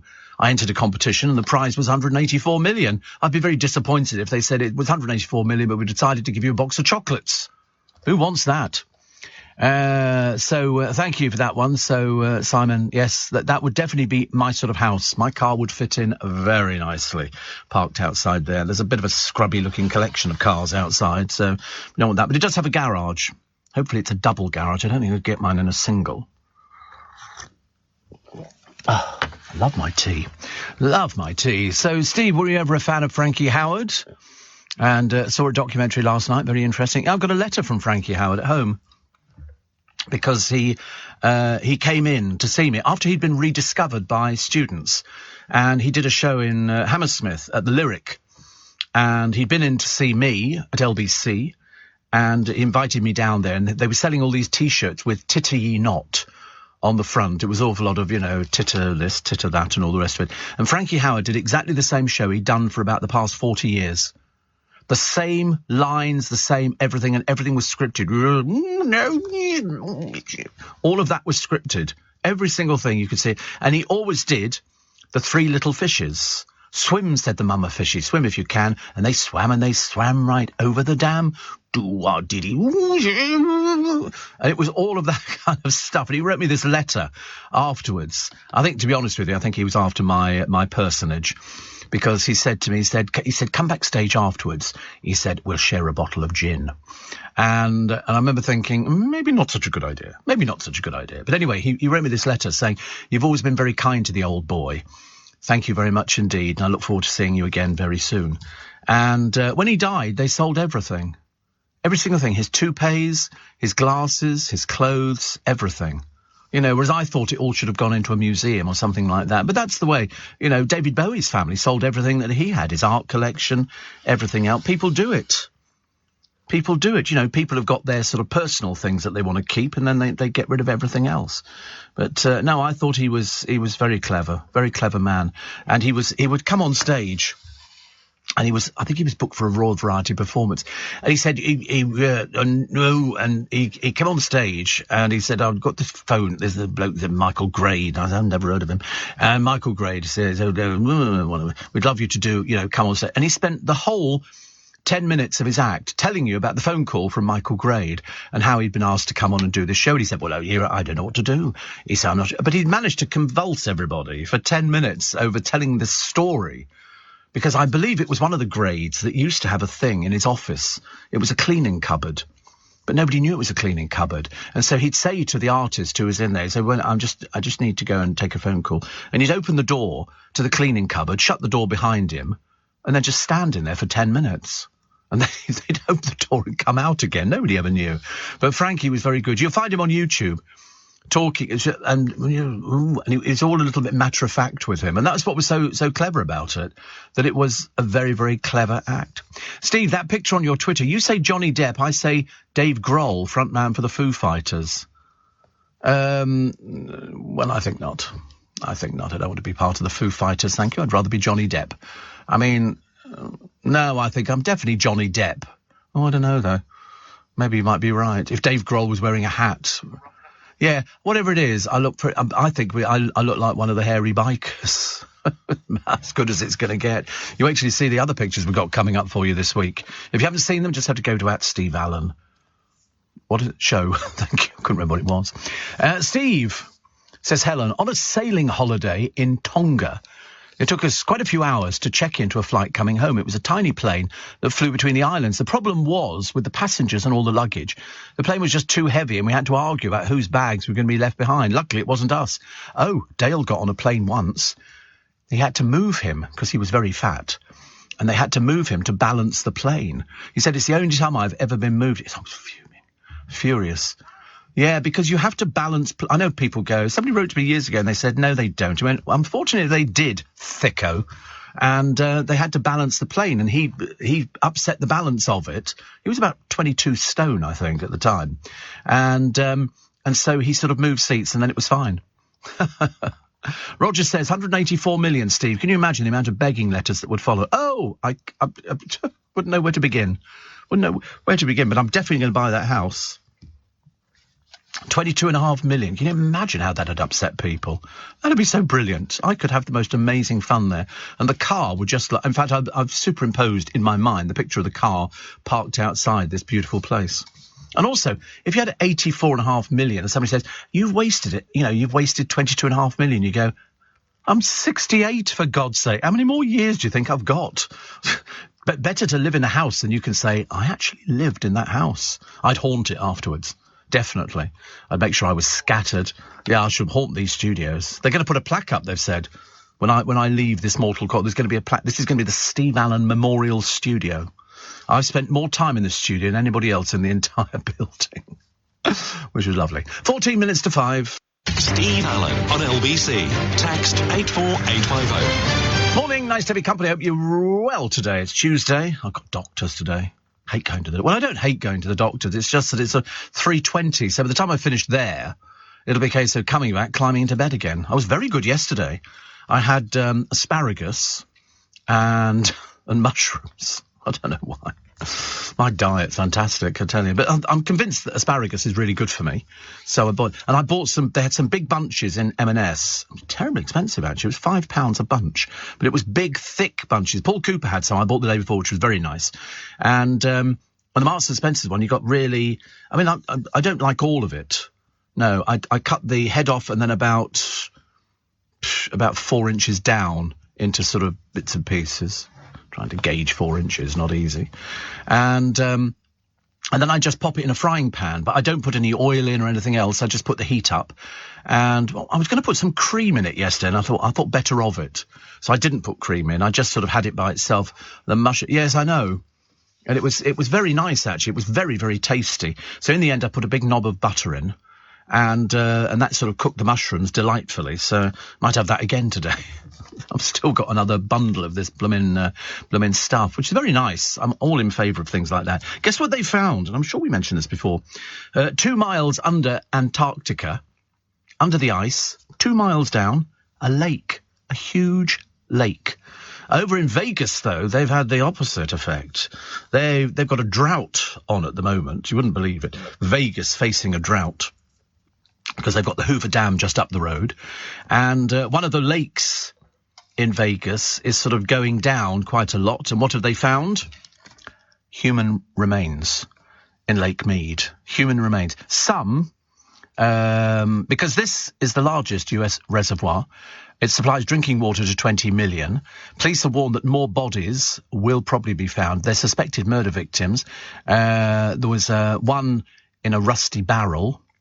So these look like mafia killings to me. The body found last week belonged to a person who was fatally shot in, they say, the 70s or the 80s. And what they used to do to make sure that the body never surfaced again, they would shoot people, tie their legs together, put in a big block of salt, or failing that, they didn't even bother shooting them. They would just let them drown. I mean, the mafia used to be huge in Vegas. Well, in fact, the mafia were built on Vegas because it was corruption. There was corruption. All the Bugsy Siegels of this day and age were all there.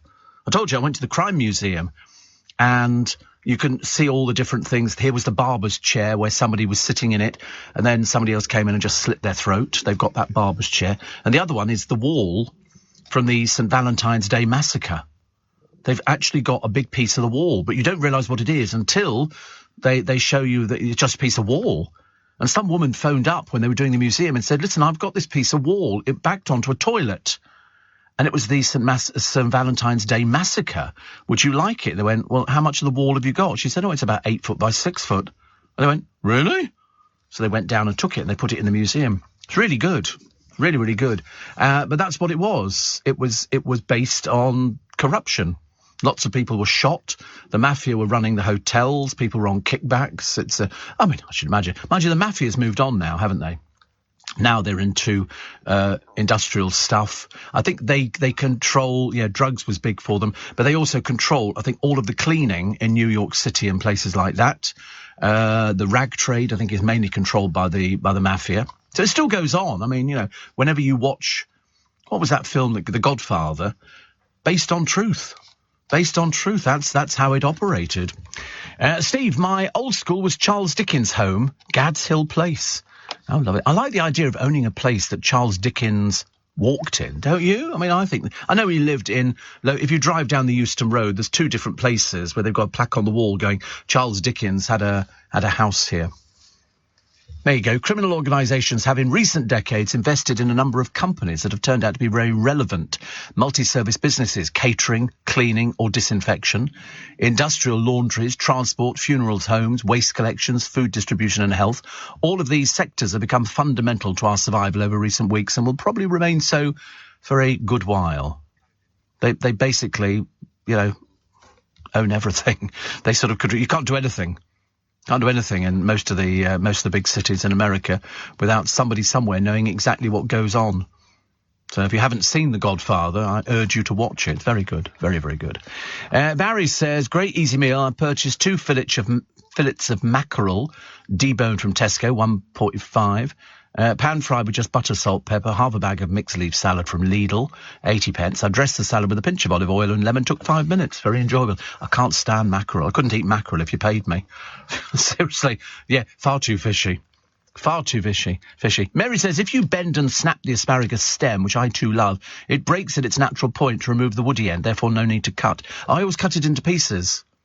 Little sort of bite size, so I can get about 3 or 4 pieces on a fork.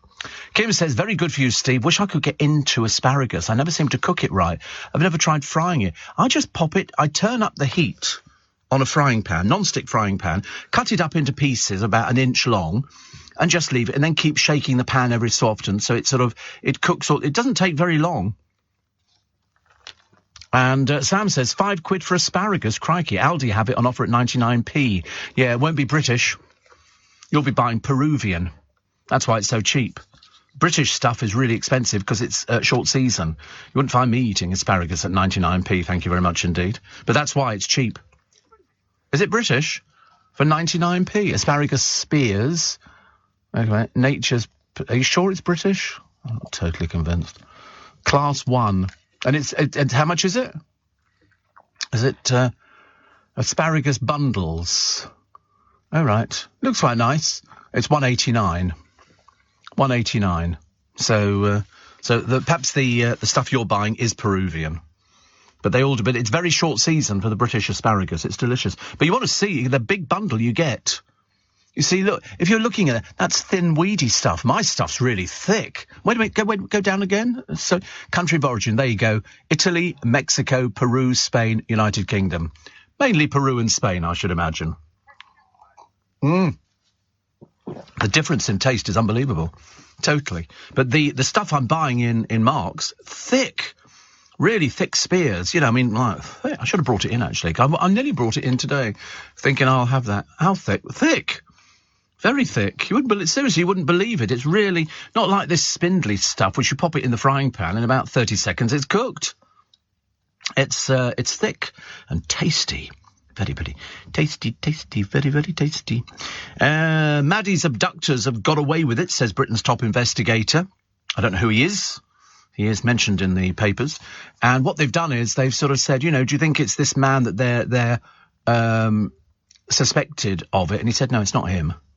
He has alibis. They said the abductors have got away with it because nobody knows what they're looking for. Oh, well. I suppose once again we will be sort of keeping this going for years and years. It's not going to go away, is it? Not for them, anyway.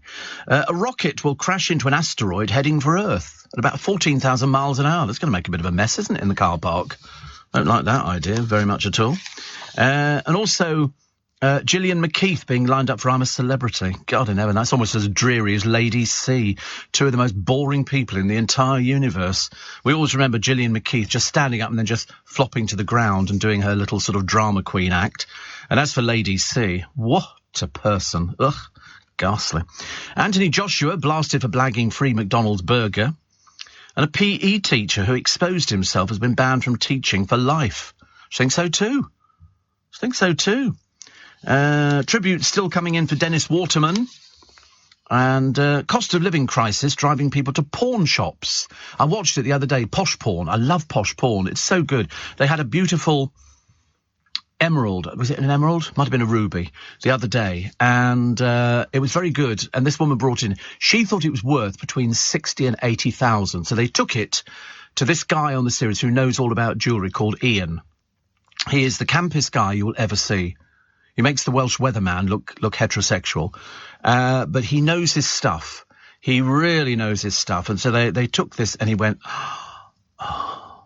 They opened the box and there was this bright red ruby. And he looked at it, he said, it's perfect. He looked at it through the spyglass. Anyway, the valuation comes back. They call this woman up. She comes in and he goes, I can tell you what it's worth. He said retail value is between £400,000 and £500,000. It was like, ugh. And we just got one of those Posh Porn places in Richmond. It's moved. It was down a bit further from the station. Now it's moved up. It's much bigger. So obviously there's a huge amount of money in porn because people pawn things. And there was another lady who seemed to be existing on air. She had 2 children, I think, or 3 children. And she had what she thought was an Hermes bag, but she didn't know if it was fake because there's lots of these fake bags about.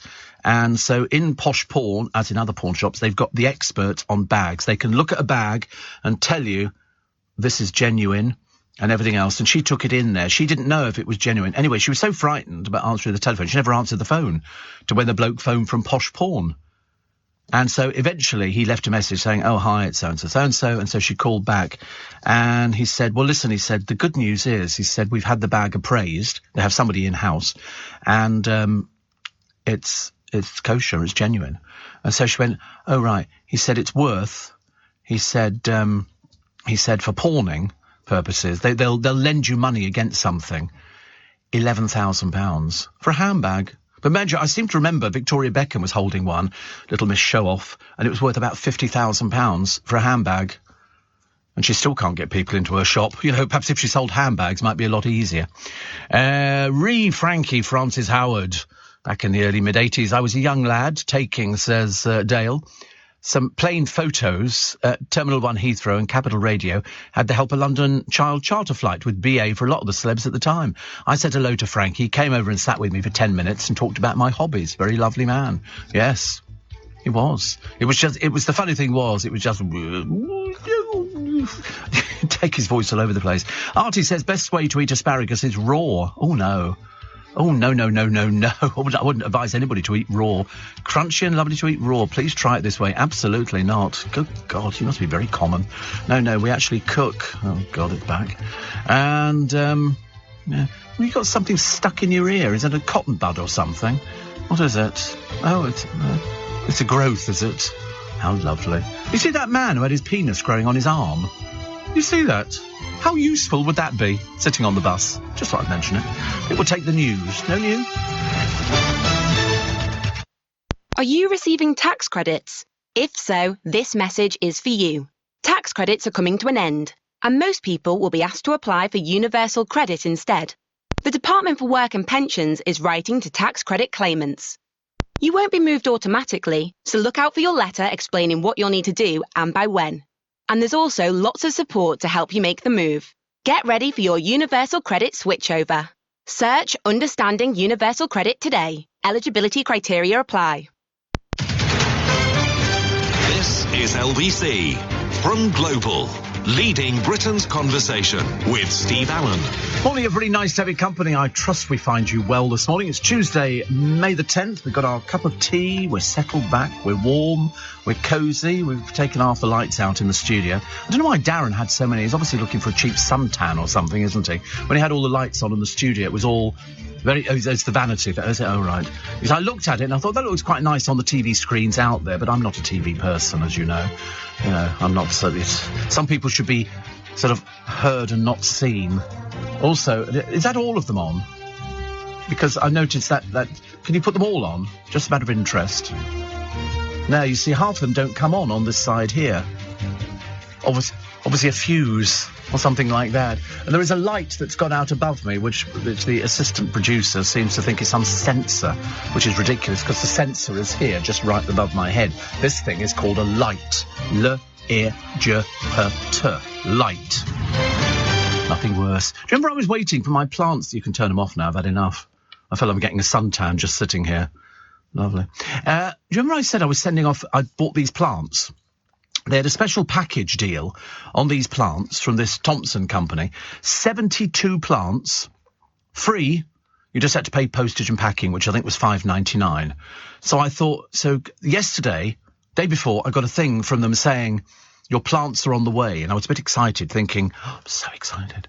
Plants arriving, and I've had plants delivered from them before. You know, they generally can pop them through your letterbox. They come in like, it looks like a blister pack, and you open it up, and they're all lined up down the sides. Anyway, they arrived yesterday. My neighbour sent me a text saying the plants are here. They're outside your front door, and so I went, oh good. Opened the front door, looked around, couldn't see a box, and it was a packet. Like a packet. I mean, I really need to take a photograph of it because you wouldn't believe it. It's about, if you're listening in stereo, it's like yo big, okay, by about so big, and it's about that thick. And I'm thinking, but wait a minute, this is supposed to be 72 plants. I opened it up, 72 little plants, all in their own individual little pocket. I've never seen it like it. Literally, little plant, about that. Like that, each one. But there's 72 of them. I had to count them to make sure. I thought I'd lost my marbles or something. So I've now got that. And also I got some delphiniums. I love a good delphinium, which are very attractive. So today, I really need to get my rubber gloves on and get out there and start planting. And the reason I buy rubber gloves, and I always buy them from Poundland, mainly because they're £1, and they're very good value there. And you put them on and then you don't get all the earth under your nails or all the rest of it. It's much easier. Because some people go out in the garden, you come back in, don't do marigolds. Don't do marigolds. I mean, they're very nice, but I'm looking this year for million bells, which I like, which cascade over, verbena, which cascades over, and delphiniums. But the other ones I'm doing blind. Literally doing blind, because I don't know, I've thrown away the label, so I don't know what they are. So I'm just putting them in the baskets and the troughs and everything else like that. And it should be a lovely display. But it's constant watering. But I don't mind that. Very therapeutic. Because anybody who's got an allotment will tell you. Everywhere's selling watermelons. Have you noticed? Watermelons everywhere. I can't have watermelons. They're not any good for diabetics. I thought they were just water. But I remember once having, was it watermelon vodka? Which was very nice. And they squeezed the watermelon and then added it to the vodka. Well, I mean, 2 or 3 of those, and you didn't really care about anything. Least of all the bill. The world's most expensive handbag. So this woman gets the handbag the other day and they go £11,000. That is it. Now, that's very nice. If you like that kind of thing, it'll be owned by somebody. And it looks like it's studded with diamonds, and I'm assuming they're proper diamonds. Although, you're a target for every thief and mugger in the entire universe. And this, do we know who it's made by? Oh, it's made by Muawad. And it's called the 1001 Nights Diamond Purse, 18-karat gold, heart-shaped handbag, created by artisans who dedicated 8,800 hours worth of labour of love, comes adorned with a total of 4,517 diamonds, comprising of 105 yellow diamonds, 56 pink diamonds, and 4,356 colourless diamonds. I mean, to be honest, nobody would believe what it was. Nobody would believe. And the price for this Muawad 1001 Nights Diamond Purse, 18-karat gold, with 4,517 proper diamonds, is... Come on, have a guess at home. You can play along if you're driving the car. Don't take your hands off the wheel. God, frighten the life out of me. 3.8 million. 3.8 million for a handbag. I mean, can you imagine? You never get insurance. Never get insurance. I tell you what, send it off to Amir Khan. He can have it nicked within a matter of seconds. I tell you what, Amir, just stick it round your neck pocket and just walk down the street with it, okay? Nobody will know. Nobody will guess. 3.8 million. You see, it almost makes the Charles Dickens house seem quite cheap at 22.5 million, doesn't it? Imagine the fun. I just wander from room to room. I think I'd probably have to take in lodgers. Something like that. Yeah, I wouldn't get lonely. Oh, God, no. No, why do people think you rattle around? I mean, I wouldn't. The only time I rattle is when I take my tablets in the morning, but apart from that, You imagine having that lovely house. Oh, dear me. I'd have the garden planted out. I'd get myself a couple of hanging baskets, done beautifully, of course, and I'd have fresh flowers every week. Every Saturday, fresh flowers. I'd engage a local florist. I mean, if you want 184 million, you do realise this is fantasy. I don't want people writing and going, oh, I can't believe it. He's won the money. They haven't even had the draw. And so I'd have fresh flowers delivered from a local florist. I'd say, listen, I just want them all arranged differently. So I just take them, shove them in a vase. OK, then every Saturday you come round, take them out, and then you put in new ones. That would be a bit of a treat, I think. I like the idea of sitting in a marble bath. I've never had a marble bath before. There was one for sale at Hampton Court, and I think it was owned by somebody famous, Christopher Wren. His house there, it had double baths right next door to each other, in the same bathroom. So you could sit in the bath with your other half, and you talk to them, I suppose, over the taps or something. I don't know. I've only ever tried having a bath with one other person. It wasn't very successful at all. It was very inconvenient, because you never want to get the tap end. No, it wasn't recent. Oh, God, many, many years ago, like 40. And also, you don't want to get the tap end, do you?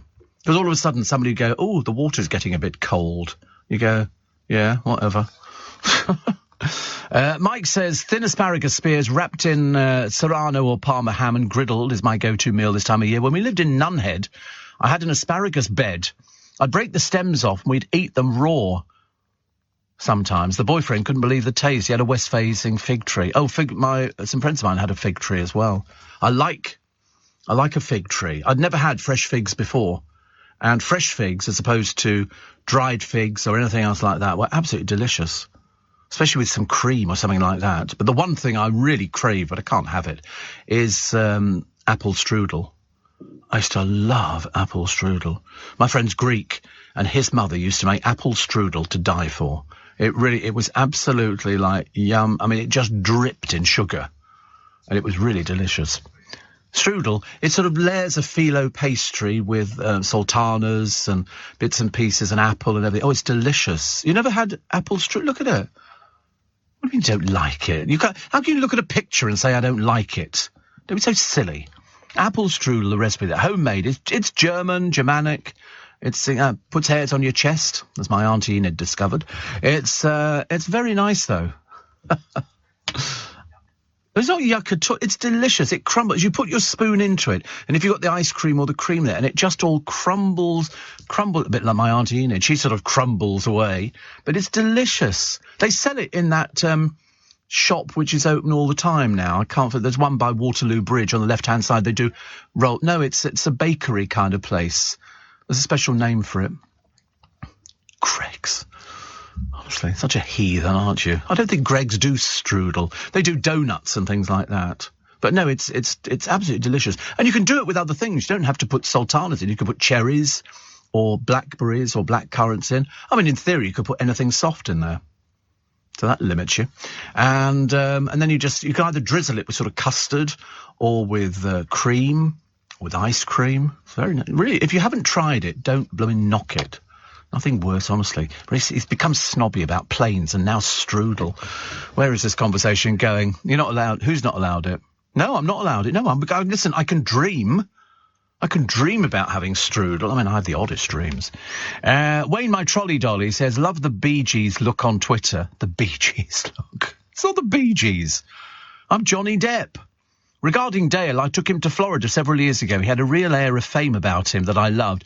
He was incredibly charming and chatted to me for ages.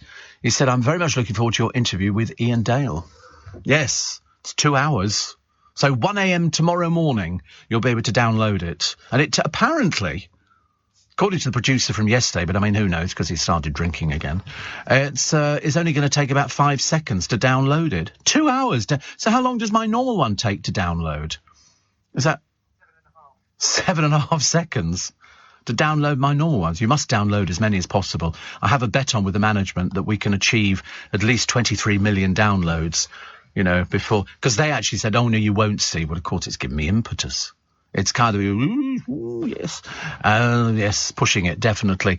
Rita says, my banana plant has given birth to 4 baby plants, but some of my leaves on the main plant have gone yellow. And we have new leaves growing. Help, do I need to do anything? You're too much water. Too much water. If you've got yellow leaves, it's too much water. They don't look very nice, do they, when they go? I've got a big one, banana plant at home, but it's fake. It's fake. But it takes up a lot of room, which is good. Just download your pod from yesterday. Oh, you have just downloaded it. 15 seconds to download. Right. That's from yesterday's podcast. 15 seconds. There you go. See, it doesn't take any time at all. It's well worth it. I mean, there's a whole army of people who put these things together. Least you could do is download. Yeah, whatever. Least you can do is download the blooming things. You know, we do like to remain top of the charts, which is good. Steve, healthy meal and very cheap. No cooking required. Tuna niçoise. Mixed tuna, black olives, capers, a little mayo, drizzle olive oil and serve with rocket salad and baby tomatoes and squeezed lemon. God, it sounds revolting. Sounds horrible. I wouldn't do tuna, black olives, capers, olive oil or rocket salad. So basically there's nothing on there that's of any interest to me whatsoever. But Jane says, planted out 20 green bean plants yesterday and potted up my hanging baskets. Yes. Steve, I'm diabetic, says Mark. Nurse told me I could have sweetener. Turns out it spikes the blood sugar. Doctor wasn't happy with me and neither was my eyesight. Yes, I've never had sweetener in my entire life. Isn't that funny? People have said that. I mean, I just, when I was diabetic, when I was diagnosed, I just stopped having sugar completely. Didn't have it on cereal, didn't have it in tea, in coffee. I used to have it. Oh, but that was 25 years ago. Now I drink all my tea and coffee, without it, and I can have a bowl of cereal without any sugar on either. Which before I used to have Frosties and put sugar on. That was very exciting. Frosties were fab. I know. Small wonder I'm diabetic. I love it when somebody writes into me. You can always tell they're in a home because they always go, "Oh, I heard what you had for breakfast. I'm not surprised you're diabetic." And you always think, why don't you mind your own business, beaky? Connie says, I was watching YouTube about dangerous swimming pools. A swimming pool in Nine Elms, which is between two buildings, is mentioned. Yes, I know somebody who lives in the building. I mean, what happens if it springs a leak? And all of a sudden it just goes and just collapses. I mean, how thick is the glass? They say trying out the Sky Pool, I wouldn't want to go there. People underneath can see you swimming in your swimming trunks. Very unnecessary. It just doesn't. I mean, honestly, these people must be blooming mad. But only certain people who live in the flats can use the pool. Not everybody can use it. It's a bit selective. I'd want people to be selective. I mean, who wants to see the great unwashed? Thank you very much indeed. Swimming in your pool. It's 16 minutes past 5. Let's get the LBC travel for you this morning with Joanne Webb. This is LBC with Steve Allen. Morning, everybody. No, it's not Gale's Bakery, Nicola. It's another one. I think it's a foreign bakery. They've got one the other side of Leicester Square. I went there for breakfast ages and ages ago.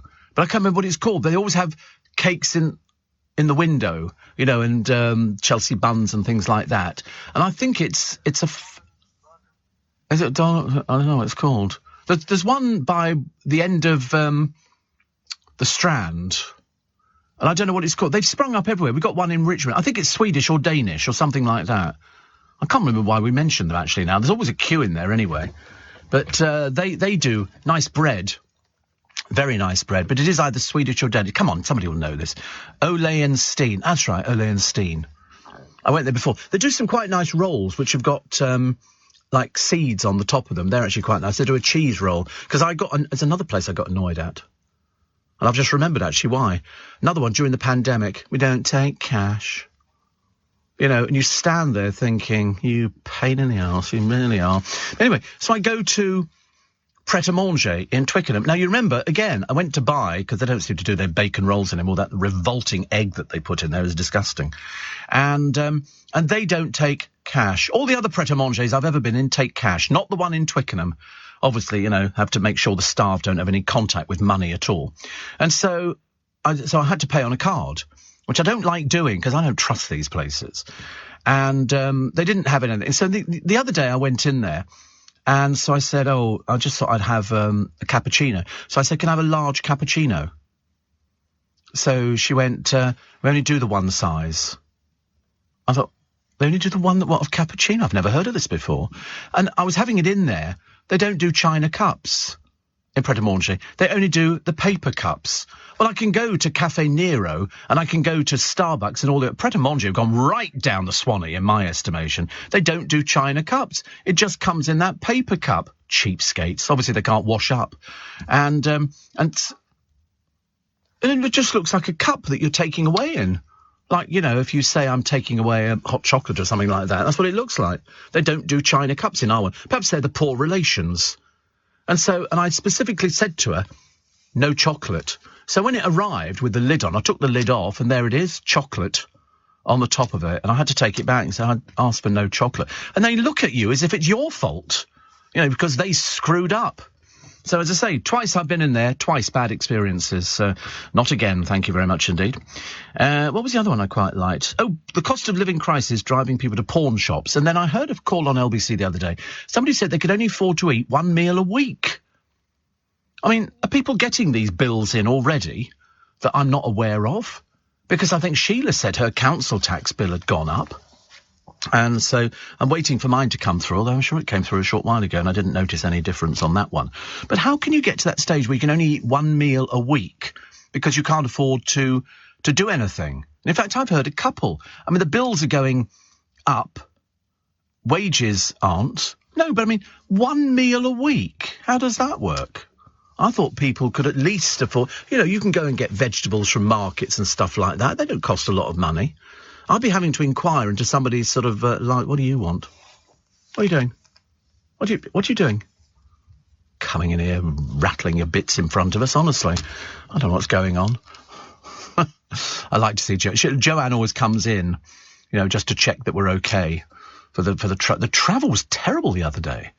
Terrible. I don't know what they're doing on the railways, but they seem to be constantly doing different bits and pieces. Is it Crossrail? Oh, what a pain, it really is. Mind you, they can build Crossrail. Nobody will be able to afford to go on the blooming thing. It's ridiculous. Oh, and I'm looking forward to getting a train to Canary Wharf. Somebody said, I think Chris Gold said the other day, he said he took a train to Canary Wharf. I thought, you need to get out more.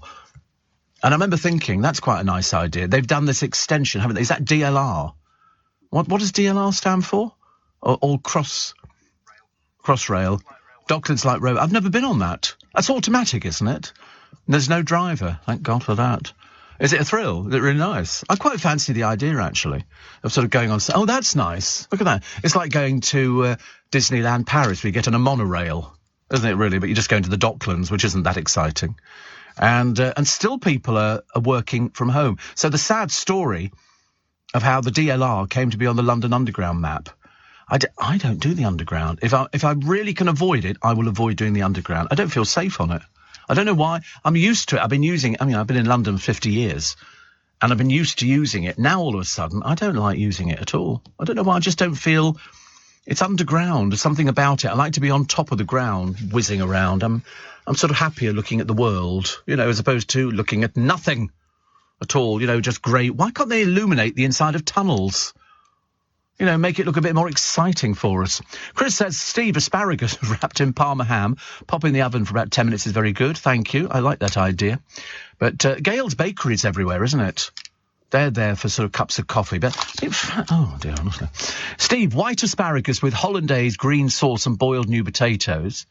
He says, trouble is it makes your wee smell. You see, I don't have a problem with that because I'm on medication that makes your wee smell. Same sort of thing. And Lee says, I've just read your Wikipedia page and I've decided you're a bit of a legend. Yes, I don't like that term legend. Yeah, you wait till you hear the podcast, which is coming up tomorrow morning at 1 a.m. Download it in about 10 seconds, I think, for 2 hours worth of sheer hilarity. Honestly, joke a second. Ha, ha, ha, ha. Yes, that's Ian Dale. He's got loads of stories. We both cry. I'll tell you that now. We both cry. At different moments, and we both laugh at basically the same other people's misfortune, and which I always derive great pleasure in. I think so. So you'll have to listen to that. And Billy says, I've woken up with the most awful neck pain. Any tips? What, for neck pain? No, you're going to suffer with that for ages. Should have got Ralgex in and pss, pss, pss, like that. Do you know, I bought some deodorant the other day. Well, somebody told me I should have. And I can't make it work. Why didn't they used to be so easier years ago? You know, when you had a ball at the top of it, you rolled it up and down underneath your arm. And then they brought out this spray thing, but it locks at the same time. It's very annoying. Very, very annoying. But you can still get roll-on, can you? Oh, right. Is it called roll-on or something like that? Amazing how the prices vary. Yeah, thought I'd mention it. Monica says, Monica is from across the pond. She says, you are delightful. You are so witty, it makes insomnia worth it. Your use of the English language should be taught. I believe it was, actually, at one time when I was very young. I went to school and I learnt to talk. I can't think of any other way of saying it. I wish I'd learnt another language at school. That'd be quite good. I mean, we did do it at prep school. You imagine a 9-year-old learning Latin. What blooming use is that going to be to anybody? Latin, German and French. Thank God we didn't do exams. Catherine says, I went to Gales in Cobham. I had a huge blueberry muffin. Felt like a right fatty afterwards. That's the trouble. Even though they do skinny muffins, all these places, I look at them and think, I don't think so. But no, I like... what do I like, actually? I like a cream slice. Or a cream horn. I like something like that. That's actually quite nice. Very satisfying. Very satisfying. Steve... says, Mark, on the tube you can only look at people opposite you or the sign above them saying no staring or you could be reported. I know, not allowed to stare at people, especially people of the opposite sex. You don't do that anymore. We don't do staring. Although I do.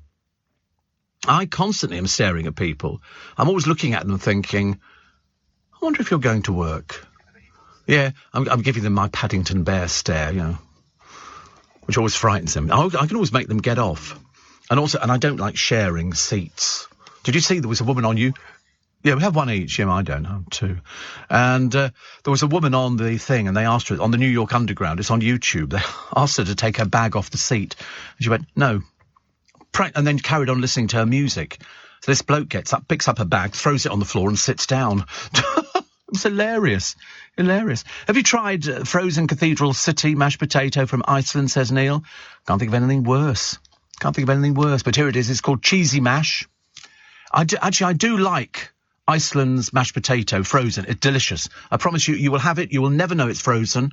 I don't like cheesy mash. I do like Cathedral City, but I mean, it's only £2.50. You can have a lot of fun for £2.50, can't you? Yeah. I don't mind that. Cheesy potato dauphinoise. I love dauphinoise. And Kim says there was an episode of Columbo on Sunday past where, apart from the usual murder, there was a woman eating an English muffin with marmalade. Gave me a real notion for it, so I'm off out in a bit for English muffins. I'm not sure what kind of marmalade to buy. Oh, Rose's lime marmalade. Seriously, it beats the Seville orange marmalade and all. I mean, there is a bewildering array, but Rose's lime marmalade is delicious. It's only about £2.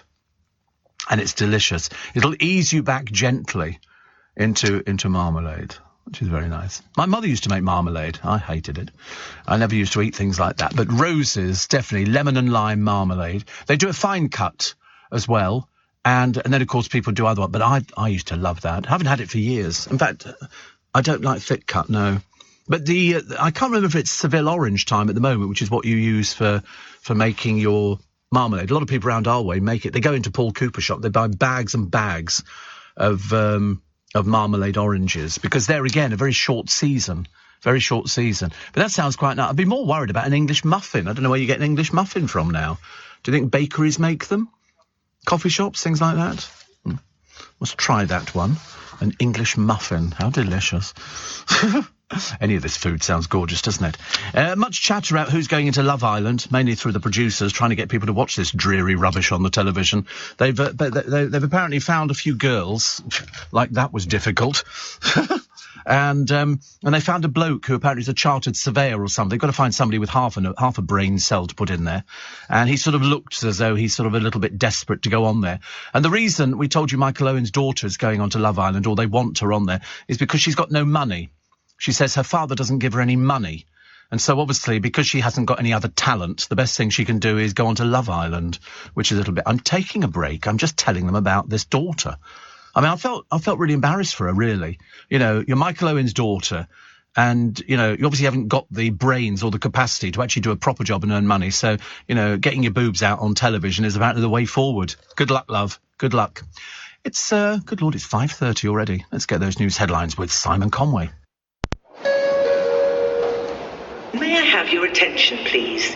You can now book your train tickets on Uber. and get 10% back in credits to spend on your next Uber ride.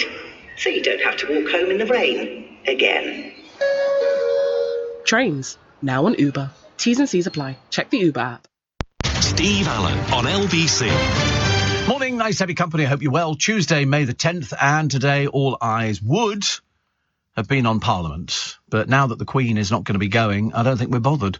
We were only looking to see the Queen, and I was only getting excited about it the other day, going, well, at least she's going to make it. And now it turns out she's not strong enough to actually do that. I mean, you know, in a wheelchair, she might be able to make it, but I don't think she would ever want to appear in a wheelchair. So she misses the speech for the first time in 59 years. But as we say, the crown weighs £5. You know, then there's the big dress, then there's all the rest of it. It's just too much. She's 96. I think it's about time that we started sort of saying, listen, you take it easy. She's cut back on everything. Charles can do it. People are saying, is this, you know, Charles ready to take over? No, absolutely not. They're very keen. I feel a bit sorry for Helen Skelton. 1 minute she has 3 children. The next minute she's got 3 children and no husband. Why? Because he's disappeared off with some woman who's called Steph, who doesn't really know how to do a hair or dress either, actually. But he was pictured with her at a beauty spot. Her name's Stephanie Thurkill. She's 32, apparently, a bit old, really, for sort of, you know, people wandering off. And they went hand in hand. The rugby league ace left the Country File presenter last month after 9 years together and began dating Stephanie. Basically, he's just sort of buggered off, as they say. He's just disappeared off with somebody else. It's a bit sad when you get men like that, isn't it, really? No loyalty. And so Helen Skelton's a bit stuck. But in fact, Stephanie is the daughter of the multimillionaire president of Leeds Rhinos, where he plays a scrum half. And they went public. And you think, how sad. I should imagine Helen Skelton must be spitting blood, I should imagine. I mean, it really, you know, to leave you with sort of three children. And it just doesn't seem right. But they went on walkies, but there was a photographer there. And you ask yourself the question, is this a setup or something? You know, do they have to pretend that, oh, look, the photographer just happened to be out at this place in the middle of nowhere. Oh, look who's here, Helen Skelton's ex-husband and his new bird. Is that how it works? It's disgraceful. Disgraceful. So, fainting I'm a Celebrity contestant and really peculiar Gillian McKeith is being lined up to return to the show. The All-Stars series will be recorded in South Africa next year. But this was after she was told she had to do a Bush Tucker trial, and then she sort of appeared to slump to the ground. It was a bit of a drama queen moment. But a source said everyone is confident, this will be the producer, everybody's confident Gillian will put pen to paper and head to South Africa for filming. Why? She was boring first time round. Who wants to see her the second time round? Thank you very much, Janine. Stand up, fall down. Stand up, fall down. Go away. Boring. It's like Lady C. She's let it be known that she could be quite interested in going out there. And you think, no, thank you, dear. We've seen enough of your act. We don't want to see any more of it. So the twisted Vlad, he's looking worse and worse, isn't he? Very puffy-faced. And puffy-faced Vlad watching a victory charade in Moscow as the soldiers he sent to their deaths in Ukraine lay rotting and abandoned by their comrades. The Russian tyrant watched 11,000 troops, freshly painted tanks and nukes rumble through Red Square. I don't know why they bother doing it, actually. He's lost 158 helicopters already. But there again, he knows best. Not. Liverpool FC's Andy Robertson has beefed up security after spotting a prowler trying to break into his mansion. Andy and his partner have had to install a boundary fence and new gates. The police have arrested a 37-year-old man and charged him with interfering with a vehicle. That's the trouble with these footballers. They live in these mansions. They always call them mansions, and they just look like ordinary houses to me. And they go, oh, we've got a lot of Versace, you know, swimming pool out the back and all the rest of it. And then you think, you're going to be a target for every criminal under the sun, because they know when you're playing away, you know, people have woken up to find somebody in their bedroom before now. The one thing you don't do is brag about your wealth. You know, I wear that, like Amir Khan, classic example. Look, I'm wearing a £100,000 watch. How thick are you? Fancy telling people. And then I tell you what we'll do. We'll wear it and we'll go walking through the East End. Yeah, right. Well, there you go. Taught you a lesson, didn't it? The BAFTA TV Awards, back to their glamorous best. It's a Sin, bit of a shock there. The big stars shunned the after party. Well, Graham Norton didn't. He was 3 sheets to the wind. He could barely stand up. Tess Daly looked as though she'd had a skinful. and other people there. But it got the best ratings. You know, it got good ratings. In fact, it actually increased, which is sort of quite rare because most people absolutely sort of hate these award ceremonies, mainly because nobody had heard of any of the programmes that they got voted for, which is a bit of an embarrassment, but never mind, doesn't matter. Oh, look, mega cringe, Prince Harry giving a performance in a new advert for his eco-friendly travel company. They do worry about them. They seem to think they know what they're doing, and you just watch them and you go, please don't. It's so embarrassing. So embarrassing. Everybody talking about Arsenal's £13 plate of chips. I mean, but, you know, we have to point out that it does actually come with spring onions, a few tiny pieces of meat and a cheese sauce. It's called chili cheese chips, and that's why it's £12.60. In December, Arsenal sparked fury over their £18 and 5 pence burger and chips. I mean, they're taking the mickey out of the fans so much, isn't it? I can only laugh because I don't support football. I couldn't care less. Steve, I used to work on a radio programme, says Sarah, that had celebrities reading stories for the under-5s. We had to go to Frankie Howard's place in Kensington, which was near the old Commonwealth Institute building. Let's say his building was impressive on the outside, but wasn't that way inside. He never had a cleaner. No, we recorded with some of the greats, Irene Handel, Kenneth Williams, Roy Kinnear, Cilla Black, Pam Ayres, Tony Robinson, Dana, and I enjoyed those days at work. Yeah, I mean, I think it's quite a nice idea. It's very difficult reading. I did a series of radio programmes for aeroplanes years and years ago. I was reading the Mr. Men stories, but I had to pretend to the kiddies on the plane that I was under the seat, so that they would put their little headphones on, then I would go, hiya, how you doing? I'm under the seat. It was a bit slightly creepy, yes. I'm under the seat, but I'm going to tell you the story of the Mr. Men.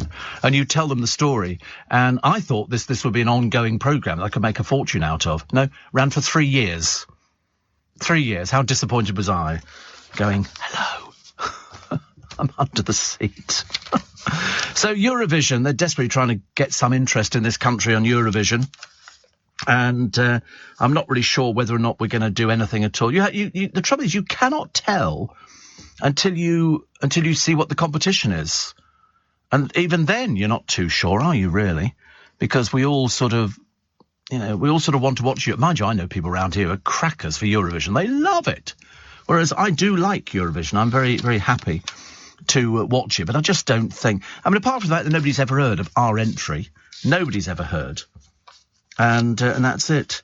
I've got a lovely story, but it's still in court at the moment, so I can't mention it, but I can't wait for the outcome because I think I know what it's going to be.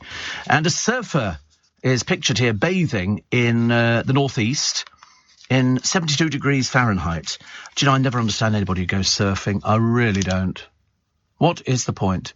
You take your board, you go down there, you pretend to be a dolphin or something, and you sort of, stand there. Who's got his own surfboard? Has he? Oh, you would have. Assistant producer, own surfboard, Also got a hoverboard as well. You're going this weekend? I'm so happy for you. So thrilled. So you go, what, surfing? You must be joking. I'll be the one sitting up. Sorry? No, thank you. I don't know. I call this stalking now. I don't think this is going your way at all. Do know I have HR on speed dial on my phone. Yeah, so do they as well. What else we got? Celebrity lawyer Nick Freeman has called for longer hours in magistrates' courts to help clear the backlog. They're way out of time, aren't they? Way out of time. And there's another one here. It's food. Why do they keep... You know why? It's not a bank holiday weekend, is it, or something? Why do they think that we're all going out this weekend and having barbecues? Mind you, there's one here which is very nice. Asparagus frittata. It looks quite nice. It's sort of got frozen peas, eggs, fresh basil. They call it basil in America. They can't speak English. They're hopeless. They've got no idea it's called basil. Basil. And red peppers in brine and stuff like that. I've never heard of red peppers in brine. But frittata, I mean, it's an egg-based Italian dish. It's similar to an omelette or a crustless quiche. I love a quiche.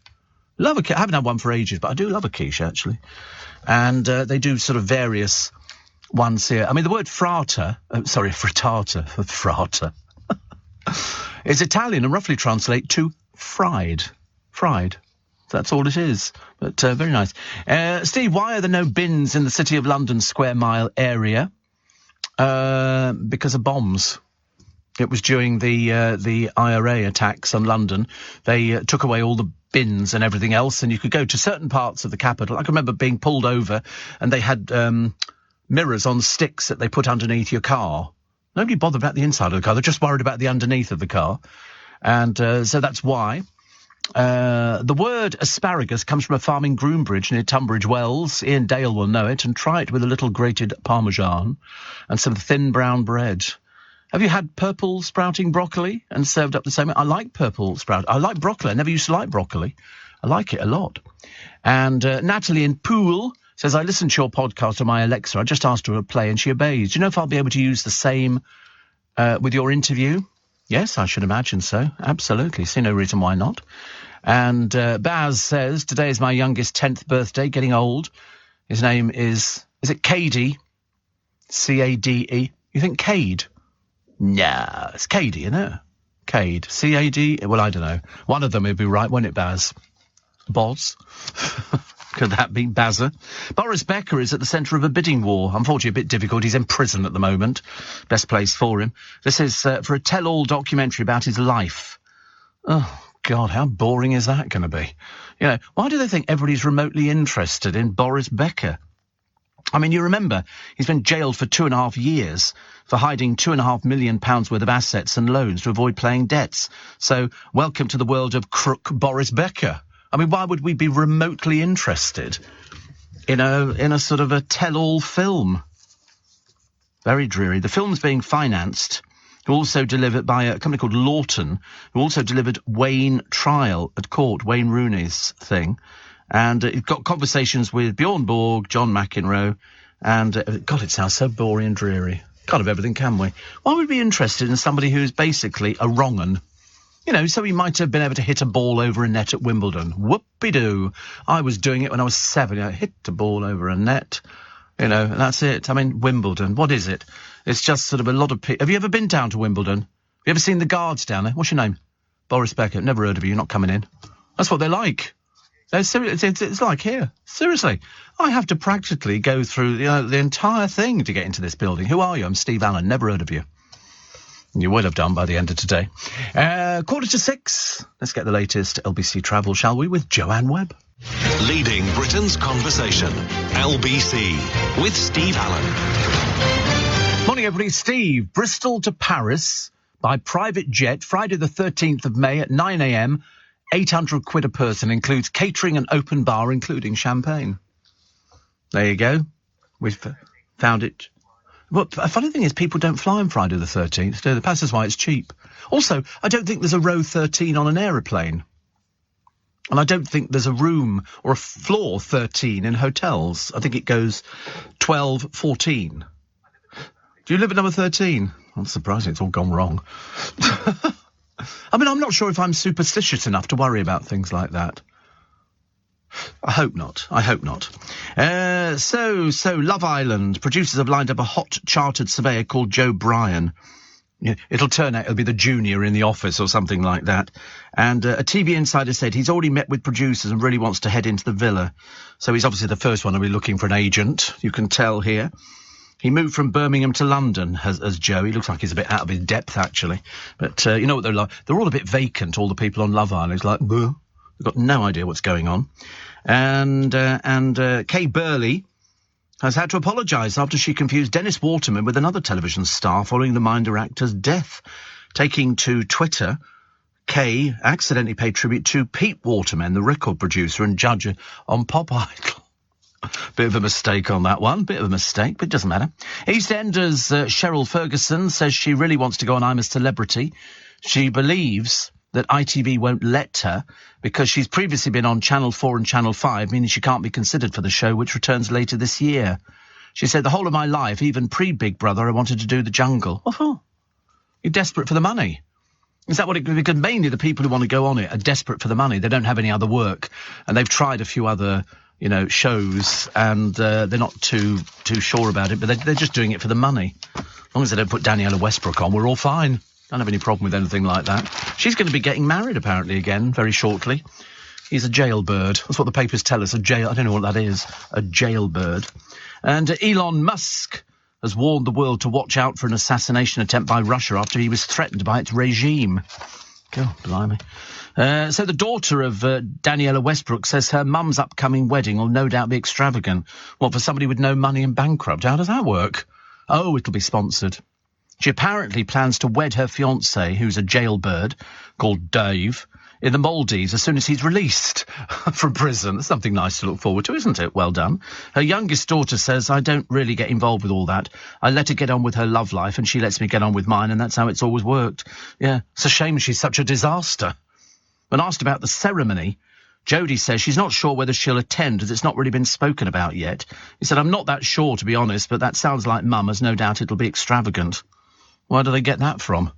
Why would it be extravagant? She confirmed her mum and Dave go way back and originally met in Marbella, where Danielle lived for a while. Yeah, she was a cleaner over there, I seem to remember. She never actually achieved anything since she left EastEnders, but she was a bit fed up with them. She was going to go and confront them. Don't you remember? Her character was replaced by another actress, and she went, yeah, they'd recast, because nobody wants her on their shows.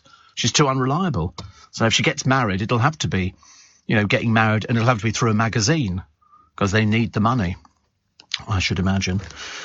Cheap dinner Fridays and no more, as the cost of living crisis forces families to cut back. Fish and chips apparently is very expensive now. Cost of whitefish has jumped up from $14.76 per kilogram to $16.46. Oh, right. It's interesting, isn't it, really? Although, chips are always fairly cheap. I don't think potatoes have soared in price, have they?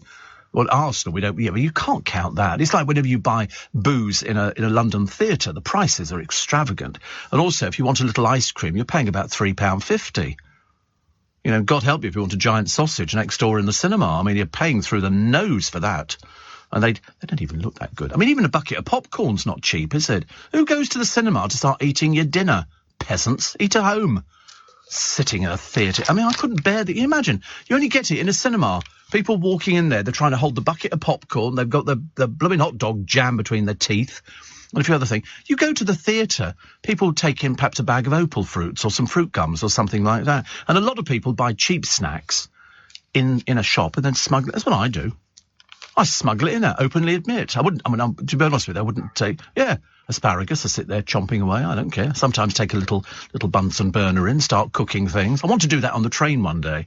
I want to just see what happens. I want to set up a shower and then just run a curtain around it in the middle of rush hour and sort of have all this running water just to see what people would say about it. Knowing the British, nothing.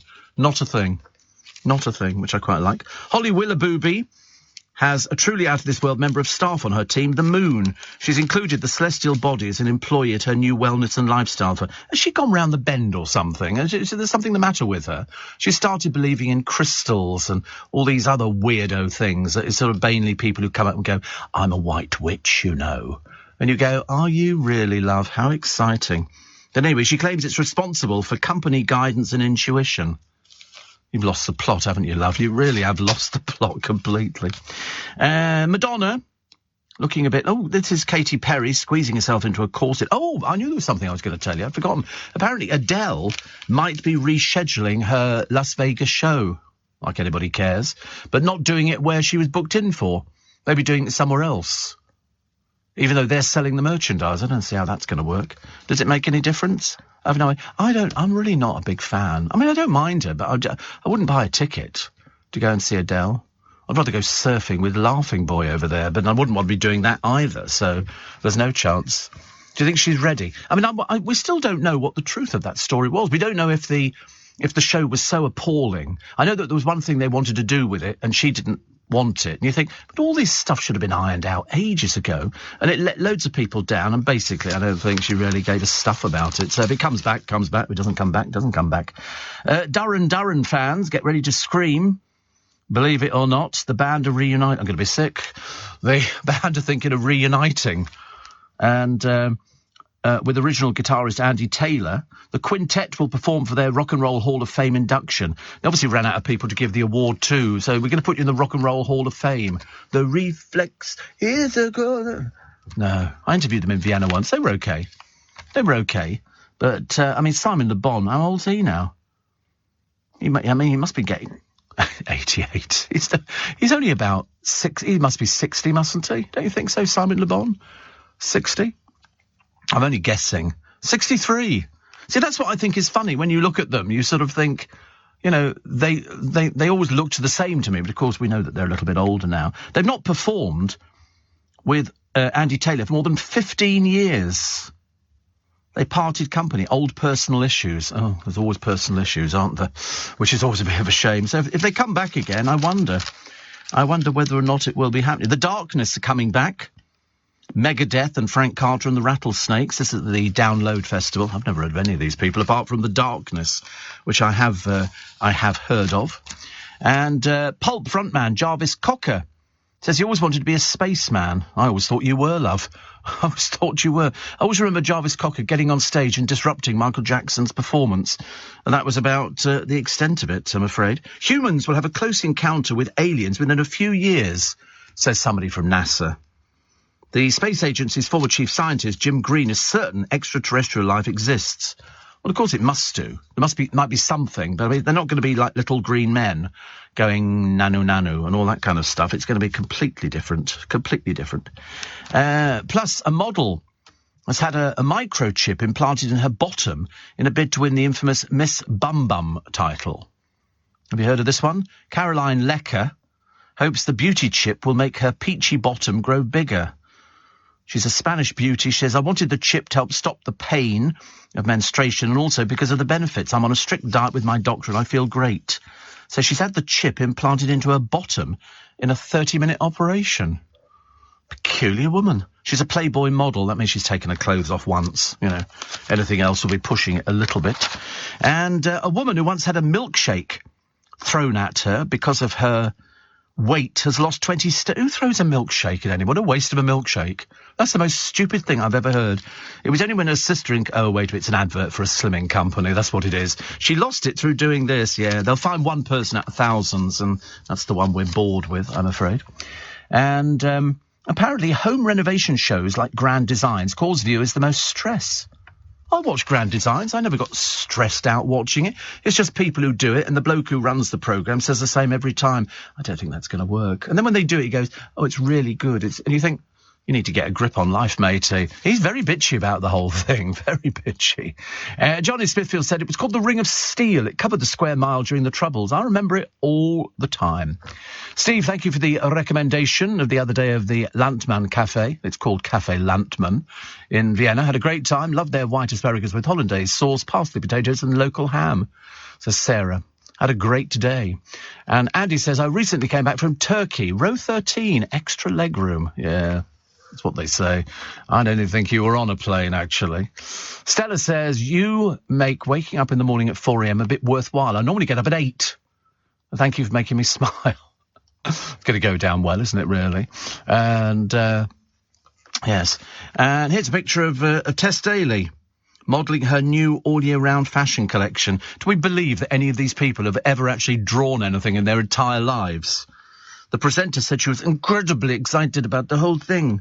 It's in the Bieber range. I think Bieber's been around a lot longer than Toss Daly. And praised by fans, including Claudia Winkleman. And so they always have to wear these things, don't they? I mean, the only person who seems to sell anything is Ruth, Eamon's wife. I mean, she's making more money than he is. Because, you know, he can't walk. He's basically fallen apart now. He's given up completely. He has to advertise everything, and he's even doing adverts, you know, to sort of tell people just how difficult it is to walk. We all know the feeling. We know the feeling. Cass is an aspiring advanced novice spiker. Says, I'm on my way to the gym for a HIIT session. Wow. High intensity interval training. It's a training protocol alternating short periods of intense or explosive exercise with brief recovery periods until the point of exhaustion. Good luck with that one. Blimey, that's enough to make me feel very depressed and make me go and have another fresh cup of tea, I think. So I'll talk to you in about 3 minutes. But take more of your texts and emails at 84850 steve@lbc.co.uk.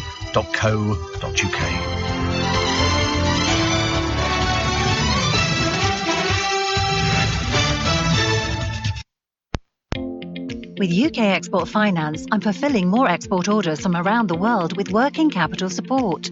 Export insurance means I'll get paid when exporting to challenging markets.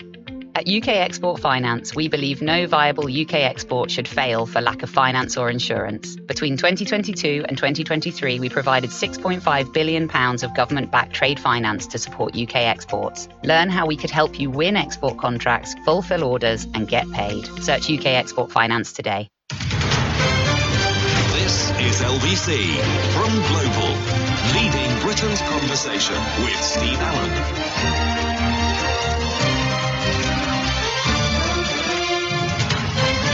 Morning, everybody. Welcome to Tuesday. I think it's going quite slowly this week. I don't know why. I was thinking maybe we should be up to about Wednesday or Thursday at least, but that'll be tomorrow. And that's when I buy the new house, which is very exciting, very exciting. And lived in by Charles Dickens. Just got to win the lottery. So no pressure. It's £22.5 million. We've had a look at the pictures of it. I like it. Producer hates the furniture. He doesn't hate it, but it's just not his style. He's a bit more of an IKEA boy. You know, something tubular steel and black glass. You like chintz? Why am I not surprised? Like he lives in a Miss Marple movie. Bless his heart. Anyway, nice to have your company. So the bad news is that the Queen is not going to be opening Parliament.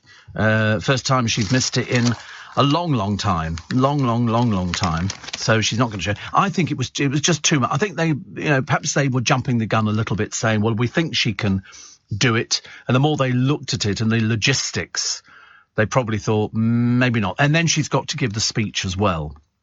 So best that Charles does it. There's no problem with that. I don't think we read anything into it. We just want to make sure that she's okay and she gets better. I don't know whether or not it's a get better situation, but she missed it when she was pregnant and she's handing over the responsibility at this time to Prince Charles. And I think William is going to be there as well. He's never been. He's obviously watched it on the television. And we'll wait and see. The Trotters Independent Trading Company van from Only Fools and Horses has been hailed the world's most iconic on-screen vehicle, which surprises me. I would have thought it would have been, the DeLorean from Back to the Future would have been iconic. The Trotter one, apparently, that beat Del Boy and Rodney's yellow three-wheeler Reliant Robin, beat Chitty Chitty Bang Bang as well. I mean, you think that it should beat? Oh, right, okay. And Back to the Future into the top spot. The 1972 Rebel Supervan, made famous by Sir David Jason and Nick. Do you know Sir David is 82? 82 now, and Nicholas Lyndhurst is 61. It's sold in a recent auction for £38,000 because there's lots of copies of this. Oh, bless you. Lots of copies of this one. The Potts family, famous flying motor, which came second in the poll, was snapped up by DJ and TV star Chris Evans for a cool £500,000. I think it used to be owned by somebody. Chris might have to correct me on this one. I thought it was owned by Pierre Picton, who had Chitty Chitty Bang Bang, but obviously he sold it. And Doc's DeLorean, used in the hit 1985 movie, sold for close to £400,000. £400,000. It's set to be reborn as an all-electric luxury sports car later this year, complete with gull-wing doors. Wow. An Aston Martin... Oh, wait a minute. This has wiped the floor with everybody. The Aston Martin DB5... used as a promotional car ahead of the James Bond film Thunderball, sold for £5.2 million. £5.2 million. It's amazing, isn't it? But I would have thought the DeLorean or even Chitty Chitty Bang Bang would have beaten Del Boys. But, listen, it sold for a lot of money. I like the idea that Chris Evans has actually paid £500,000 for Chitty Chitty Bang Bang. It's phenomenal, isn't it, really? So much money. It'll be sitting in his... How lovely. Do you think it really does fly? I'll need to check on that. Eurovision hopeful Sam Ryder has set the bar high. Asked who he'd like to duet with, he said ABBA and Lordi. Yes, I can see the hard rock Hallelujah coming out. He's going to perform Spaceman at the Eurovision Song Contest. They say it's fast becoming one of the favourites to win. Yeah, I'm not totally convinced. But it doesn't matter whether it's a good song. It's a case of nobody votes for us. That's what it comes down to. It's got nothing. I mean, it could be the best song in the entire universe, the catchiest, but nobody will vote. I can think of no end of countries that don't bother. They just don't. It's become very, very political, which I always think is a bit of a shame, really, because I thought it was supposed to be a song contest, but in recent years, over quite a number of years actually, it has turned into something completely different. So Colin Murray's going to host Countdown for the rest of the year, but the word is he's only temporary. Well, I mean, Colin Murray, who? Replacing Anne Robinson? No. But he began filming yesterday. I think he did 33 episodes before when Nick Hewer was shielding amid the pandemic. When Hewer left the job, went to Anne Robinson, who quit suddenly last week after just a year, because I don't think Anne Robinson likes the way that the tax situation has gone, really, because there's nobody now can actually become self-employed. It's all PAYE stuff all over the place. There was also rumours, because we've had Richard Whiteley, Des Lynam, Des O'Connor, Jeff Stelling, Nick Hewer. I mean, they've all been very good. And then we got Anne. I mean, I've got no idea who it could possibly be. Not a clue. Yeah, we really wanted Victoria Coren. I saw her the other day. She was doing Have I Got News for You? And she was very good on that. You know why? Because she just gets on and does the job. She's not trying to build a personality. She's just herself. And it works so much better. You just get on, deliver it. Because unfortunately on Countdown, there's not really a lot of opportunity to express your personality. Because you don't have enough time. They're playing a game. The people in the audience, if ever the camera's cut to the audience, quite a rare thing, you will see that they're mainly in their slippers, and they've all got pads, paper and pencils, and they've all arrived on a coach together, toilet's very busy, and they all write things down because they play along. It's like if ever you go to a seaside resort and you go and see an Agatha Christie, they'll all be sitting in the front row with a packet of peppermints and some fruit bonbons, and they'll be trying to work out who the killer was. That's how it works. But on Countdown especially, and there's a lot of other shows that actually do it, it's a case of people want to take part in it. They're not interested. And so I'm not even bothered about the funny little stories which come up. They have the guests sitting in Dictionary Corner and they go, oh, it was 1933. I remember it distinctly. It was a wet Tuesday. And they then go into their little story about how they met somebody. I mean, not remotely. And I couldn't care less. Okay, yeah, just get on with the show, okay? Okay, we'll have 5 numbers from the top and 1 from the bottom or something like that. That's as far as it goes. They've got the games is going on at the moment. It's amazing, actually, who all these people are, because I've never heard of half of them. We have heard of Max George. We've heard of Kevin Clifton. And apparently it's 12 super fit celebrities, but they've also dragged in poor old Christine McGuinness. I thought you were too busy to do that. I thought you wanted to spend time with the family. Oh, a little bit embarrassing, isn't it, really? And then what happens? Apparently, Ms. Rayner, deputy leader, has said that if Keir is fined and quits, she'll quit too. My God, there'll be nobody left in the Labour Party. Who's going to be in the Labour Party? If she's fined, she's going to quit. Yeah. She said, I'll go too. Yeah.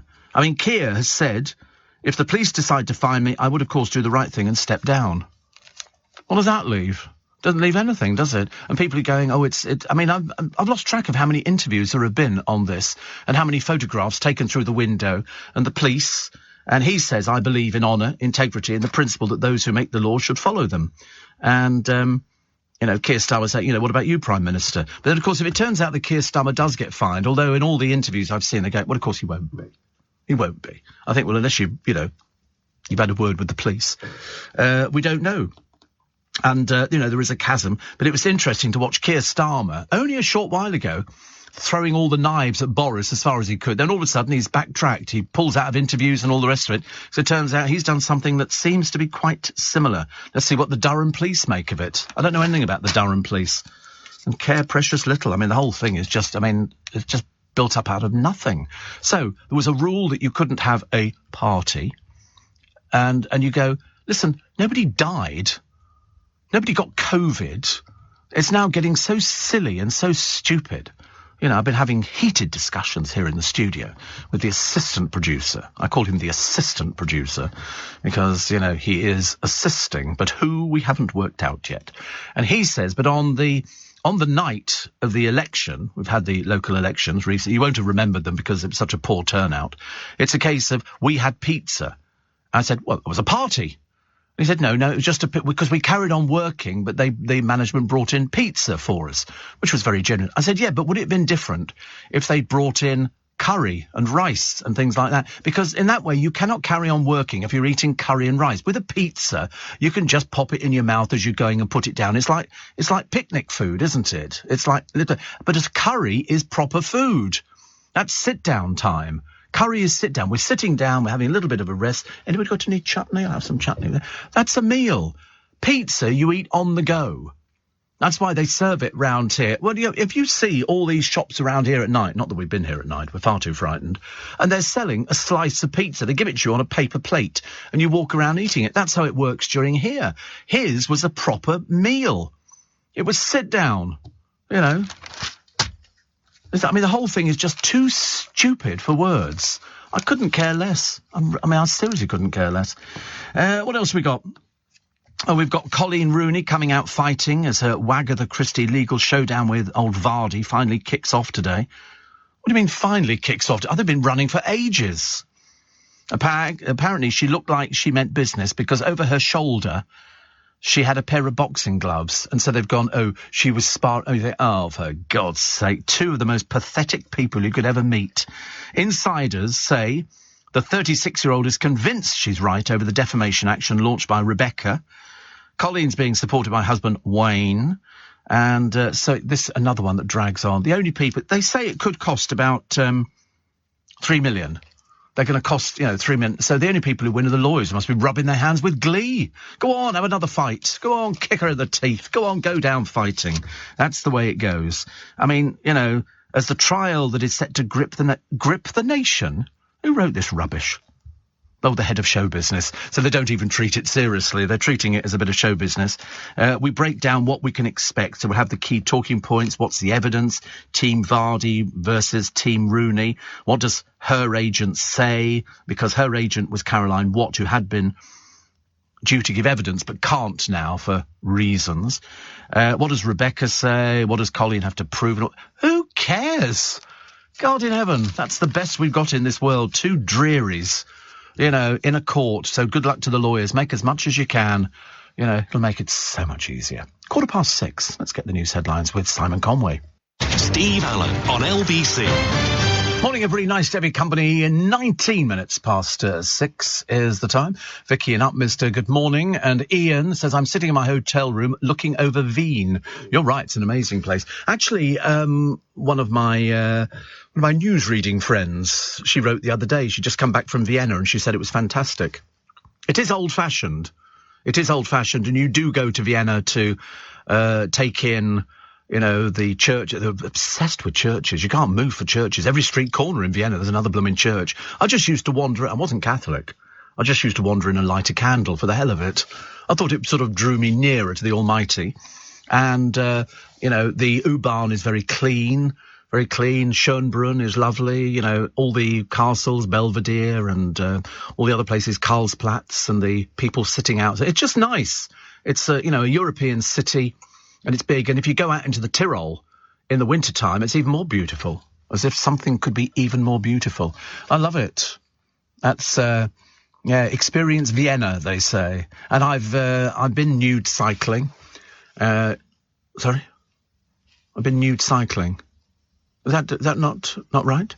Well, I not to say that? Is that okay? I don't know. I feel a bit guilty now. Yes, along the banks of the Danube in the summer, it's nude. And, pardon? On my own. No, I was with a friend. We went out, we rented bicycles, and it took all our clothes off and off we went. Very popular. Did we discover we were on the wrong bank and it wasn't nude on our side? I wonder why people are looking at us rather strangely. No, I love Vienna. It is old-fashioned, but it is, it's one of those sort of places. If you want to go to palaces, you want to go to Belvedere and places like that, you can go there. And then if you really want to push out the Austrian experience, go to Salzburg. It's even more chocolate boxy than it could be. What does everybody eat? Mozart balls. Krugel, they call them, Mozart Krugel. And they sell them everywhere. And the cake shops. But to be honest with you, we had Patisserie Valerie. They look exactly the same. They don't look any different as far as I'm concerned. But I do like that. There you go. Mozart Krugel. And you get 12 pieces. They're just sort of, it's a bit like, what do we call those things? Oh, Frere Rocher. They're a bit like those. It's a small round sugar confection made of pistachio, marzipan and nougat covered with dark chocolate. Originally known as Mozart bonbons. And they sell them over there. You can buy them everywhere, by the way, at the airport, all sorts of places. But basically, they call them, Mozart balls. And nobody ever thought there was anything wrong with it at all. I quite like them. But it's the thing you have to bring back. If you're a tourist, you bring back Mozartkugel, which is lovely. Brit says, just up on Twitter, I see your new look. Well, I have to say, Steve, very handsome. Keep the beard and the hat. Woohoo! Yes, it's my new photo up, which I think you like. Sarah says, would you ever consider presenting Eurovision? Good God, no. Imagine trying to do the pronunciation. The pronunciation alone would be very difficult. And I look completely different with a beard, I've discovered, actually. Wait till you see to tomorrow's picture. I look as though I've sort of joined a hillbilly band, or I'm morphing into Lawrence Llewellyn-Bowen. Not sure which is worse. Steve, what about the Batmobile, says Mike? Lady Penelope's roller with the number plate Fab 1 and Postman Pat's van. I don't know. They don't feature. They do not feature, which is a great shame. Andy says, new listener, last 6 months. I'm an HGV driver from Guildford. I love your tidbits every morning. Thank you. Not a lot you can say. And June says, I miss you so much when you have a day or two off. I never get days off. Well, I get the weekends off, which is quite nice. No, we're here. Come rain, come shine. Come rain, come hail, come summer or winter or whatever it happens to be. Actually, I was thinking about Christmas this morning as I was coming in the car. I was sort of thinking, do you know, the Winter Wonderland. I didn't go last year. I think because we still had the COVID and you had to sign up in advance, and I didn't want to go through that rigmarole, so I didn't go to Winter Wonderland. You had to buy tickets, and I don't like that. I think a fun fair should be open. You just go there, you enjoy the sights, the lights, and all that kind of stuff. So this year, I'm definitely looking forward to going. Steve, listening to as usual from my hotel in Tripoli.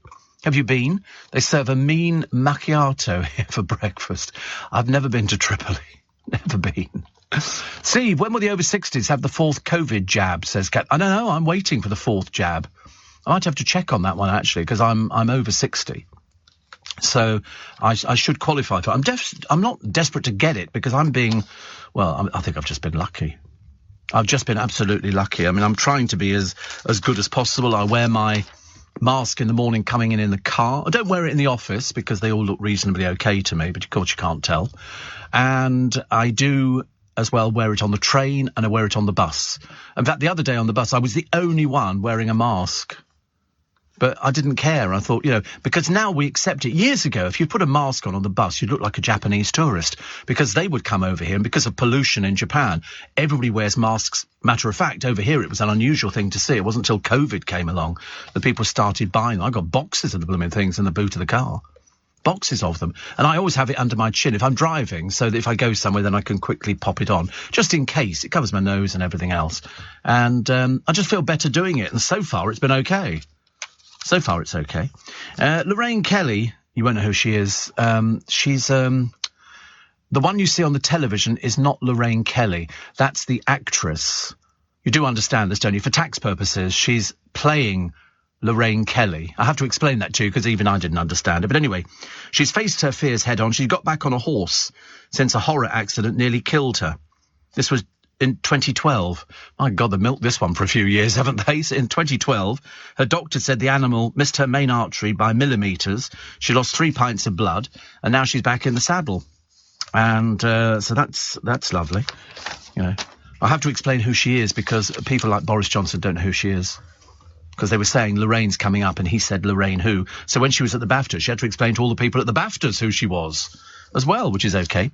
Hay fever drugs, Piriton, apparently the most popular. It's the only one I'd ever heard of. For adults, they're out of stock online at Boots, Lloyd Pharmacy and Co-op Pharmacy, although Piriton syrup for children is still available. The issue is due to a shortage of an active ingredient in hay fever remedies. This coincides with a high pollen forecast, peaks of 23 centigrade in the coming days, and shortages seem to be limited to pills, which contain this chlorpheniramine malate. It's an antihistamine, and there are other things that are available, but a lot of them are not. Apparently, oak trees are currently the major producer of pollen. Now there's a bit of grass pollen in the mix, with recent dry weather and fairly light winds, which gives the opportunity for quite high levels to accumulate. So what does it do? Does it fly through the air then? Is it so you can't see it? It just, well, I don't know. It's no good asking me. I mean, I don't suffer from it. Thank goodness. So the pollen, look out, there's pollen coming towards us. Woo, scary. But, for people who suffer from it, it must be an absolute pain because we've got loads of oak trees round our way.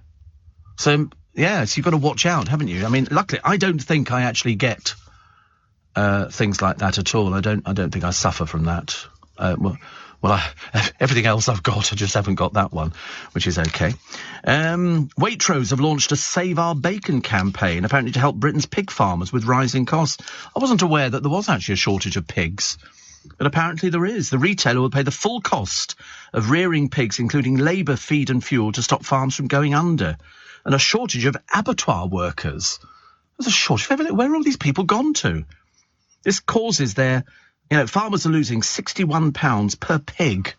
I remember seeing it, I think, on YouTube.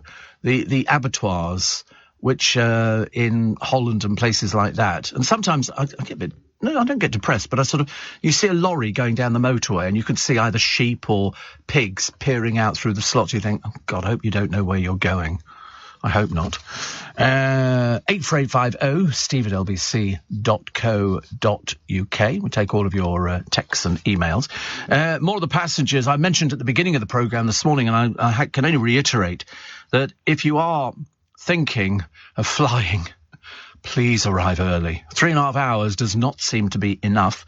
Manchester, number of people left in tears at security delays. Major log jams at Birmingham Airport, but at Stansted it was returning passengers who faced delays.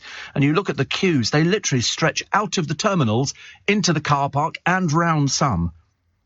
There was some people in queues at 4:30. One woman branded the delays an absolute disgrace. The trouble is, you know what's going to happen? People are going to get very angry with the check-in staff. It's not their problem. They don't know what to do about it. They're not the ones. They're there. They've turned up to try and get people through. But passengers were facing delays, even queuing from 4:30 in the morning. So if you're going today, check beforehand, because if there's long queues, this is going to be your nightmare, especially if you've got kids and they're sitting there and you think you're going to be going on holiday. Birmingham said half of the 15,000 people flying were booked to depart in our busy dawn peak, so we took the decision to run security queues outside the terminal to avoid them getting tangled with the check-in lines. Apparently, at Stansted, the electronic gates were not working properly. I mean, it's a complete and utter... And so, there's an aid package for pig farms because they're going under. There's not enough people when you get to the airport to fly the planes. They don't have enough trolley dollies up there. We'll have to get Wayne on overtime, I think. I mean, they must have... I mean, I don't want to appear naive about this, but they must have been expecting passengers. This isn't a surprise. You're a blooming airport. Who do you think's going to turn up? Pig farmers? It's ridiculous. They turn up and there's not enough staff. Well, get the management out there working. Because to get people through is, so not only are people's holidays been absolutely ruined, because there was, I remember seeing a couple, I told you, on the television yesterday, and they queued for 3.5 hours and they didn't get on.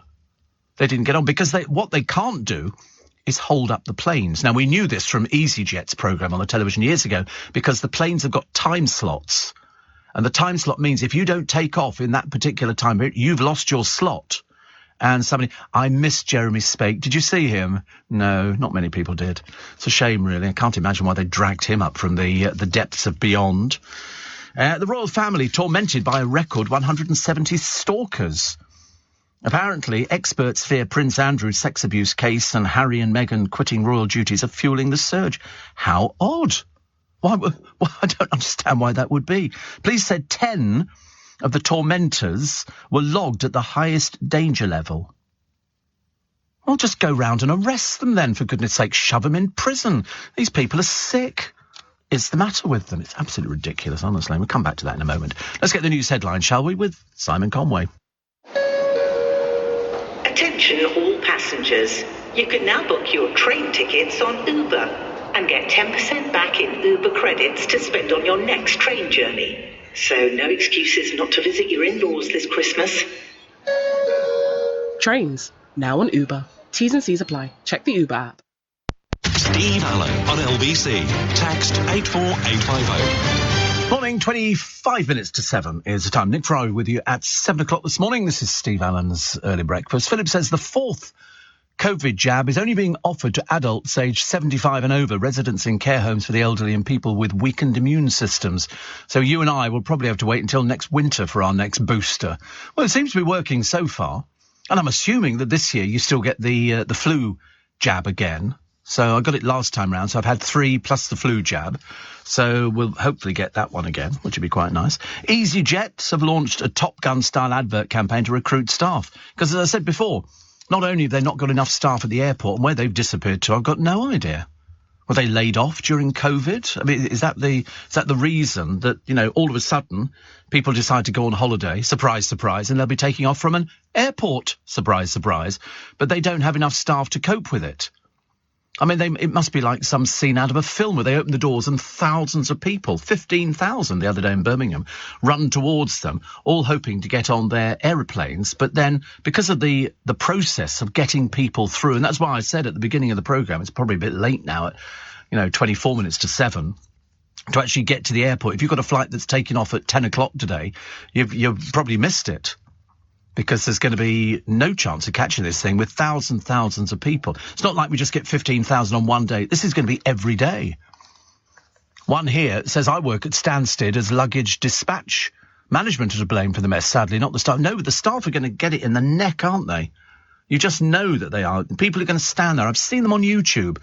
Not necessarily in this country, but in America, people stand there, swearing and effing and blinding at the staff behind the counter who are doing their best to get people through, and then somebody's luggage they've not weighed it, so, they can't get it through. I mean, it just is ridiculous. It is absolutely ridiculous. And you worry about how many other people's flights are going to be disrupted. So now, EasyJet, I mean, apart from the story yesterday we had where they're taking seats out of the plane, so they're not flying as many people, I mean, how long before British Airways have to start sort of cancelling yet more flights? And that way it's going to be an absolute disaster. People who thought they were going on flights. The worst thing is you have to check. I mean, airlines, I think, are required by law to provide, I think it's 1 member of cabin crew for every 50 seats. So if you take away the final row of 6 seats on, I think, their smallest plane, which would be, I think it's about the A319, EasyJet will cut the number of passengers it can carry from 156 to 150. Like, that's going to make a difference. Therefore, it will limit its requirement to 3 rather than 4 cabin crew, so they can save on that. But imagine the stress put on 3 cabin crew to serve 150 people. Each one of them's got to look after 50 people. I mean, it just is ridiculous. It is just crazy. So EasyJet are now running a campaign to recruit staff. There's research that suggests people believe gender stereotypes are dominating Hollywood films. Only 6% of pilots worldwide are women. But EasyJet have doubled that amount. Chief Executive says Top Gun is one of the most famous aviation films. We wanted to show young people they don't have to be limited by outdated stereotypes. Good God. That means we could have everybody. I mean, there's nothing to stop anybody being a pilot. Gay, straight, bisexual, transgender, black, white, doesn't make any difference. Just go and do it. It's a job. I mean, the worst thing is they have jobs waiting. There's no excuse nowadays not have a job. Ridiculous. Tony says, do you think that the Queen will hand over the crown to Charles? Not a cat in Hades chance. No, she's already said she's there until she goes. It's as simple as that. She can hand over little bits and pieces to him to do. Apparently you can't be a pilot if you wear glasses. Really? Well, I've seen pilots wearing glasses loads of times. I'm not sure if you could be sunglasses, yeah. I'm not sure. I mean, but that's discrimination. You'd be telling me next you can't be a pilot if you're a diabetic. I know you can't be a fireman. There's certain jobs you can't be if you're a diabetic. So you can't be a pilot if you wear glasses. That is ludicrous. Well, I mean, what are you doing? You're not exactly going to stop the thing at the traffic lights up in the air, are you? So it doesn't make any difference. Fighter pilots can't. Airline pilots can if they wear glasses. So they can wear glasses. I don't want to be a fighter pilot. I love the way they look at me and they go, you can't be a fighter pilot, Steve. Also can't sell candy floss either, because I can't wave my stick around the inside of the machine. Fighter pilot. You imagine Steve Allen as a fighter pilot. It's just so ridiculous. So you can fly a normal aeroplane. Oh, that'll be good. Unless we're going to turn EasyJet into fighter pilots. You can imagine, what a fantastic idea. OK, brace yourselves, passengers. We're going in for this one. OK, Moscow, here we come. You can just see it, can't you? It is so funny. Steve, I'm walking my 2 Australian Labradoodles. Wow. On Norman's Bay Beach. Very breezy, says John. I love a breezy beach. John in Colchester says, talking of airports, considering how many people are afraid of flying, I think it's mean that the last building you go through is called the terminal. Yeah, it's an old one, isn't it, really? It's amazing, actually, how many people... They do special courses for people who are afraid of flying. I'm not afraid of flying. Although there was the guy from Posh Porn the other day, and they wanted to lend money on their helicopter, and he had to go up in the helicopter. And so what they did to frighten him, when he was actually up in the helicopter, they pushed a little button and went, woo, woo, woo, woo, woo, woo, woo, like that. And he got really, really panicky, thinking, oh, my God, the thing's going to crash. And when they came down, he said, will you winding me up? And then he used some rude words. And... But I'm not a helicopter fan. I've got pictures of me in a helicopter, but I don't think it ever took off. And I went in... I don't think it took off, no.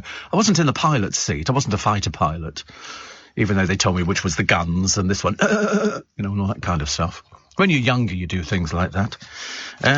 What else do we do? One of Britain's loneliest dogs is still waiting for a loving owner after a year in a rescue centre. He arrived at Battersea Cat and Dog Home after being discovered as a stray. Poor soul, honestly. I don't think any dogs... They have this lovely programme on the television, which I watch most days, and it's in San Bernardino or something like that, or San Diego, and they have their version of the RSPCA going out there rescuing animals that people have just abused and trying to get them, back in so they trust it. And some of them are just so gorgeous. Absolutely gorgeous. They really are. What else have we got in the papers? I'm so depressed about the Queen not being there, but I'm going to have to watch it now just to see whether William is going to be doing anything. I don't think so. I'm assuming they'll do exactly the same. It's just that Charles will be replacing the Queen and then William will be sitting with him. You think, you think that she's... Oh, right. You think I'll stick around or they'll stick around? Well, I'm too busy being a fighter pilot. I haven't got enough time to go and watch all these things taking place in Parliament. So the Super Slimmer, it's just an advert for a slimming thing. The old breakfast that this woman used to have, and I love reading these things. 3 supermarket sandwiches with crisps and chocolate bars. That's what she used to have for breakfast. 3 supermarket sandwiches. Small wonder she was 33 stone. For lunch, a tear and share cinnamon roll. I'm trying to pretend I don't even know what that is, actually.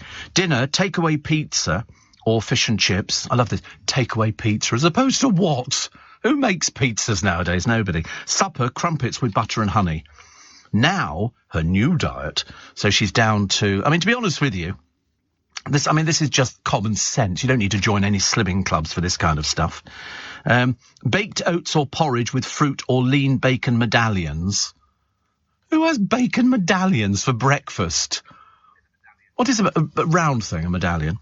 Lunch, Cajun salmon salad with a pita bread or jacket potato and cheese. And dinner, Moroccan lamb, stuffed butternut squash or baked feta pasta. Was it every day? How boring. I think I'd rather sort of remain the same size. Although, actually, I think I am losing weight. I'm definitely losing weight. And I only noticed that when we looked at the picture that we put up this morning. And I thought about... In fact, I looked at myself in the mirror in the toilet a short while ago. I remember thinking... I think you've lost a bit of weight, Steve. I can always, with me, it's on my face. I can see it on my face. And I'm eating well. Well, I'm living on asparagus. God help us. What happens after we run out of British asparagus? I've got no idea. No idea. Energy bills, they say, could surge to about £3,000 this autumn. Well, that's it. We just have to turn all the electrics off and everything else, don't we? Which is not so good. Putin blaming the war on the West. He really isn't a well person, is he? Poor little soul. Never mind. What else we got? Javid urged to act as child mental health cases rocket. And I think the Duke and Duchess have reached out on this one. And sad, Deborah James says she's having hospice care at home. After stopping treatment for bowel cancer. So she's going to let it take its course. I've heard this with a number of other people, actually. There was a couple of children a short while ago who said that they didn't want any more chemo. They'd had enough. It was wearing them out, and so they decided just to let nature take its course. She did the You, Me and the Big C podcast. She says, nobody knows how long I've got. And she says, she's only 40. She says, I'm sleeping most of the day. Most things I took for granted are pipe dreams. Even with all the innovative cancer drugs in the world or some breakthrough, my body just can't continue. She's been writing about this for 5 years. And she said, it's been the rebellious hope in me. She's lived with stage 4 bowel cancer since 2016. And she was told then she might not live beyond 5 years. She's got children, Hugo and Eloise, with husband Sebastian. She says Bowel Babe Fund is being set up in her name. I mean, it's very brave. It's very brave to go through anything like this. But when you can share it with people, it makes a lot of difference. So we wish her the very best. 6:45 is the time. Let's get the news headlines with Simon Conway. Leading Britain's conversation. LBC with Steve Allen. Morning, 6:50. I see a top TV sports host said she walked out of a prestigious football dinner after a tirade of sexist, racist and homophobic jokes from a comedian. I think it's Elida Barber, was one of several women to protest at the Scottish Football Writers Association gala on Sunday night. The Sky and BBC football and golf presenter tweeted, never felt so unwelcome in the industry I work in than sitting at the Scottish Football Writers Award. A huge reminder there is still so much to do in making our game an equal place. Fellow guest Gabriella Bennett said, I walked out after about 5 minutes. There were 3 or 4 crass and sexist references to women that segued into a racial slur. The SWFWA apologised and said, we have agreed unanimously that this will act as a catalyst to review and improve the format. You see, what I'm more interested in, who was the comedian who was doing sexist, homophobic and racist jokes at a football writers thing? That's what I'd like to know, but they don't tell you who that is. It'll hit the papers. Somebody will be there thinking, maybe we shouldn't have done this. Maybe we shouldn't have done it. Dame Mary Berry is delighted by the unbridled inventiveness of the 5,000 entries, count them, 5,000, to the Queen's Platinum Jubilee pudding competition. They're coming up with a pudding. Subjects of all ages, people have concocted things with cream, fruit, marron glacé and sugar of the spun crystallised variety, icing and caster varieties. The 5 finalists will be put through their paces on Thursday. So I quite like a pudding, actually. I don't have puddings very often, but I do quite like a pudding. You know, something. And I like spun sugar. I like looking at it, but I don't.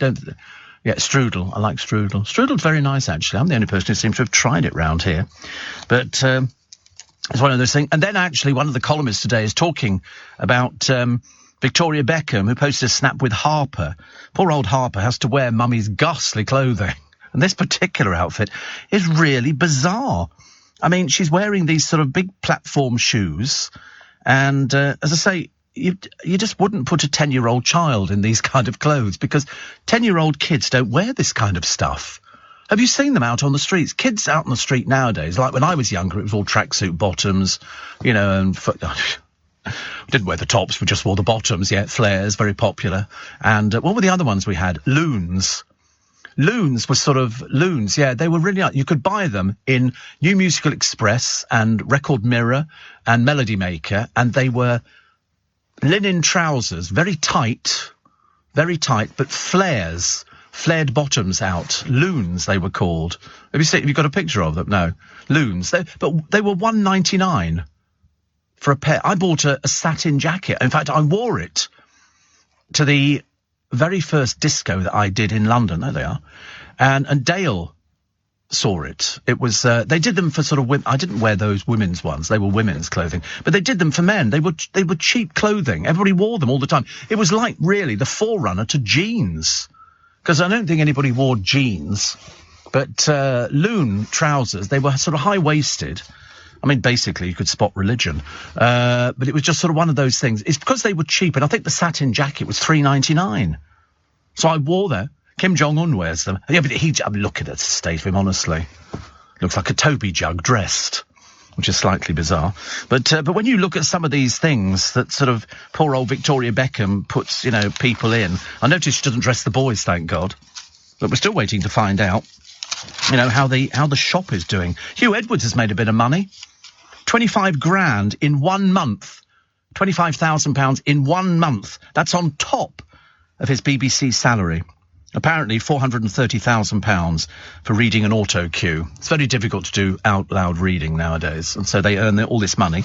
And he was doing 3 other jobs which earned him between £5,000 and £10,000 each for Hugh Edwards. So there you go. So, you know, all these people's salary seems to sort of jump up. So he can't ever complain about the money, can he? If he's earning, on top of his normal salary, $430,000, there's another $25,000 in 1 month. That's more than people can earn in 2 years nowadays. It's absolutely unbelievable. Pilots can definitely wear glasses, Steve. There are some eyesight considerations, but they can wear glasses. Loving the show today. Thank you very much indeed. Amir in Camberwell says, Steve, whilst the world economies slow down, an Andy Warhol silkscreen print of Marilyn Monroe just sold at auction for $195 million. Did it? $195 million? Blimey, that must be a new record. Steve Jake says, I'm an airline pilot and also an instructor and recruiter. To train privately costs in excess of £150,000 and no job is guaranteed at the end. Highly competitive and very demanding, both financially and academically. I found this shot sage blue Marilyn, $195 million. 195? Who paid that? It's apparently one of the... it's held in the collection of the Swiss art dealers Thomas and Doris Amam. It was sold... Pre-sale estimates had reached as high as 200 million. Good Lord above. I'm sorry, somebody told me there was a recession on. Obviously not in the art world. But Jake tells it. I know it costs a lot of money to train people, but the trouble is, they're so short. I mean, we're going to be seeing airlines cancelling flights left, right and centre. There's nobody to fly the planes. There's nobody certified to work the trolley dollies at the back there. It's ridiculous. But he's an instructor. Do you know, it's never interested me learning how to fly a plane, but I used to watch the EasyJet programme or watch them going through their training and people training for cabin crew and training for everything else. They're desperate for everybody. I mean, to have all these disasters at the airport, it's down to management. It's down to management. And courts. Actually, I should have done this story earlier on because I was quite pleased about it. They're going to be empowered to dish out tougher punishments for animal cruelty crimes under proposed guidelines. And this is including tail docking, animal fighting. We still have it. We still have it. So they reckon now that the maximum penalty from 6 months will go up to 5 years in jail. Because I've seen dreadful cases of people with horses who they've let to literally just die where they stand. Most disgraceful case was in a farm, I think we saw in the country, and they had to go down and try and rescue these animals. People just didn't even look after them. They were disgusting. Absolutely disgusting. The multimillionaire who owns Seconda watches is being sued by his younger brother, who claims he hid at least 1.5 million that their father left to them. Forgot about Seconda. But wherever there's money involved, you can guarantee there's a court case. And where is the dearest city to rent in the UK? London? No, not London, actually, surprisingly. Surprisingly not. Renting is becoming increasingly expensive with Oxford, which is now the least affordable place with a staggering average cost of £2,357 a month. That's what people have to pay. That's more than twice the national average. Finding the best property, Burnley is the most affordable. I mean, who the hell wants to go to Burnley? What is it for Burnley if you go to, college in Oxford? But apparently that's averaged at £506 a month. Because I always love these television programmes, where they show you somebody buying these wrecks of houses, they do them up, and then they bring around the estate agents, and they say, so how much could this get? And they go, well, they paid $80,000. I would probably market this at £120,000. I'm thinking, you're having a laugh, aren't you? And then they go, and if you were renting, and they go, I think between £300 and £400 per calendar month. I'm thinking, you want to come and live in London. Halifax is only 520 and Doncaster 525. But Oxford... I suppose if you're clever enough to go to Oxford, well, then you're clever enough to pay the money, or at least ask your parents to pay it for you, which will work very nicely. Morning, everybody. Welcome. Wednesday, May the 11th. Why was everybody talking about music? Why was Darren talking about music? He likes talking about music. But it's interesting that when we first moved into this building 10 years ago, I can't remember how many years ago it was now, on every desk around Capitol and all this, there were piles and piles of CDs, albums, also. I mean, the stuff used to come in, then all of a sudden, overnight, whoosh, vanishes. And it's all on computer. There's a name for it. I can't remember what it's called. What is it? No, there's a name for the programme that was on the computer, which literally is sort of centrally done, and so all the music's programmed. So Zeta, is it? So you don't have the luxury of actually putting a disc on a turntable, putting a needle on it and sort of waiting, or putting a CD into the box. You know, it's just all screens. Touch screen, you can see the records coming up. They tell me, I've got no idea, no good asking me. And Pink Floyd, that's why, Pink Floyd, they're selling their back catalogue. 350 million quid. They're all doing it, you know. They're all doing it because why not have the money now as opposed to sort of having to wait a long time? I mean, still, my favourite Floyd album was Dark Side of the Moon. Still does. I mean, you know, there's Us and Them, Time. It was all wonderful stuff, actually. Very, very powerful memories. But LBC used to play a lot of music. Even when we were back in another building before this one, I used to play music in the morning to intro the programme. And it was Wake Up, It's a Beautiful Morning, then The Bitches Back with Elton John. And if you wanted to play a little bit of music, you could play a little bit of music, provided it was incidental to the thing you were talking about. So if I was talking about the show Annie, we'd play a little bit of The Sun Will Come Up Tomorrow, bet you, and so it would go on like that. But no, we had loads of people, the great Sid Burke, Suresh Joshi, with Geet Mahler, and Sandy Forbes with his nostalgia programme, records which were, you know, really very old, and they were all sort of cleaned up again. And we had classical music as well. Keith Howell did a jazz programme, but we had classical music every morning. It was called Music to Brighten Your Day. So I would finish at 4, and then you had 2 hours of classical music introduced by, I'm now trying to, I can picture him, but I can't remember his name. But it'll come to me a little bit later. No, what was his name? Oh, no, nearly got it there. Somebody Scott, I believe. But it was very popular, and different people introduced it. Philip Bacon did it as well. And lots of other people did this classical music to brighten your day. And it would be all sorts of things. You could drive home listening to it. And it basically gave the station the chance to sort of clean the studios and prepare for the AM programme with Bob and Doug. That was the way it worked in the early days. But what's the matter? You can't find the name of this bloke who did morning music. It was somebody Scott.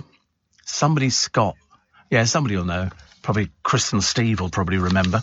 So it's Wagatha, day 1 it was yesterday. Hilarious. Poor old Peter Tiddly on Pom Pom Andre just going into Greece. Probably the best thing, I should imagine. Can you imagine all the people standing outside the stage door? How embarrassing. And this was brought up in court because this trial... It's a case of you said this, I said that, you leaked this, no I didn't, yes you did, no I didn't, yes you did. Anyway, so it went on. And it's going to cost them the best part of $3 million. To be honest with you, 2 stupid little girls messing about in the High Court. They want to do it. You know, they've come up with all sorts of garbage, you know, oh, this ruined my life and all this kind of thing. And then all of a sudden a phone falls over the side of a boat into the North Sea and sinks beyond belief, which had all the vital information on it. I mean, how lucky, how unfortunate that a phone just falls out like that. And so Rebecca Vardy, who's denying this and denying that and is taking old Rooney. I mean, the other thing is that they've mentioned on day 1, she did a story about Peter Andre's little chipolata and the fact it only lasted for 5 minutes. I mean, to be honest with you, that seems to me like a lifetime. A record there, 5 minutes. And he was shaved and all the... I mean, all of this sort of stuff. Enough that you don't want it. So poor Peter Andre, I mean, people are just going to be pointing and laughing. But there again, we did this story months and months and months ago, years ago. It was known as Peter Andre's Little Acorn. You know, it's not his fault. You can't sort of pick what you get. But I remember him asking in the jungle. He asked Jordan when he was trying to sort of, you know, get off with Jordan, you know, do you think it's big? And I'm thinking, God in heaven, who'd have ever thought it would reach the High Court in London? Who would ever have thought it? You never would have known. Never would have known. Which was, you know, I mean, embarrassing for him. Very embarrassing for him, but, you know, people will point and laugh. Somebody said, actually, in one of the papers, they said, for the first time, we actually feel sorry for Peter Andre. No, not really. Not really. Former England cricket hero Graham Thorpe is seriously ill in hospital. And the bowel babe, Deborah James, has posted her poignant farewell. She doesn't know when she's going to die. In case you hadn't followed, the person who was with her on the podcast has died. already. And she's had this bowel cancer for some years. The urgency being, get yourself checked. It's as simple as that. Deborah James says she's been reduced to tears because within 24 hours of the appeal she launched, people have donated more than £1.5 million, which is quite something. And she said she's surrounded by so much love. What she's having is hospice at-home care for this terminal bowel cancer. And it's a case of she doesn't know. They don't know either.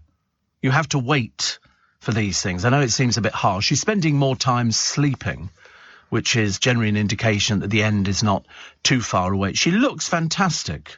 She looks so glamorous. I've never seen anybody look so glamorous. She looks absolutely amazing. But she's talked about it. The family have lived with it for a long while. I think since about 2016. And then all of a sudden it sort of escalates itself. The drugs that they were giving her, her body just isn't really interested in things like that, and everything shuts down. But it goes through phases. You ask any doctor or palliative care nurse, how much longer, and they'll say, how long's a piece of string? I can remember when my brother's wife's mother died at Christmas while we were there, and the nurse had been in and said she won't see Christmas Day. They knew because they could tell by the way it had gone through, and she didn't.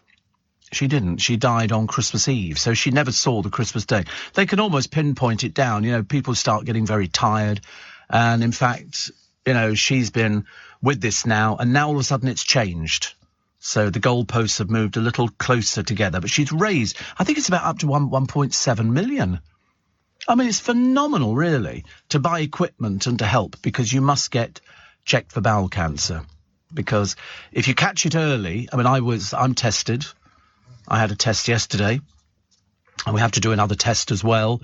So you have the usual thing where they sort of push your stomach, any pain there when you're eating, that could indicate all sorts of different bits and pieces. So if you're of an age and you think maybe there might be something, it doesn't cost anything. You just go to your doctor's surgery and ask for the little kit. They give you the little kit, you take it away, you do the stuff, and then you take it back. I mean, the bowel cancer symptoms are blood in the stools with other symptoms such as piles, abdominal pain, discomfort or bloating, and a persistent change, in bowel habit, going more often.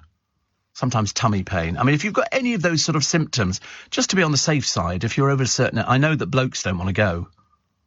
You won't want to go because you won't like all the little bits and pieces that they want to do to you. But if you've got any of the symptoms and you've had them for 3 weeks or more, go to your GP. They could do a little... you do this test, you take the kit away, you can do it in the privacy of your own home, take it back, doesn't mean anything at all, then they send it away and they will come back and they will let you know if there's anything that needs investigating. Because you might not see blood when you go to toilet, but, mind you, having had prostate problems, I could tell you, if you don't see it from one end, you see it from the other, which you laugh about now, but at the time it was no. Steve, do you know the name of the music played on LBC between shows? Is it a classical piece? No, it's all specially commissioned. It was composed by David Arnold, especially for LBC, and recorded by, I believe, the Prague Philharmonic.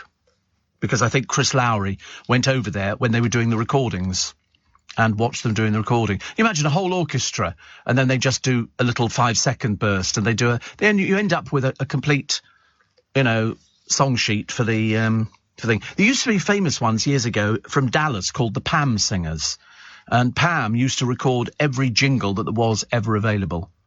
So Pam was it was a company, and they made, no, not a woman, they did have women singing in the choir, but they did all the Steve Allen, do-do-do-do-do-do. That was the Pam Singers. They were very famous because every single radio station had Pam. There's even, I believe, you can find on YouTube how we made LBC's new sound with a recording of the Prague Philharmonic.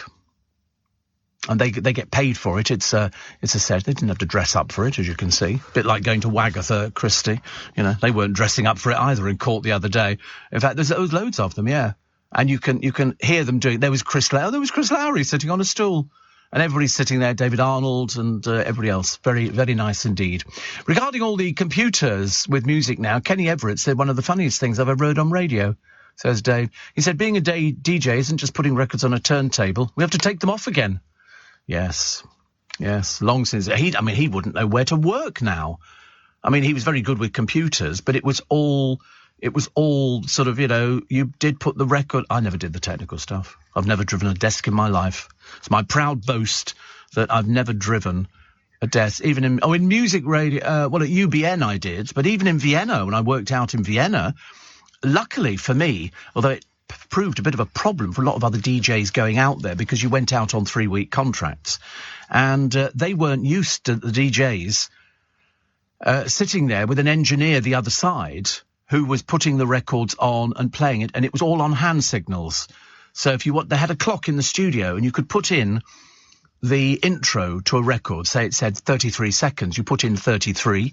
You would sort of put your finger up in the air, the engineer would start the music, and you would push the button. So there was no chance of you crashing the vocals. It was all very cleverly done. Me, I found it dead easy because I was used to working with people who do things for me. I just hold my hand up when I want to go to a break. It's automatic now.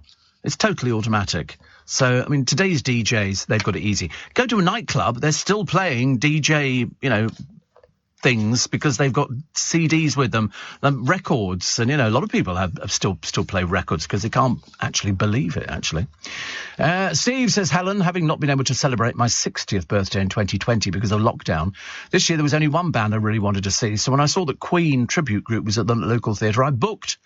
I'd like to have seen the real Freddie Mercury. But unfortunately, can't wait to go out with neighbours on Friday. There's a story I once heard about a lady whose upstairs neighbour was playing loud classical music. Turned out to be Freddie writing Bohemian Rhapsody. Yes, it was the longest record they ever did. It was over 6.5 minutes. Kenny Everett played it first at Capitol, and he put it on, and they'd never played it. Most records were 2.5 to 3 minutes. That was your maximum. And this went for over 6 minutes. Is this the real life? Is this just fantasy? Caught in a landslide, no escape from real. And so it went on. Beautifully crafted and put together. And when it came to the end, everybody went, oh, that was fantastic. And Kenny went, it was so brilliant. He put the needle back to the beginning and they played it all over again. Got into a bit of trouble for that one. Steve, we got some more. Loads more. Oh, I hope you're downloading my interview, which you can listen to later. It'd take about 15-20 seconds to download it. 2 hours of Ian Dale interviewing Steve Allen. Isn't that nice? There you go. And just for you, and you can do it. It's up and ready to run now. 16 minutes past 4. This is LBC with Steve Allen. Morning, everybody. 18 minutes past 4. My friend Rich, who works one of our sister stations, says, I can't believe it takes 37 minutes for you and Ian to cry in the new podcast. Fancy timing it. My friend Ian says, I remember when you used to start with the Bitches Back. Was that when you started at 1 a.m. and then you had it on a badge? I've got one. Yeah, we had all these badges made. I've still got a load. Almost collector's items now.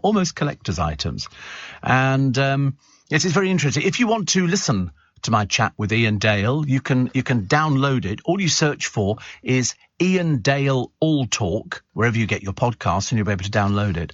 And it runs 2 hours. 2 hours. Darren in Adelaide, Australia, says, finished listening to your chat with Ian not long before you came on air, and what a treat it was. Hearing you talk a little bit about your life as well as your parents, and Dale was great. However, your bit about Barbara Windsor was truly wonderful. A true legend, and one I wish I'd had the chance to meet. So thank you to you and Ian for a wonderful chat and keeping us entertained. And Ian is right. Nobody else can do what you do. He said, so take the compliment, get the big head just for today. I have actually worked out, strangely, after a lot of people telling me, that nobody can do what I do.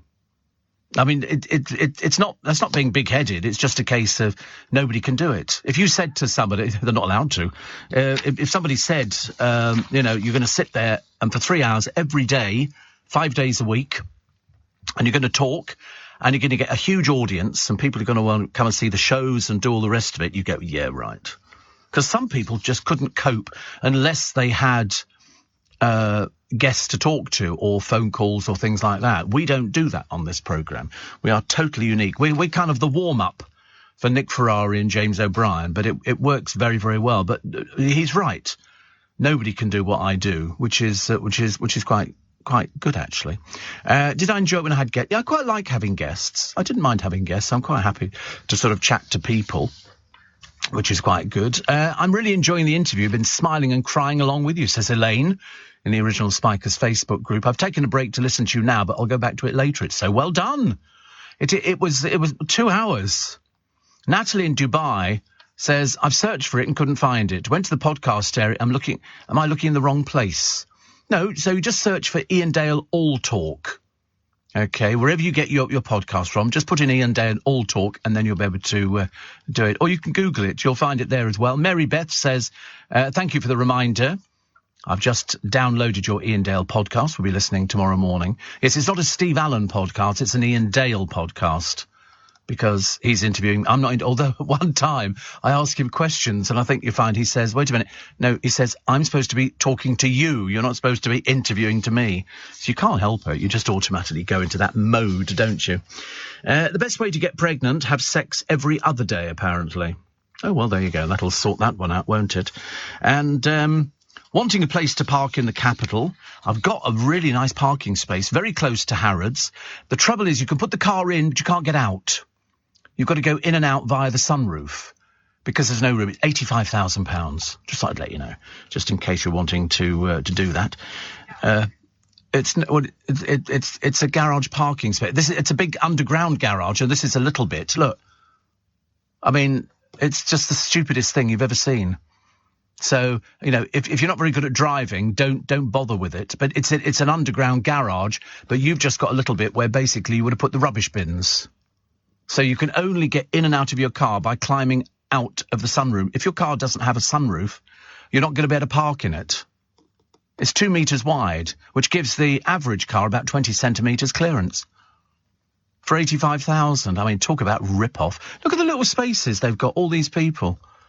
You know, the current owner has covered some of the sharp corners on the parking space to avoid any unwanted scratches. Yeah, a bit of paper on the wall. But they're all in there, little tiny spaces, like sort of... I've seen bigger spaces in hotels. Look at it. Property hunters were left stunned at the price, I bet. It's called rip-off. It's called rip-off. £85,000. It's sandwiched between Rutland Gate and Ennismore Mews. And all the cars in there. There's no way you can get out. It's a case that on some of them you can... But there's one nearby, another parking space, but the price tag on this one, £350,000. £350,000. You know, it's people who are ripping you off. That's all it is. That's all it is. It's a case of, it's just a parking space. You don't even get the car valeted.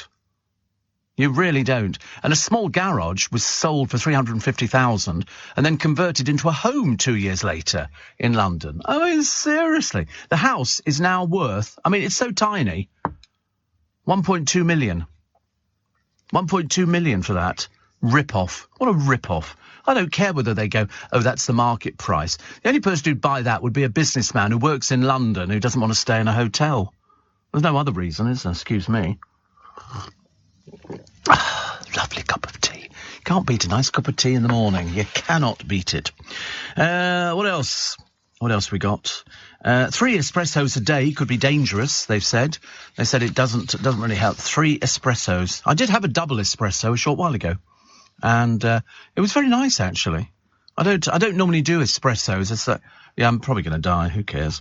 Dawn Neeson's column today we'll look at a little bit later on. Britain's favourite TV brand star.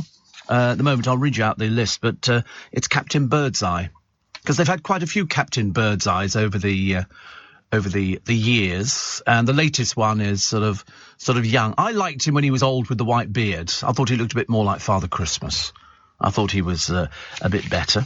Adidas ordered to stop using sports bra ads, pictures of women's nipples all over the place.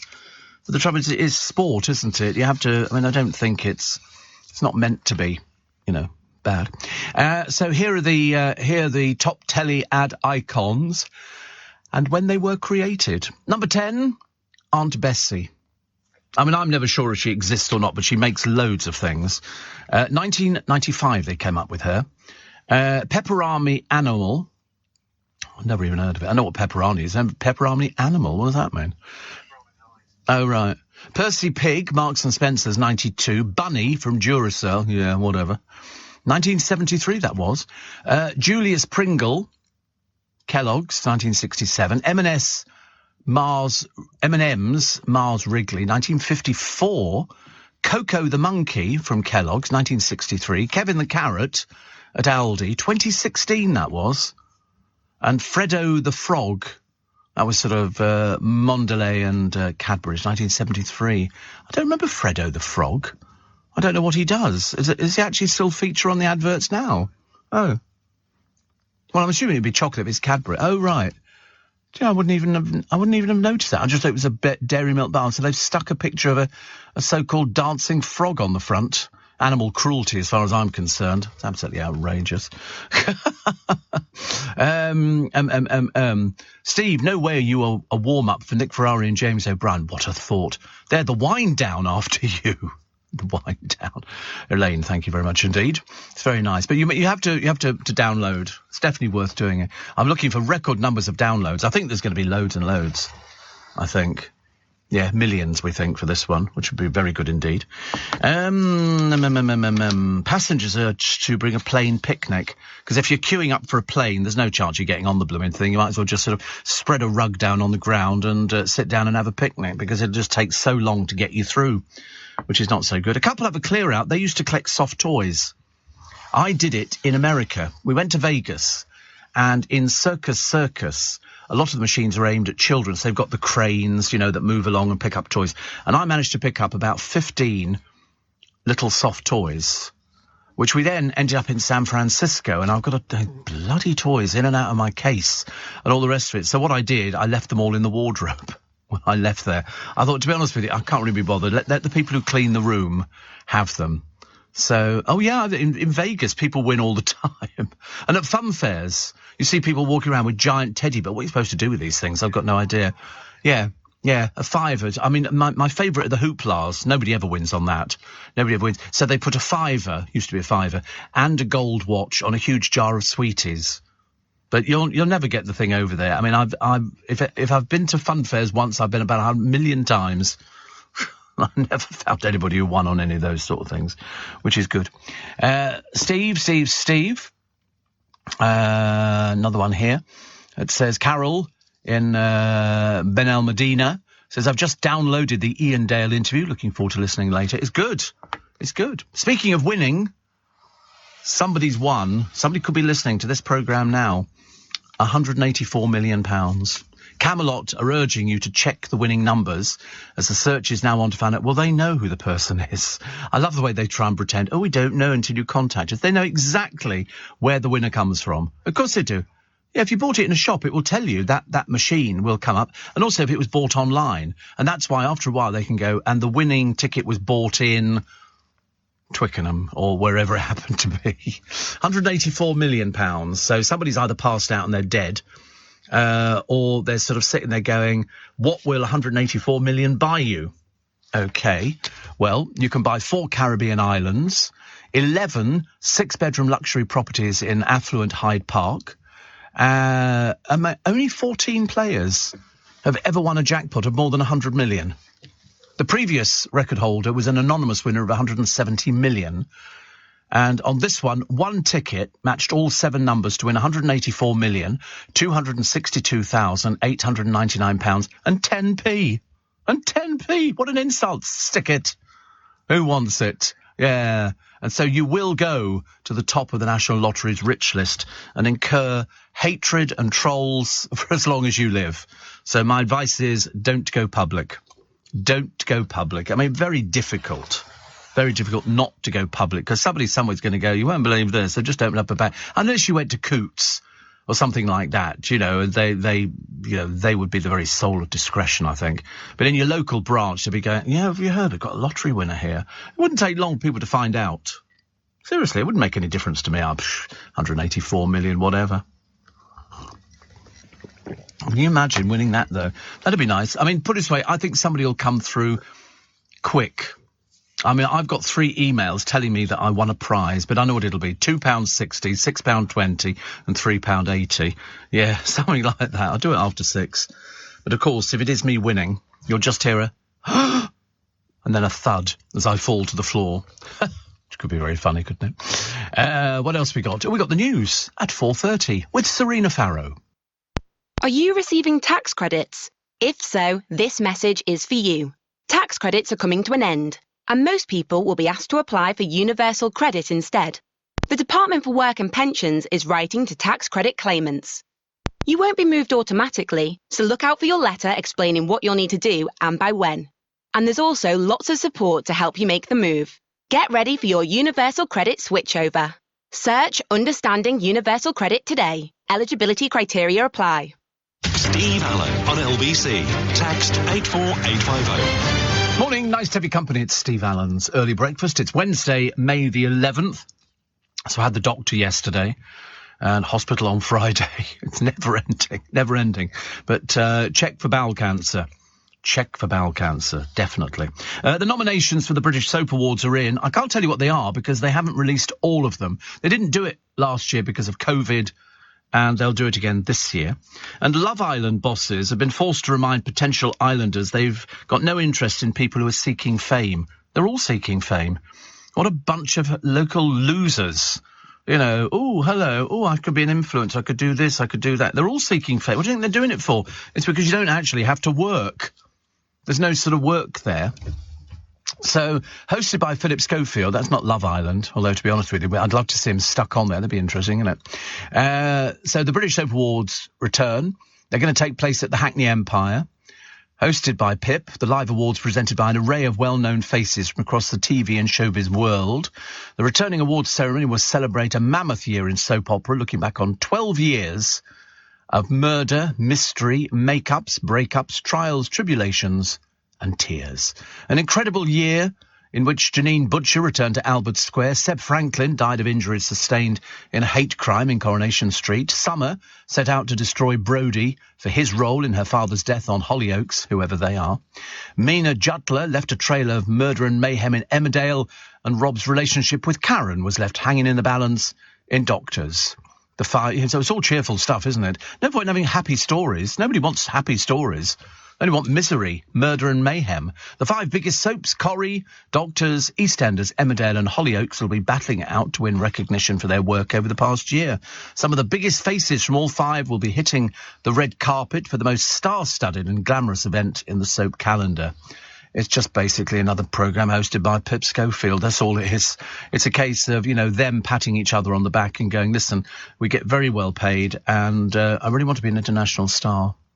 And so, I've been given this award. Thank you very much. Oh, get off. Nobody cares. Nobody cares. It's the people who go and stand on the red carpet taking photographs. What a bunch of weirdos they are. They're very peculiar. Over here, Eamon Holmes can't be seen. He'll never walk. He can't be walking. At the moment, he's not getting sleep. He's not getting sleep. You know why? Ruth snores. It's apparently driving him to distraction. I don't snore. I don't think so. Because, I'm not overweight and I don't drink very much. So I'm quite lucky. But that's the main thing that happens. Steve, nice cup of tea in the morning, says David in Shenfield. I'm driving all the way up to Manchester from Essex for the Bieber conference. I can't even begin to operate without 2 cups of builder's strength. At least 2 pit stops will be needed. I know. And you just hope that the food's going to be good. Apparently you can get an app on your phone. Yes, I've had it, which records you while you sleep and tells you if you snore and make noises. Yeah. I don't. I'm very lucky, actually. Basically, I've died, I climbed into bed late yesterday. I didn't have the doctors till 3:20, so it was a fairly late appointment. So when I got back, I was able to have a Thai curry, which was very nice indeed, and from Marks and Spencer's, with some jasmine rice and a couple of glasses of Prosecco. And then by that time, I was so tired, I just climbed into bed and zonk. I was out within seconds. I'm very good, actually. Kim says, I'll get my nephew on the downloading of your interviews, Steve. I'm a dinosaur with technology. Listen, you're not alone. I want to have a listen. However, I did manage to see your bearded long-hair picture. I right away thought Eric Clapton, a younger, even more handsome version at that. You are no warm-up act, son. You're the real thing. Actually, Pat Sharp wrote and put me down. There's a bloke who looks very similar to me working on another radio station. No audience, but it doesn't matter. And did you see that from Pat Sharp? I only wrote back to him and went, you cheeky so-and-so. Honestly. He thought I looked like, who was it? Alex Lester. Who's he? Is he another broadcaster in the world? Oh, right. Well, I don't know who he is, but apparently he looks a bit like me. Or I look like him. And he then wrote back and said there were two of us. I can't believe I was dobbed in by Pat Sharp. Absolutely outrageous. Goodness sake, honestly. There's no privacy allowed in the world. But, nice. What else we got? Packet of crisps a day puts a stone on in a year. If you eat a packet of crisps a day. Who eats a packet of crisps a day? I don't.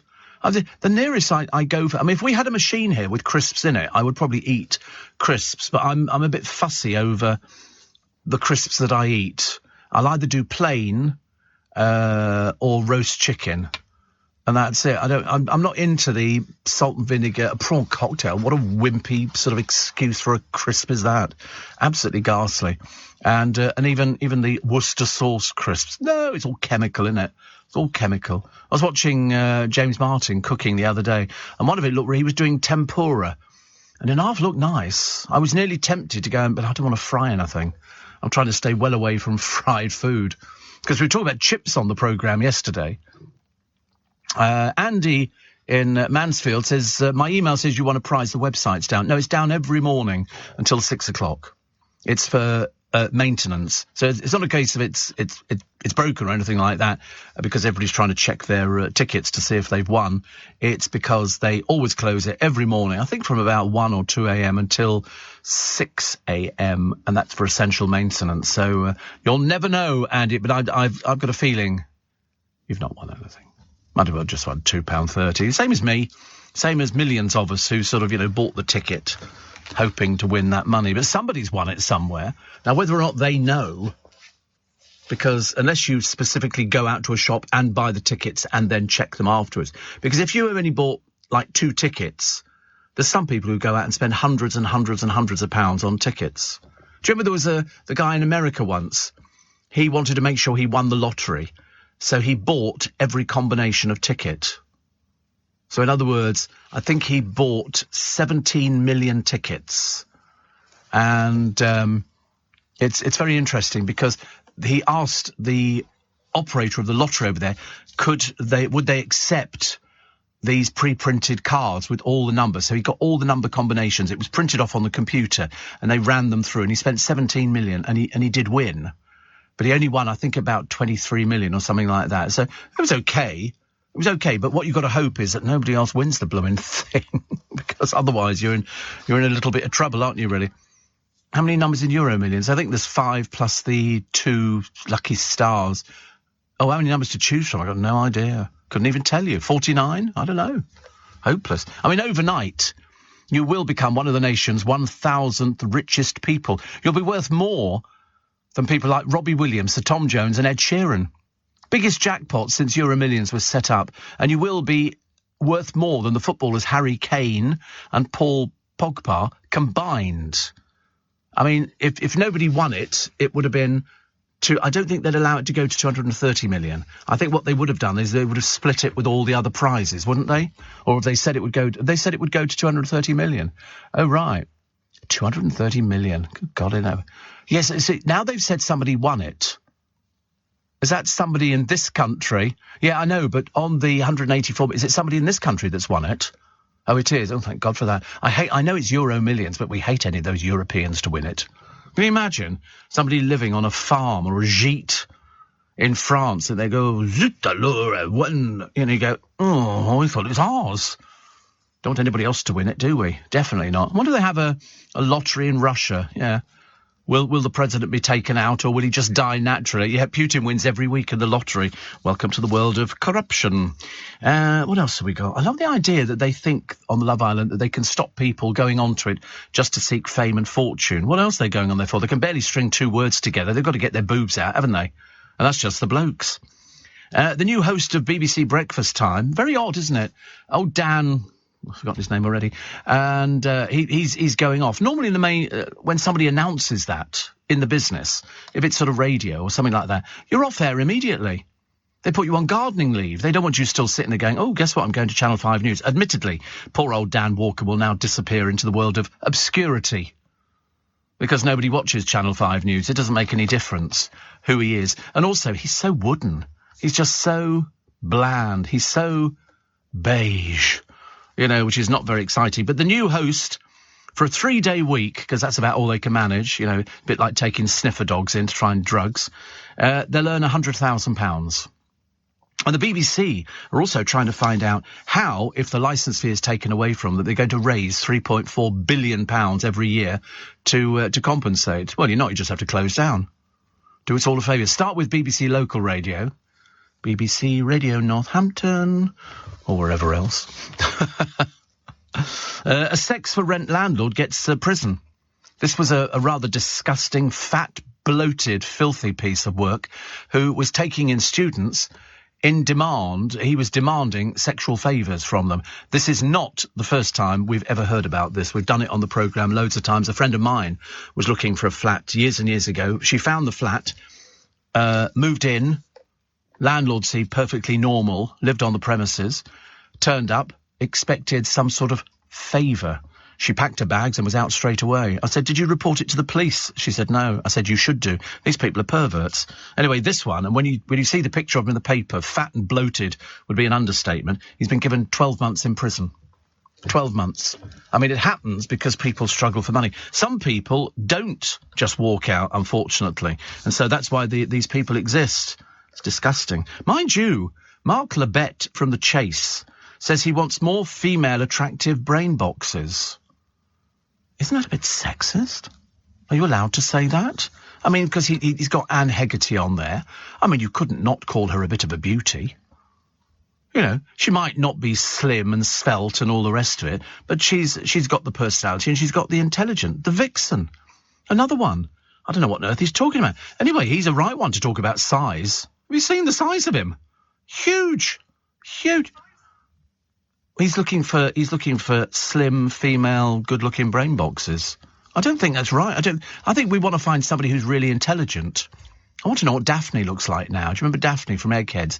I think it MI5. She knew the answer to everything. She really did. Some of them on Eggheads drive me to distraction. She's 83. Is she? That's why she retired, I think. Not because she was 83, but because she was getting on a bit. She knew the answer to everything. You could ask her a question about folk groups from the 50s. She knew the answer. I was convinced she was being fed the answers through an earpiece or something. She just knew everything. But she did it with this, it was all quite nice. Whether they have them on Eggheads at the moment. There's one man on there, most miserable git under the sun. I can't remember what his name is. No, there's the one who's the former train driver or train guard. He's all right. Yeah, he's long-haired. They've got a couple of people on there. Really, how they've made it onto the panel, I've got no idea. Mind you, they've had other people on the opposing panels who didn't do very well at all, but one of them won the other day, which was a bit of a miracle. It seemed more luck than judgment. Steve says, Lawrence, my theory is they close the website because they don't want anybody boozed up hitting the games, especially the instant ones in the small hours. No, they actually close it for maintenance. They have to do it all the time because you imagine how many people were calling to buy tickets for the Euro Millions. I should imagine it would be hundreds, if not thousands, per minute. At least. Talking of crisps... Oh, I can't. I've got to take a break. We'll talk about crisps in a moment because it's 14 minutes to 5. Leading Britain's conversation. LBC with Steve Allen. Morning, 12 to 5. Talking about crisps, says Kevin the Milkman. I love salt and shake crisps. When I was shopping Saturday, I bought 2 packs of 6. I let 2 of my daughters try a pack each, and by mistake, I've now got no packs of salt and shake crisps. It's good, though, that the younger generation have discovered an old-fashioned snack. When you say salt and shake crisps, do they come with a little blue packet in there where you take it out? Isn't that funny? I can remember when you used to get those, and you'd look at the packet going, where's it? Oh, there it is. And you'd undo it, and you'd shake the salt in there. Is that... Oh, right. They don't know. Before, in my day, it was dark blue, and it twisted. It was a twist pack in there. Nowadays, is that what they look like from the crisps? Oh, right. So you've had crisps. You've had crisps, apparently. Yeah, whatever. Thank you, Kev. So that's what they're called, salt and shake crisps. I think it should only just be plain. I don't think there should be any flavours on crisps at all. I was watching, there was a bit, I think it was, who was it who was doing it?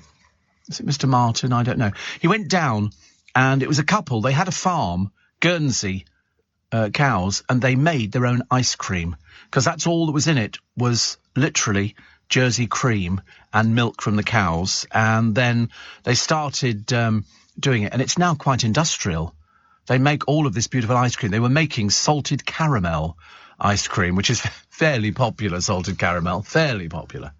And I remember thinking, oh, that looks quite nice, but I've not had ice cream for ages. I did have a feast the other day, which has got chocolate and nuts and, yeah, the ice cream.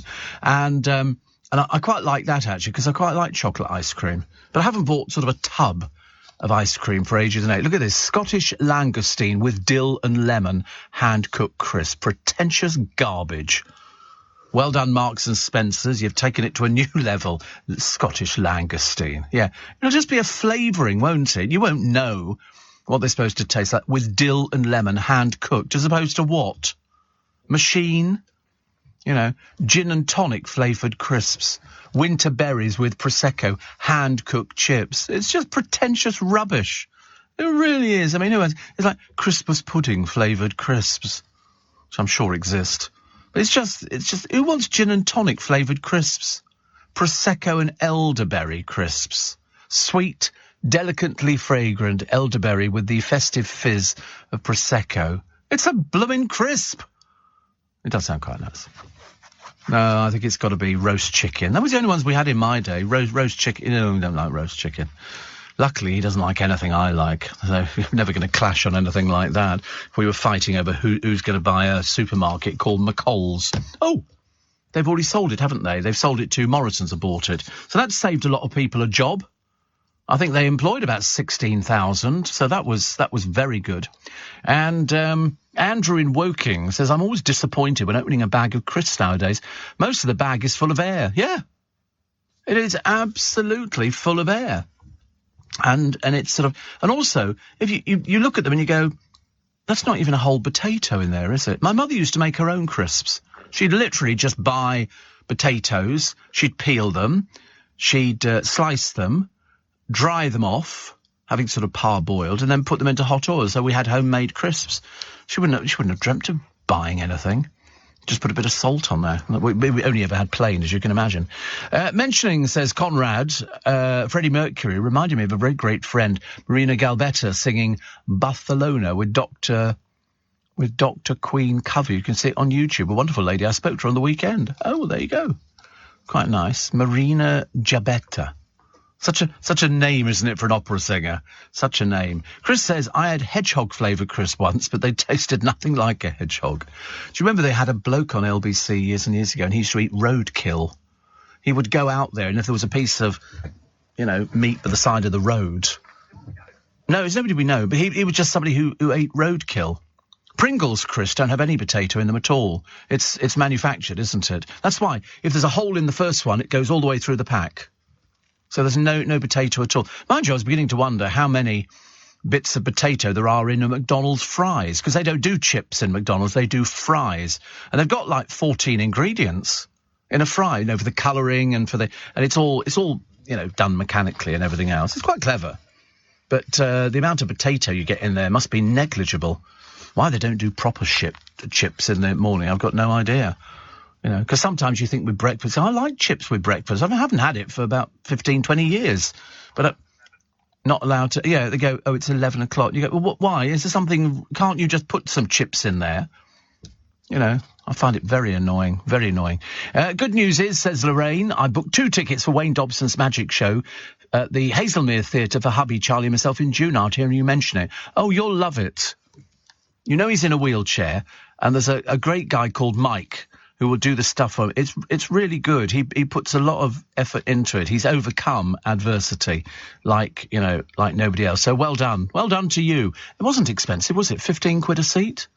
That's really cheap, really cheap. Steve, popular in Austria and Germany, chocolate-covered crisps, says David. I've had chocolate-covered popcorn.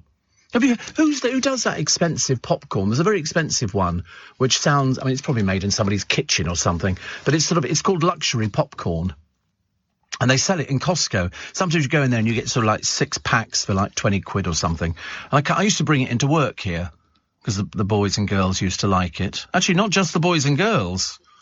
I found somebody, in fact, she likes it, because she works on one of our sister stations, and she loves all the little treats that I leave out there. There you go, that's it. Joan Sef's classic caramel gourmet popcorn.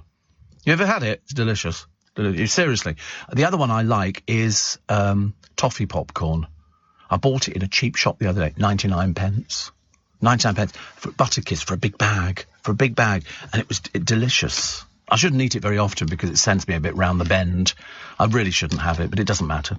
And Sid says, you said salt and shake, and I immediately thought of shake and vac. What, putting the freshness back? Do the shake and vac and put the freshness back? When your body, I can't remember how it goes, when you want to do, it's one for you. Do the shake and vac and put the freshness back. All of those stupid things. Steve, I recently discover, to my horror, no nuts in Feast. It's biscuit. Is it? Oh, I don't mind that. I can cope with that. I'm all right with that. That doesn't make any difference, because it's the chocolate ice cream that I like. So do the shake. I'm trying to remember the words to it now. So when the room smells fresh, so do you. Next time you vacuum, you know just what to do. Next time you vacuum, you know. So next time you vacuum, do the shake and vac and put the freshness back. Do the shake and vac and put the freshness back. There you go. Didn't take long to write that one, but I bet they made an absolute fortune. An absolute fortune. Can you imagine? I used to like the shake and vac woman. I thought it was quite good fun, actually. What else we got? Oh, a footballer. He's French. Nobody's perfect. Has his contract terminated with his football club, I think in Lyon, after breaking wind in the dressing room and laughing. Dirty little man. You're out, mate. Out. Go away. Go away. Shoo. Silly little tart, honestly. Dog owners are the happiest. Apparently so. I would have thought it would have been Pussycat Lovers or something like that. There's a picture on YouTube of an Alsatian that's befriended a crow. And they go everywhere together. Cats can be a bit aloof, can they? I don't know. The two gay boys down in Brighton on Gogglebox, they've got sort of two, I don't know what they are, but they spend most of their time sleeping. That's all they do is sleep. I think they're poodles or something. Very appropriate for hairdressers in Brighton, I suspect. Poodles, honestly. Do you remember there used to be that big one in EastEnders called Rowley, who I think was owned by Julia, who ran the programme? It was a huge dog. I've never seen the size of it, honestly. Yeah, Den and Angie, but I think it was owned by Julia, who ran the programme. Steven Gerrard, apparently a footballer, is investing his cash in a healthy water company. He's put £1 million into it, honestly. A footballer and their money are soon parted. I always like things like that. And the other one is, and I think it was it Caprice's sons? Caprice is apparently some model of some distinction. I can't remember who she is. But I just remember at one point we ran a piece with her. She wasn't very bright. And she pays her sons to vanish when she wants smooches with her husband. So she sort of gives them money and sends them off out the house. Robbie Williams fans are being asked to pay up to 25 quid to park in his homecoming gig in Stoke-on-Trent. Well, don't go to it then. Or take public transport. If you can't afford £25. I mean, I'd love to see how much he's selling tickets for. I bet he's selling tickets for an awful lot of price. But, I mean, it'll be the venue. Well, you have to park at a venue. I suppose you have to park at a venue, haven't you, really? Steve, beef flavour crisp said a crusty cheese roll is a wonderful thing, says John in Peacehaven. Do you know in Subway you can have crisps put into some of their things there? I mean, how chav. Really, how chav. It's just sort of crisps. No, of course not.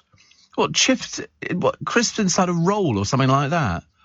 Oh, God, no. I mean, to be honest with you, I mean, I can imagine a chip butty with salad cream. That's quite nice. I might have one today.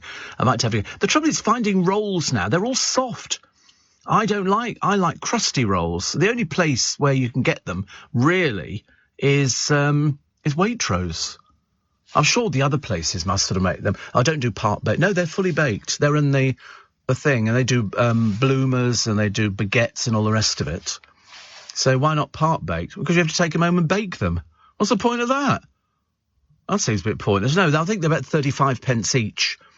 And you can put sort of crisps in there, but you need to do it in a sandwich with soft bread, with, perhaps a little bit of ham and some cucumber, and then some crisps on the top, which you push down and break, and then a bit of salad cream over the top. There you go. Another stunning recipe from the Steve Allen Early Breakfast Show. You don't get this anywhere else, I don't care where you are in the country.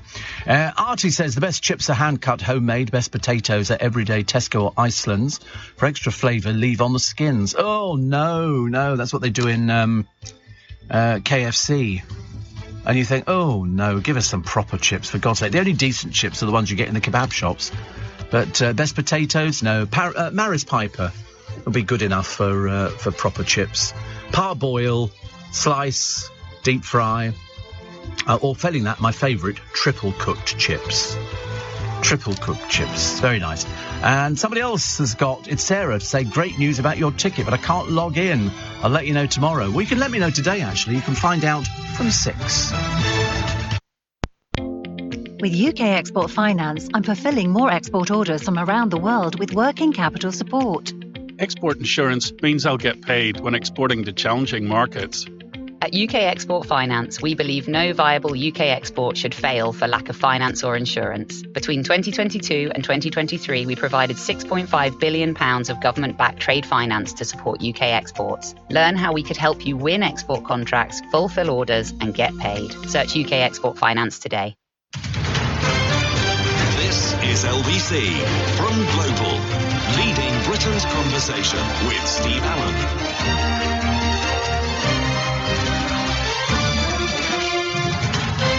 Morning. So nice seeing Charles doing his little speech the other day for Mumsy.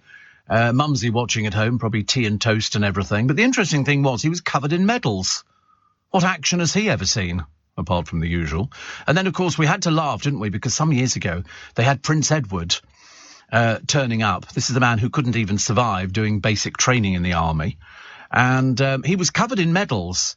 And they had to explain what they were. They're mainly just given to him. Oh, wear that one, Edward. You've never seen anything at all. And so when you look, Anne's got the same medals. Charles has got the same. They hand them out like dolly mixtures. And when you looked at Edward, who, as I say, couldn't see active service if his life depended on it, you start wondering. I mean, he looks like a pair of curtains. It really is. Most bizarre. Most bizarre. Do we have a list of what Edward's medals mean? I'm always fascinated by this. Because it's these sort of medals, I'm not too sure, actually. So, Harry also does his, but nobody cares about him anymore. Prince Charles, so his medals from left to right. This is Charles. The Queen's Service Order. Whatever. The Queen's Coronation Medal. The Queen's Silver Jubilee Medal, the Queen's Golden Jubilee Medal, the Queen's Diamond Jubilee Medal, the Canadian Forces Decoration and the New Zealand Commemoration Medal. In other words, basically nothing. Nothing at all. It's just let's put on lots of medals and people go, oh, he's obviously seen active service. No, never seen anything. Never seen anything. I mean, 2014...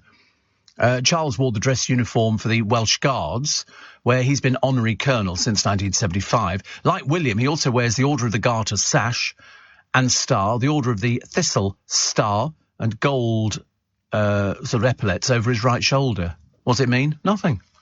Nothing. They just hand it out. You know, the Queen sort of comes up with this Garter night and they sort of have to go there. I mean, if you look at them, I mean, Anne is so decorated, I'm surprised she can stand upright. It's amazing, really. So she's also got the Order of the Garter sash and star and the Order of the Thistle star. It does. Other countries must look at her, but it's Edward. Edward here. I mean, he wore a Star of the Royal Victorian Order, not to be confused with the Royal Victorian chain that Phillips wears, which is an award and not a chivalric order. I mean, he sort of rounds out the list. So he doesn't, I mean, Andrew, Duke of York, does not wear a uniform. Well, I mean, we don't talk about Andrew anymore. He's persona non grata as far as everybody's concerned. As he only served in the Royal Navy and only the Guards Division, which makes up the Foot Guards and London Regiment. In 2014, he wore the dress uniform for the London Scottish Regiment, where he serves as a Royal Honorary Colonel. I mean, to be honest with you, it's the most ludicrous outfit you've ever seen in your life. They must put it on and just wet themselves laughing. No, I don't want one. I don't want it. I do like pomp and circumstance. I've always been a big fan of pomp and circumstance. I'm a big favour of it. But when you know that they haven't actually done anything to deserve it, it's a bit difficult. Bill in Norwich says the Co-op. Do a 4-pack of crusty round rolls if you get there early enough. We don't have co-ops down here, Bill. This is London. OK, we have Fortnum and Masons, Harrods, and no, we don't. We don't have any of these sort of shops. They're not available to us. They used to do them in Greggs, but they stopped doing bread in Greggs. They only do sort of, bacon rolls. I think the one on the Strand might be open now, actually. But Sainsbury's, says Sue in Wandsworth, do lovely crusty rolls and bread. Good selection. I'd like a crusty roll. I don't know why it is. And Steve, a lottery win of 200 million, and you're only a little bit richer than 2 footballers, says Chris. Well, the 2 footballers are way under the list. One's only worth 33 million, and the other one's worth, what do we say the other one was on those 2 footballers when we were saying you're richer than? That'd be really not very good at all. Not very good at all. I mean, footballers now just get loads of money, and then, I mean, one of them, loads of money, but unfortunately doesn't give it to his daughter, hasn't given her money for ages. Just because somebody's rich, they don't want to give their money away. So the poor girl is having to consider going onto Love Island. How embarrassing, honestly. What do you put on your CV? I'd fallen from grace. Unfortunately, my life was over. I just want to give up now because I've gone onto Love Island. How embarrassing. Only going on there for what? I don't know. Steve, I loved your renditioning of Shake and Vac. You should do it professionally. Do you remember the R. White secret lemonade drinker? Yes, it's Murray Walker, who was a slogan maker. His most famous was a miles a day, helps you work, rest and play. Did you know that he never went to the motor racing? He did it all in ITV studios, ITN and Gray's Inn Road. He sat there watching a television, doing the same as the rest of us, doing the commentary. That's what he did. Always a bit of a swizz. Mind you, I did a whole New Year's Eve programme on LBC once, standing outside the air conditioning unit in Gough Square, because it sounded a bit like background noise. So I just stood there doing my programme. People thought I'd gone down to Trafalgar Square to see in the new year. I said, sod that for soldiers, I said. Well, no, it was only around the corner, but I did it outside the air conditioning unit, which at the time happened to be particularly noisy. And it sounded like, every so often I would go, shh. Just to sort of, add to the great actor. Sarah says £2.60 won on the Euro lottery. Well, they've not opened the lines yet. How do you know? But I suspect that's probably what you've won, actually. And Scott says, I've got 2,000 crusty rolls on my van now, and I'll be passing through Twickenham at 8 a.m. Whatever. No good telling me about things like this now, honestly. Goodness sake. But I used to like them because you could buy 8 crusty rolls in Greggs for £1. And when you cut them, they just broke into 1,000,001. But they were really lovely. And you put butter on there, and then you put a slice of cheese on and some Branston pickle, and that was like heaven on a plate. I mean, that's why, So you think part bake is good? No. What do you then sort of pretend? Butter melts. Well, I use the soft butter anyway. I don't like, butter coming out the fridge hard is just of no use to me whatsoever. So I use the softer style butter. So I don't keep it in the fridge anyway. I don't use Anchor, I use Lurpak. I used to use Country Life butter, which is very flavoursome. Some of the butters have got no flavour on them at all nowadays. I don't know where they get them from, but really it's not very good at all. Sheridan Smith has had jewellery stolen in a raid on her trailer while she was shooting scenes from a sitcom. People nick anything now. There's a graveyard in the paper today, I won't tell you where it is, Wales, and they found 2 shovels by the side of the grave because they think people have been trying to dig the grave up because they think the woman buried there was buried with her jewellery. Who in God's name digs up somebody from a cemetery? These people are sick. These people have to go straight to prison. Don't even bother with the court case. That just makes a mockery of it. So, Becky, I'm no leaker. No sense of fashion either. Poor old Rebecca. And as for Colleen, she turned up with one of those things you put on if you've broken your foot or do something like that. And so, I mean, neither of them made any effort at all. I thought we were going to be all glamorous in the Wagathon stakes, but not at all. I love the idea that sort of old Vardy, she had to have her own security with her. For what, dear?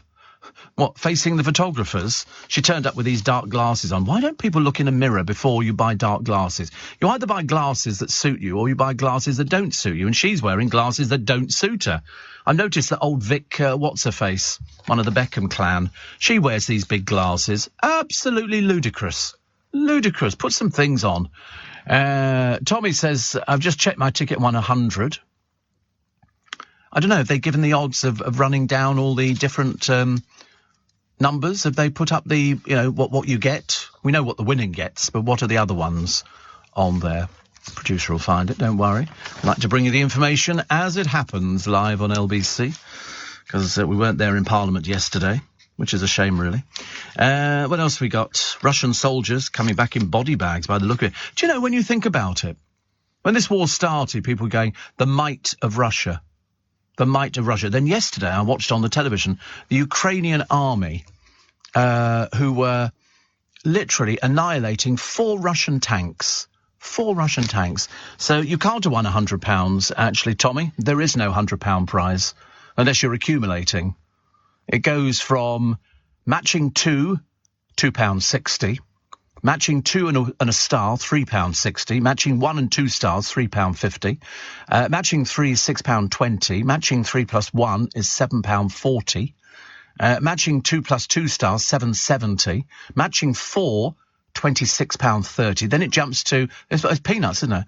£34.70 if you match 3 plus 2 stars. And then you go matching 4 plus 1 stars, £76. And then 4 plus 2 stars, you're only 1 away from the jackpot, £892. Matching 5, 18,000. Matching 5 plus 1 star, nobody did that. Matching 5 plus 2 stars, 1 winner. £184,262,899 and 10 pence. So there's no £100. You can't fool us. We know all of these things here. We have the information at our fingertips. So, yeah, imagine getting that. Yes. But, I mean, it's mainly the £2.60s and the £6.20s. Matching 5 plus 2 stars, you know. If you hear a whoopee from the studio later on, you'll know that I've done very well. So, Tommy, I don't know what you won your £100 on, mate, but absolutely nothing. I've got three emails. Yeah, but I had three emails last week, and it was £6.30 3 times. Hardly worth bothering. I wrote to them and said, don't insult me. Either give me the 184 million or just do one, right? Steve, have you tried Willie's coffee shop? Oh, not another Peter Andre venture. I couldn't bear it, really. Small portions. In Crown Road, best coffee I've had in a long while. They've got a secluded garden with beautiful flowers and lovely timber furniture, says Barry. Oh, I'm not sure I want to actually sit in St Margaret's on Crown Road in a shop called Willie's for some reason. Call me old-fashioned, but I've decided I want something that sounds a little bit more cultured than that. Do you know children grow faster during the school year? They shoot up an extra 0.5 millimetre a month. 0.5 millimetre, like anybody's going to notice that. I used to think I was fairly tall, but I think as I get a bit older, I think I'm shrinking. I think it's one of those things, you know, my godson, when he was sort of growing up, he was small. You know, well, not small, but and then all of a sudden, he just went, phew, and he's now about 6'2", 6'3". It's absolutely amazing. Amazing. Decadent desserts. Oh, I loved a Knickerbocker Glory. Who did not love Knickerbocker Glory? But you need raspberry jelly, something called quark. Have you ever heard of quark? Have you? Oh, I've never heard of it. But this is, it's from one of these slimming places.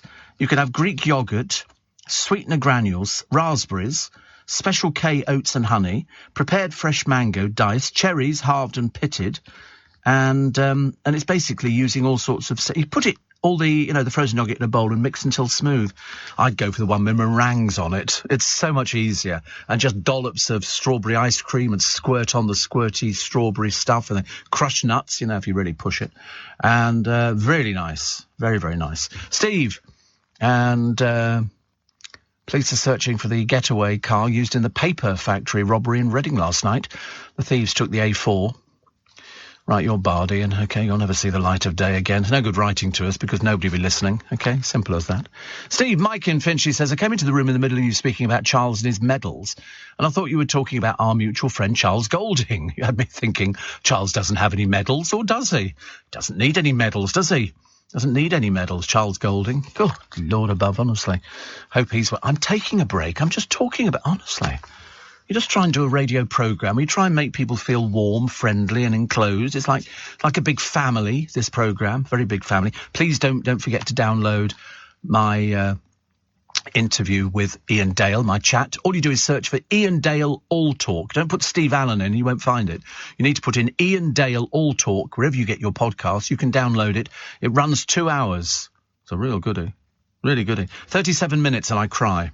There you go. That proves how good it is. Look, it's 5:16. Let's get the LBC travel with Joanne Webb. Steve Allen on LBC. Steve, I've received an email, says Ricky in Barnet, Riggy, from National Lottery indicating I won a prize. Fingers crossed, it'll be £2.60. Seriously, you could just tell, I mean, really, it's just ridiculous, isn't it? And poor old Keith in Mill Hill, he says, I've just spent 20 minutes driving to work thinking of the prospect of retiring after winning the jackpot, only to find out £2.60. I know. Mind you, I used to play fantasy lottery years ago with myself. I would, they would say, 184 million, so-and-so, so-and-so, so-and-so, and I would then spend all week pretending that I'd won the money and fantasising over how I would spend it. It's my life. And then all of a sudden, so the moment somebody came forward, or my producer said, oh, somebody's claimed it, I'm going, oh, God, the fantasy finished, felt very deflated. But no, I do that quite a lot, actually. And Val says, Tommy did win £100 with just 2 winning numbers on last night's Euro. He played Hot Picks. Different game completely. Different game completely, Val. We're not talking Hot Picks. We're talking Euro Millions, 184 million. And he didn't win £100 on it. If he'd said he won £100 on Hot Picks, I could understand it. Did you see that woman in the paper? She won £10,000 a month for 30 years. She can't get a mortgage. 30 years she's got them, Mind you, there's no hope at all. I mean, every time I see an advert, they go, are you paying too much for your mortgage? I like to think that, no, I'm not anymore. But there are those people who are stuck in mortgages because they took the advice of banks and building societies and they stretched themselves. And now all of a sudden it's going to go through the blooming roof. And people are going to suffer. It's really quite bad. They've just found the Roman equivalent of a roadside service station. It's been found on the site of a planned football pitch. It's in Bishop Stortford. Well, there was lots of Roman activity in Bishop Stortford. Imagine finding somewhere. So it had inns, blacksmiths, a temple and a burial site. Lots of burial sites all over the country, aren't there? Lots of burial sites. What else we got? Oh, the Bowel Babe. I mean, do you know, she's so glam. Seriously, you can almost look at her and go, you're all right. You're all right, because she looks so fantastic. I mean, it's unbelievable how good she looks. But she said, I'm not brave, I'm not dignified going towards my death. I'm simply a scared girl who's doing something she'd got no choice in. But I know I'm grateful for the life I've had. She's only 40. I think 40 is nothing. I think 40 is you barely got living. I feel almost like I've cheated the system, actually. Steve, the name of the coffee shop in St Margaret's, everybody's talking, is Wiley's Coffee, and it's really good coffee.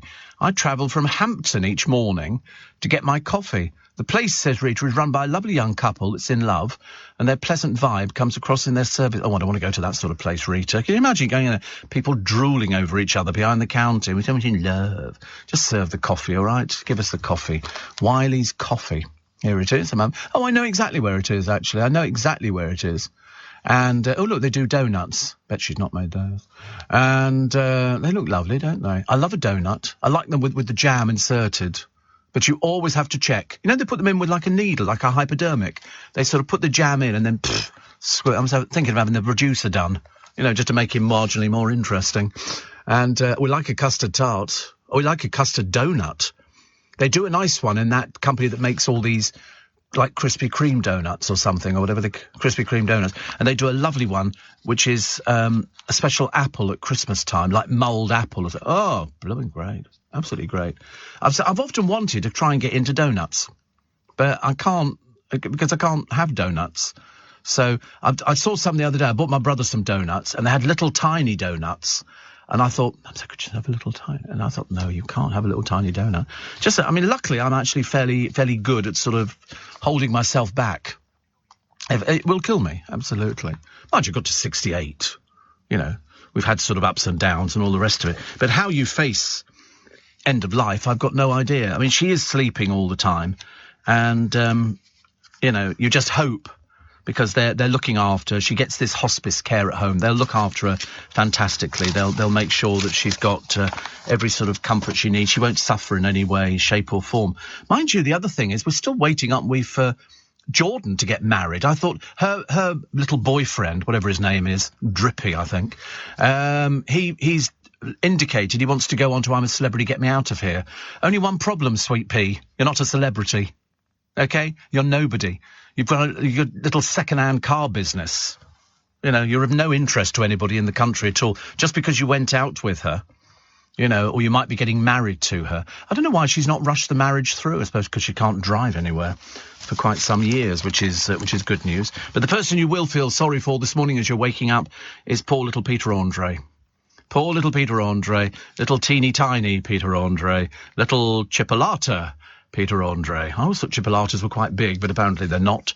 And this has come as first day of the Wagatha trial, because that's what Rebecca Vardy, I mean, honestly, she's quite clearly, obviously, potty mouth. Fancy doing a story to a paper, you know, about somebody that you went to bed with. Oh, is that what chipolata? Oh, dear. It's even more embarrassing than I thought. They look about the size of things that you have with bacon wrapped round at Christmas. Oh, dear, honestly. I think they're going to put that up as a quote as he plays Teen Angel. Teen Angel, Mr. Teeny Tiny. The cast are going to have a field day with this one. Peter Andre won't want to stick his head outside the front door because everybody's going to be going, how small? You know, it's going to be up in lights, isn't it? Peter Andre. I mean, already they've given him this wig to wear and everything else, but that's they're not chipolatas, are they? Are they just cocktail sausages? Actually, they do look quite delicious, don't they? I mean, to be honest with you, if somebody said to me, Steve, we've just cooked up a storm and we managed to find a lot of Peter Andre lookalikes and we're going to cook them for you, how do you feel about it? I'll be going, absolutely. Please. Sausages for breakfast. No, it doesn't put me off. Every time I look at Peter Andre, I laugh anyway. But I was watching that 4 in a Bed programme the other day. There was a horrible Dutch couple on there. Who were marking everybody down. They were really ghastly. I didn't like either of them. But they go round and they're running their fingers for the dust and under here and lifting up the mattress. And for some reason, every time they do the mattress on the bed and the sheet, they'll always find a hair. A hair on the bed. And you think to yourself, and hairs in the shower, which you find all the time. It's unbelievable that they're looking for that. I've never been, I said the other day, I've never been to any hotel, luxury or otherwise, and started dismantling the bed to see what it looks like underneath. I mean, you assume the fact that, you know, people have sort of slept on it before and they put coverings on the mattress. I mean, there was one person who brought a UV light to see stains. Well, I mean, I used to live in Staines, and you don't need a UV light to see it. You just drive through with your eyes open, and there it is. It's called Staines upon Thames. It should be Staines underwater, you know, which would make far more sense. Steve, were you and Mr. Dale, says Keith, ever an item, as you seem to get on so well together? No, we knew each other since we were 18. Absolutely not. You must be joking. Good Lord above, he was 23 stone. Imagine. Absolutely not. No. I think everybody thought we were. But then everybody thinks that, you know, nowadays. People always go, oh, were you an item with so-and-so? Because, you know, I spent as much time with him as anybody else because we worked together 5 days a week. We did the clubs as well. And we'd known each other since we were 18. So that's how it worked. You can hear the rest of that interview with Ian Dale. All you have to do to listen to my chat with Ian Dale, just search for Ian Dale All Talk. I'm not mentioning it. I'm hardly ever mentioning it, seriously. Wherever you get your podcast, you can then download. Don't type in Steve Allen because you won't find it. You'll find it with Ian Dale All Talk. You know, listen, if only 3 or 4 of you download it, I'll be more than happy. But I have a sneaking feeling it's going to be a few more than that. Good news for strawberries. You've got British strawberries in at the moment. Please buy British strawberries. They're much sweeter.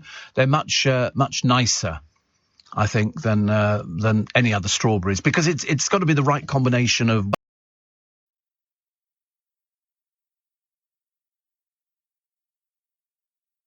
baskets at home, but I haven't done this year. I haven't got anything in baskets this year, but I planted out. They were very lovely. Yeah, and tomatoes are dead easy. Dead easy. You know, walk outside your front door and just pick a tomato and just pop it in your mouth. They're not huge tomatoes. They're sort of little ones. But sorry? Berry tomatoes. Cherry. Yeah, cherry tomato. Yeah, they're nice. They're really lovely. I mean, I think they look like that. Cherry tomatoes. I mean, it's a small round tomato believed to be an intermediate genetic admixture between a wild currant type tomato and a domesticated tomato.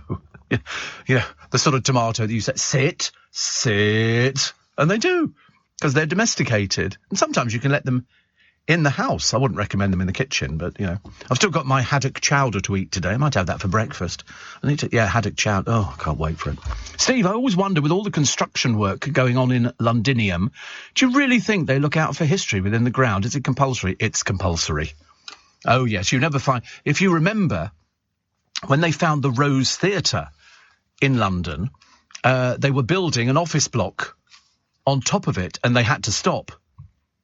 And there were loads of people, myself included, who went down there and picketed the site. We lay in front of the diggers. I mean, I don't generally do lying down in front of diggers, but in this particular case we did. And when they built the office block over the top of it, they had to keep the basement free with the remains of the Rose Theatre in there. So you can request, I think, to go down and see them. I mean, not going to see a proper theatre, are you? Just going to see bricks. But that's what it was. I protested. Yeah. I wanted to super glue myself to the ground, and somebody said, no, Steve. That is not a good idea. They'll leave you there. I didn't have a placard, no. But we got LBC listeners to bring down food for everybody down there. But I did it on air. I did a piece into the programme, somebody else's programme, and it was brilliant. And, Steve, I've just driven from Essex to Oxford to be told they don't need me. Oh, ha, ha, ha. It's so funny. Driven all that way, Essex to Oxford. I don't want to be nice this month. I can't be bothered. Why should you be nice to people, honestly? It's not Christmas. You only have to be nice to people at Christmas time. You know, ho, ho, ho, have a present. You know, I'm taking a break. I'm discussing jollity. Because you're not happy all the blooming time. Anyway, it's 5:30. Let's get the latest news headlines with Simon Conway. To keep my business ahead of the game, I knew I needed some fresh ideas, and fast. That's why I decided to host a young person on a T-level industry placement. My student has already brought loads of new skills into the workplace. Plus, we're getting first pick of new talent coming into the construction industry right here in the Northwest. It's been a total win-win. Go next level with T-levels. Search Skills Revolution. Leading Britain's conversation. LBC with Steve Allen. Morning, nice to have your company. 27 minutes to 6. It's a Wednesday morning. I don't know what the weather's going to be like for this weekend. Yesterday I thought it was going to be a heat wave. I mean, it was nice. It was okay, don't get me wrong. I didn't sort of complain about it. I thought it was going to rain at one point, but then it didn't. It just sort of little tinkly bits, and I sort of had to get out there and water everything. Today you're going to get 12 degrees. Precipitation is 3%. I knew you'd worry about that. Humidity 83%. The wind's 7 miles an hour. And you're going to get today... Oh, it says rain. It says rain. It is Wednesday, isn't it? 6 a.m. rain. Where is this? Is this us here? It's 16 degrees, 12 at the moment, is it? And it's going to go to 16 degrees. Good Lord above. Thursday, 18 degrees. Are you sure this is us? I don't think so. It can't be London. What? 24 degrees next Wednesday? 24... In London? Don't be so ridiculous. It's like Thursday, 18 degrees. Double it and add 30. 36, 60... Oh, 60. It could be, I suppose, actually. Saturday is going to be 22 degrees and Sunday is going to be 20 degrees. So, it's interesting. I mean, it must be awful if you live in a really hot country and you sort of think to yourself, oh, it's like you've got nothing to look forward to because you know it's going to be hot. Whereas, in fact, in London, every day we wake up, it's different. Hailstones, thunder, lightning, rain, everything. Mind you, we haven't had a real torrential downpour for quite some while. I used to love it, actually. As long as I brought my umbrella with me, I was okay. So, poor old Peter Andre. Very embarrassing. Actually, the funny thing is that none of the journalists who've written any of the pieces about Rebecca Vardy and her talk about poor old Pete's mini chipolata, why don't they ask Peter Andre? That would be the perfect... I mean, why would you not want to phone him up and go, Peter, we're running this story that you had a fling with Rebecca Vardy and she said you weren't much cop. And there wasn't much there. Do you have a comment on that? Nobody's asked him. Nobody's asked him at all. Don't have to doorstep him outside the Dominion Theatre. Hello, Pete, have you got a comment on Rebecca Vardy? I mean, do you think he'd probably just say no? But unfortunately, I have a feeling she might be right. Because we've heard this before. This isn't anything new. We've heard it from other people as well. So, poor old Pete, honestly, never mind. Never mind. You will forever be known as Little Mr. Teeny Tiny. But it doesn't matter. Listen, doesn't matter. As somebody said, it's not very big, but it filled a pram. You know, and what more could you want for? Footy ace Ashley Cole thought he was going to die as masked raiders smashed into his home.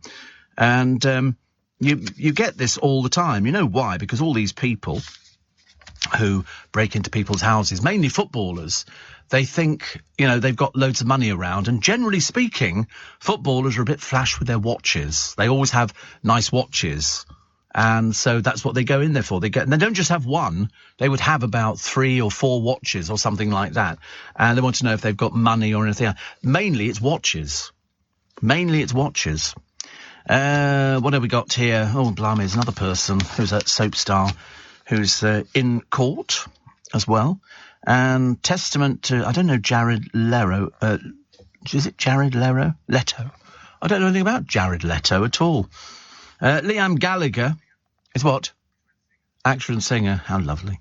Liam Gallagher is challenging anybody who wants to cancel him to go round to his house. What does that mean? Wants to cancel him? What does that mean, cancel him? Does that mean something I'm not understanding? What does somebody wants to, in their career? Oh, end their career. Oh, right. He may be nearing his 50th birthday. I mean, honestly, what a scruff bag he looks, doesn't he? Poor old soul, honestly. The rock and roll lifestyle of poor old Liam Gallagher. But the years haven't mellowed him, and he hates cancel culture. He rants, who the F are these people cancelling you anyway, like F off. He's such a class act, isn't he? It's so lovely when you hear somebody with a real command of the English language. What a blessing he is. Was he the one who didn't like Harry Styles because he said he wasn't a proper singer? Was that Noel? Oh, they're both equally as bad as each other, aren't they? What a dreary twosome. And John Lydon, you remember John? Used to be that sort of singer with something called the Sox, or I can't remember what it was called anyway. But his row with his former bandmates over the new TV drama appears to have escalated. Oh, goody. After losing a court case to prevent the show being made, the singer, I'll take that loosely, claims to have been warned not to post anything about it. He's been asked not to repeat a statement denying his involvement in the dramatisation. And the former Johnny Rotten posted, the website has now become monopolised by other members of the band and their management. John has been told not to post anything negative about the forthcoming... He's just a bit past his sell-by, isn't he now, honestly? Effectively, the Sex Pistols are operating without the input of the driving force behind the band, Johnny Rotten. I don't know, he was just the front singer, actually. To be honest with you, I didn't think he was that exciting. He'd ever featured in the film, The Great Rock and Roll Swindle, did he? I can remember bits in The Great Rock and Roll Swindle, but for some reason, I don't remember him being in it. I can remember the other boys in the band. Was he in it? Oh, right. He's always been a bit sort of, I thought, fake. You know, all this snarling and all this kind of stuff. I just thought it was a bit of an act. It was like sort of quite bad acting, actually. Not as bad as the people on Gogglebox who over-dramatise everything. I mean, the entire world is just collapsing. I mean, really, when they were doing the water torture, you've never seen such a bunch of old ninnies on the television go, no. And I'm thinking, oh, grow up, for God's sake. Steve says, Helen, I'm also growing strawberries, but last year's were very small and popular with slugs. Put them in a basket. Put them in a hanging basket. Not the slugs, obviously, but the strawberries, because slugs can destroy a crop on the ground very quickly. And sometimes you get slugs, they've been picked up by birds, and mainly people from Love Island. Sorry, couldn't resist it. And as they fly over, sometimes they actually drop them. And then you end up with slugs everywhere, and they will decimate plants. They'll, like ants. Ants will not decimate the plant, they'll eat the roots. And so consequently, you will watch your plant wither and just go limp. All roads lead back to poor old... Anyway, 84850 steve@lbc.co.uk. Chris in Brentwood says, I went with my sister and the kids to the RHS Hyde Hall at the weekend. I thought then, if I won 184 million, I'd buy it and retain all the people who look after it. As you can imagine, it was beautiful, but its cafe and shop are very expensive. Have you been to an RHS garden? No. But the trouble is, they are the biggest things that are going now. You go to a garden centre, they've all got shops because people want to buy things apart from plants, and they've all got cafes or little restaurants. It's such big business, but they aren't. They aren't cheap. All these things. Lovely one here, Mr. Neil. He says I've got blood tests at 7:40 this morning. He said, I went fishing on Monday and caught this beauty. He sent me in a picture of a fish. You know me. I'm completely oblivious to anybody fishing. He said, it was £10. I knew you'd be impressed. The offer still stands to take you clay shooting later today. Busy. Enjoy. Well, good luck with the blood test. I've got one coming up in a week's time. Which is we're going to take an armful. I mean, I'm not too bad with sort of blood tests. I just have to look the other way when they put the needle in. They just seem, yeah, you always feel it. Have you ever had a blood test? Oh, you'll have loads, I can tell. I'll predict them later in life for you. Definitely. Yeah, because what they're doing is they have to sort of strap your arm up and they're looking for the vein, generally in your elbow. Well, not obviously in the normal side. And then they just sort of slide the needle in and then they fix it. And then they put us through. It sounds horrible, doesn't it? I don't know what I'm talking about. It makes me go all cringy. Here we go. Lee says 3 numbers on 2 lines for me, £12.40. Better than the £2.60 on Friday. Still not quite 184 million, though. Well, somebody somewhere is waking up this morning, going, wow, what are we going to do first? What do we do about, telling people? Who do we tell? Well, phone up and verify it, first of all. If you live in a very hot country, Steve, you look forward to the cool days, says Andy. Yeah, I mean, I can well imagine. I mean, I grew up in hot countries, Egypt and Hong Kong and places like that, and we didn't think anything about it because we didn't know anything else. We were just children. What's the hottest place? Egypt, I would think. I mean, to be honest with you, I can't remember it because I was very little, but there's pictures of me playing in the dirt, which is very popular. And we didn't I don't think we had a garden, we just had dirt. But it was so funny because when you look at the pictures of our house, we looked onto the pyramids in Egypt. Yeah, I mean, but the pyramids in those days were a long way away. Now, the pyramids are practically on your doorstep. The city's got bigger, and it's moved out to the pyramids. Yeah. I mean, I could have slept with Tutankhamun if he'd asked. But, one of those, way before my time.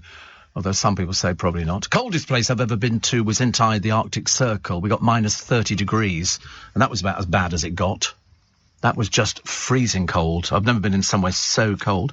Joe says it's just started spitting. Oh, don't rain today, for goodness sake. I didn't bring an umbrella. I'm going to have to pick up my skirts and run, aren't I, to go and get the bus.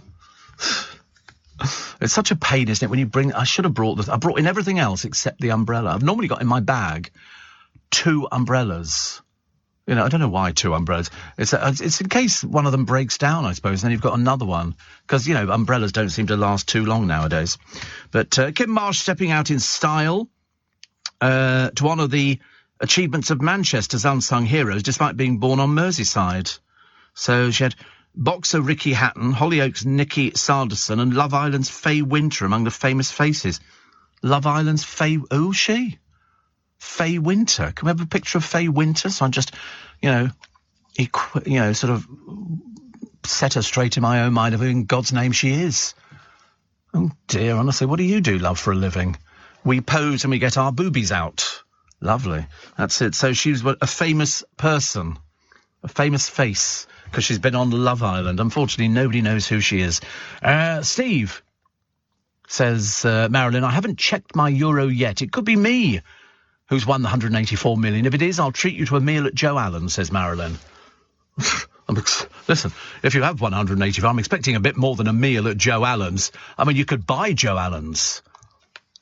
I could be a partner in it. I'd love to be a partner. Can you imagine owning a restaurant? How cool is that? Especially something that's been nobody in. So you're out. Why? Well, because you asked for something else. I wouldn't do that anymore. I'd just go in there every day and just sit down in the corner. Peter Stringfellow used to do it in Stringfellows. Every evening he would eat in his own restaurant in Stringfellows, and he'd invite a load of people, Page 3 girls, to go and sit with him at his table. And I used to go as well. I used to have... I wasn't a Page 3 girl, Joe, no. I mean, I could have been if I wanted to be. Don't think we should discriminate, not at this time of the morning. Because it's 5:45, so we've got the latest LBC travel with Joanne Webb. Steve Allen on LBC. Text 84850. Morning, 12 minutes to 6. Dawn Neeson's column today in the Daily Star talks about the Ginger Whinger. Poor old Ginger Whinger. They always put his picture up there and then sort of do the thing so you can't identify him. Has put together a cringe-worthy advert promoting his eco-friendly travel firm. In it, he attempts to talk Maori and wear a sick-inducing girl-dad T-shirt. If only he'd remembered the amazing piece of acting he and his missus performed for Oprah Winfrey's chat, it might even get his point across. Instead, his travelist marketing message gets lost in the mess. He set up the company in 2019, the same year that 6 of the 10 flights he took were by private jet. Yeah, what a hypocrite they are. What a hypocrite. Mind you, if you notice, she's backtracking left, right and centre, old Mog. She's backtracking everything because of the Netflix collapse and with one of their programmes. So she doesn't talk about that anymore now, which is very interesting. Steve, says Dale, I hate needles and blood tests. In fact, I'm going for one in 6 to 7 days. It could ruin my week. The trouble, you just have to look the other way. They always say just a little scratch. And if you go to hospital, I mean, you don't have any choice in it. They spend their entire life coming round with sort of, you know, needles and hypodermics and some as big as your arm and, you know, and these needles about 3 foot long. And it's, I mean, I just got used to it after a while. You just sort of, you thought, yeah, I mean, I do it every day. But my needles are quite small. I'm only operating on 6mm, which I think is quite big enough, as I was only... Oh, it doesn't matter. Anyway, can't resist it. Honestly, it's going to be the joke trial of the century, this one. Even though there's, I suppose, for them, there's a serious side to it. The papers are having a field day. They really are. But I do think that they should have given Peter the right to reply, you know, or if perhaps produce a photo or something, or a line drawing would be something quite interesting. Steve, I had to give blood samples yesterday at Ealing, 8th floor, North Wing. Brilliant nurse, Trish. She took 8 small bottles and from a single vein in my hand. For those giving blood samples, remember to drink lots of water beforehand and don't get upset when the poor nurse can't get a sample straight away. But they've always managed to do that. Sometimes I can't get blood out for my blood test in the morning. Sometimes, you know, because your fingers get cold and I need my fingers to be warmed up and so like that. And then you can sort of, I've got a little machine where it's got a needle in it and you prime it and then you put it against the finger and go like that and it shoots this bolt through your finger and straight into the wall the other side. And then you squeeze it and sometimes you squeeze and nothing comes out. How many times have you had that? You squeeze and squeeze and squeeze. And I remember saying to the doctor the other day and said, sometimes I can't get any blood out at all. Other times you get a little fountain, which is quite pretty. A little bit like sort of the Bellagio. Steve, I got 4 lucky dips in the van. It's got to be me, says John in Dorset. I hope it's everybody. Because, I mean, that's... And don't be put off by the idea, if you have won 184 million, that people are going to send you sort of hate mail and everything else. That's par for the course. So that's why, you know, when people say, can you go public with it? My advice would be maybe not. Maybe not. Shane in Sydney says, I don't like it when it gets really hot in summer. It didn't worry me when I was young. It doesn't, does it really? Dawn Neeson talking about whether you're a Republican or a Royalist, you can't fail to feel sad that the Queen has missed her first state opening of Parliament in 59 years. The speech was read by Charles, who sounded as though he was doing it through gritted teeth. As we all know, there's no love lost between him and any of our current crop of politicians. But politics aside, this stunning display of British pomp and ceremony is one of the monarch's most significant public duties. And the real meaning of our Queen missing isn't lost on any of us. She's very frail. She's 96 years old, but like almost everybody of her generation, we're still lucky to have her with us. And, you know, she hates the idea of appearing weak or in need of sympathy. She had a walking stick when she went in for the Duke of Edinburgh's thing. She was helped by that, we don't talk about him anymore, son, even though it wasn't supposed to be him.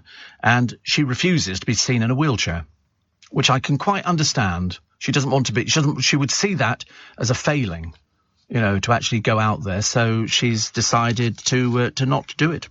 What else we got? The best picture of yesterday, Boris Johnson and Keir Starmer laughing and joking. They were, because people go, oh, they really hate each other. No, they don't. That's the stupid thing. What they're doing is they're play acting for Parliament. They're playing for the voters. Or, you know, given that both are up to their brass necks in accusations for various gate scandals, it's fascinating to think what they were saying to one another. My money's on, writes Dawn. Fancy a beer later, mate. I'll organise the takeaway. You bring the cheese. Because it's what constitutes a party. And they were talking about it on think it might have been on Newsnight. Camilla Tominay was on there. And it's just, all they want is straightforward answers. They're not asking for anything complicated. You know, was it a party? Apparently, I was told this yesterday, if you just have pizza, that's not a party. That's like a snack while you carry on working. But I think if you have a curry and it's a sit down and you've got a bottle of beer, that's a party. You know, it doesn't have to be a part. You know, that's my interpretation of a party. I couldn't give a stuff about what they're doing. You know, I mean, you know, I suppose you could argue if they've got little toys and blow up balloons and a few things like that and a magician turns up, well then, you know, that's another way of looking at it. Mum Kate Ferdinand... Oh, not Kate. I can't be bothered with Kate Ferdinand, honestly. Desperately trying to drag out 5 seconds of fame. Chili peppers could hold the key to curing cancer. Apparently there's a compound responsible for their fiery flavour stops tumours from spreading by inducing suicide in cancer cells. Oh, it can't be that simple. If only. This is in Marshall University, West Virginia. So... They brought these things out and it's sort of in capsule form. Whether or not it works, I've got no idea at all. Britney Spears has left fans a little bit concerned. She's posted a string of completely naked online videos and photos and stuff like that. It's very odd, isn't it, really? She can be seen cupping her boobs and hiding her privates with a heart emoji. Fans on Instagram are also given a full view of her intimate tattoos. Perhaps they were right about her. I don't know. It does seem a bit odd, doesn't it, really? That's a very strange thing. I would imagine taking pictures of yourself naked, covering your boobies and your other little bits. Oh, yeah, thank you. Don't want any of that kind of thing going on.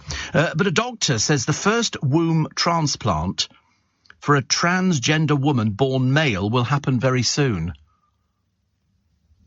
I mean... I don't know where it's going to come out of. I can't even bear to think about it. But anyway, the organs needed for the woman to become pregnant would come either from a dead donor or from a transgender man who had his reproductive organs removed. Dr. Narendra Kausik, based in New Delhi in India, says every transgender woman wants to be as female as possible. We cannot predict exactly when this will happen, but it will happen very soon. We're very optimistic about it. Lord. There's no end to it. No end to it. Martial arts in schools could boost children's grades by teaching them self-control. We didn't do martial arts in our school. We had the gymnasium, and we did sport on the field. No, we didn't do judo. Good Lord above. Not in my school, private. And no, we didn't do anything like that. No. We only did outside games if the weather was okay for it. You know, rugby we had to play in the winter, which I didn't like very much at all, because you used to get very muddy and very dirty and very cold. I was fairly good. I've got medals and cups for my prowess on the sports field. And when I say I was very good at hurdles and high jump. As you can well imagine, I'm very good at high jump at the moment. I used to quite like it, actually, but I was the only one. Everybody was doing the Fosbury flop, and I did scissors. That's a dance craze. Don't you remember the Fosbury flop? That's where you go over backwards on the high jump. Don't you remember that one? No. What did you do? You probably didn't do it at all, did you, at school? I bet, yeah, you were smoking behind the bushes. Your mother gave an excuse. I'm terribly sorry, Joe can't make it today. He hasn't got any clean shorts to wear. Got to, because you used to have to bring it. There you go, the Fosbury flop. It was. He sort of literally went up to it, and as you went up, then you sort of backed into it, and then threw yourself over it backwards. No, I didn't do that one. I was doing the scissors. The scissors, where you just got one leg higher than the other, and I was very good at that, particularly good. But that people were doing the Fosbury. Don't ask me why. I don't know. I mean, how they never broke their necks doing it, I'll never know. But there you go. The scissors. I mean, you could get quite high with scissors, because you literally bounced yourself off the ground and then spread your legs to try and straddle the pole. I never did pole vault. I never got to grips with pole vault, but I did 100 metres. I was very good in the relay race, and swimming I was good at on my back. And that was about it. I wasn't very good at cricket. I got bored. I used to take a book out, you know, because if I was on the, you know, the outer bits there, I thought the ball's never likely to come. I was more a batsman than a bowler. I could bowl, but yeah, I mean, I didn't like it because if you were batting, and then somebody, you know, they'd have to say to me, "Run," and I go, "Oh God, here we go." And so you pick up your butt, you know, and then they'd be throwing this sort of ball back to you, trying to sort of knock you out. I quite liked it. I quite liked it, but not really. Somebody writes into the Daily Star today. One could almost think that it's fixed for Ant and Dec to win TV awards. Well, there's nobody else up for these things. They don't have any competition. That's why they keep winning everything. If you're looking at a Saturday night entertainment programme, the very good chances are it's going to be Ant and Dec, because they're the ones who throw all the money at it. I mean, admittedly, it is actually a combination of so many other shows. But that's why they keep winning, because given the choice of what's up there, they're it, as far as I'm concerned. Steve, surely, says Bev, it's better that the Queen is seen, even if it's in a wheelchair. There's no chance she'll ever be seen in a wheelchair. You know why? Because she thinks of that ghastly thing where Margaret was sitting outside Clarence House in her wheelchair with these big dark glasses on, and backstairs Billy was standing behind her, and at the moment that the car went past, he said, wave. And so she waved, but she was in a very bad state there, and I don't think the Queen ever forgot that. Certainly I didn't. Steve, I've been trying to get an appointment for bloods yesterday. I was 124 in a telephone queue, says Paul. Then 116, then back to 125. It's supposed to be an acceptable service in Wigan. But the NHS is terrible here. I have no trouble getting blood tests. I mean, it's just that, you have to fit into the diary. But imagine picking up the phone and they say, in a telephone queue, you're 125. I'll put the phone down immediately. I wouldn't even bother hanging on the phone for 124. The most I've ever had is you are caller number 3. Yes, your call is very important to us. But yesterday I booked my appointment for my bloods with my diabetic doctor, and it took all of about 5 seconds. He just went through the diary on the computer and said, right, we can do it. I forget what it is now, actually. But it'll be fine. So you must be suffering quite badly. Do you know we feel good on average just 47% of the time? That sort of feeling. I mean, I feel good today because I'm going to go home and have smoked haddock chowder with some crusty rolls with butter in them. This, to me, is an exciting part of the day. I can't think of anything more. I know, it's other people go, oh, we're going home to sleep, Steve. And I go, no, I'm not interested. Not interested. I shall go out. It's been raining a bit. The car doesn't need cleaning again for the umpteenth time. But apart from that, everything's looking good. It's LBC. We've got the news at 6 for you. I'll be back with you in 3. Shopping online this festive season? It's not just you looking for a steal. Help protect yourself with an email password that's easy to remember and harder to hack. Just look around you right now and choose 3 random words. For me, it's chocolate, keyboard, snorkel. What a bargain. Go on, make your password even stronger with 3 random words and take your email security to another level. Search CyberAware from the National Cyber Security Centre. This is LBC from Global, leading Britain's conversation with Steve Allen.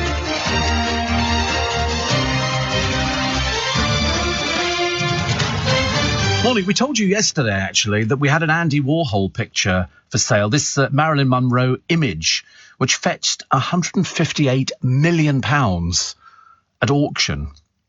It's a 1964 portrait.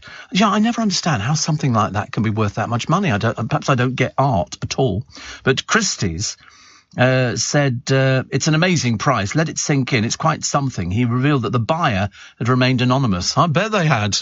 What, you've got an Andy Warhol worth 158 million? It's a close-up of the Some Like It Hot actress in vibrant block colours with yellow hair, blue eyeshadow and red lips on a blue background. And it's worth that much money. Anyway, I mean, somebody somewhere, whoever delivers this painting, is going to know whose it is, aren't they? You can't just go and deliver a picture to somebody and go, oh, I've got no idea what this is. That would I couldn't justify spending that much money, but I should imagine the person who spent that much money buying it probably is a collector and would have serious money issues. They would spend a lot of money. So to spend $195 million with taxes and fees. Previous record, 110 million. So hugely exaggerated. It is the most transcendent image in existence, they say. I think they were hoping it was going to fetch 200 million, but I mean, it wasn't far off it, was it? Wasn't far off it. But what would you do? I mean, it's the highest amount ever paid for a piece of American art. I mean, do you think the person who's bought it, they must be old to have this much money? Or do you think Putin's having it put on his boat, which has been impounded by the Italians? They're not letting him have it back. They just taken it back out. Yeah, you'll be seeing that hanging in the Kremlin very shortly. Not that he's been corrupt in any way, shape or form.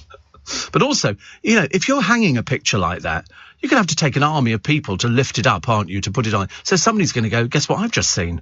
I've seen the bloke who's got this Marilyn Monroe picture. I don't know how they managed to stay anonymous. And also, would you not want to tell... I mean, I wish that they would actually sort of donate it to a museum, and then we could go and... even if it's in a museum, I wouldn't want to go and see it. I really wouldn't. I've been to the William Wallace collection in London. Now, that is worth going to see. They've got lots of Canalettos. In fact, they've got a room full of Canalettos, and you can go right up to them and look at them. There's no sort of... Must be some sort of security there, I should imagine, but it's a fantastic place. Literally just behind Selfridges. And it was the Wallace family's storehouse in London. So there's room after room after room full of the most amazing treasures. There's suits of armour, horses' armour, the Laughing Cavaliers in there, and all these Canalettos. They were obviously very rich, and this is where they stored all their stuff. It's well worth going, and they've got a very good restaurant. All these places have perfect restaurants now. It's just absolutely amazing. Wallace collection.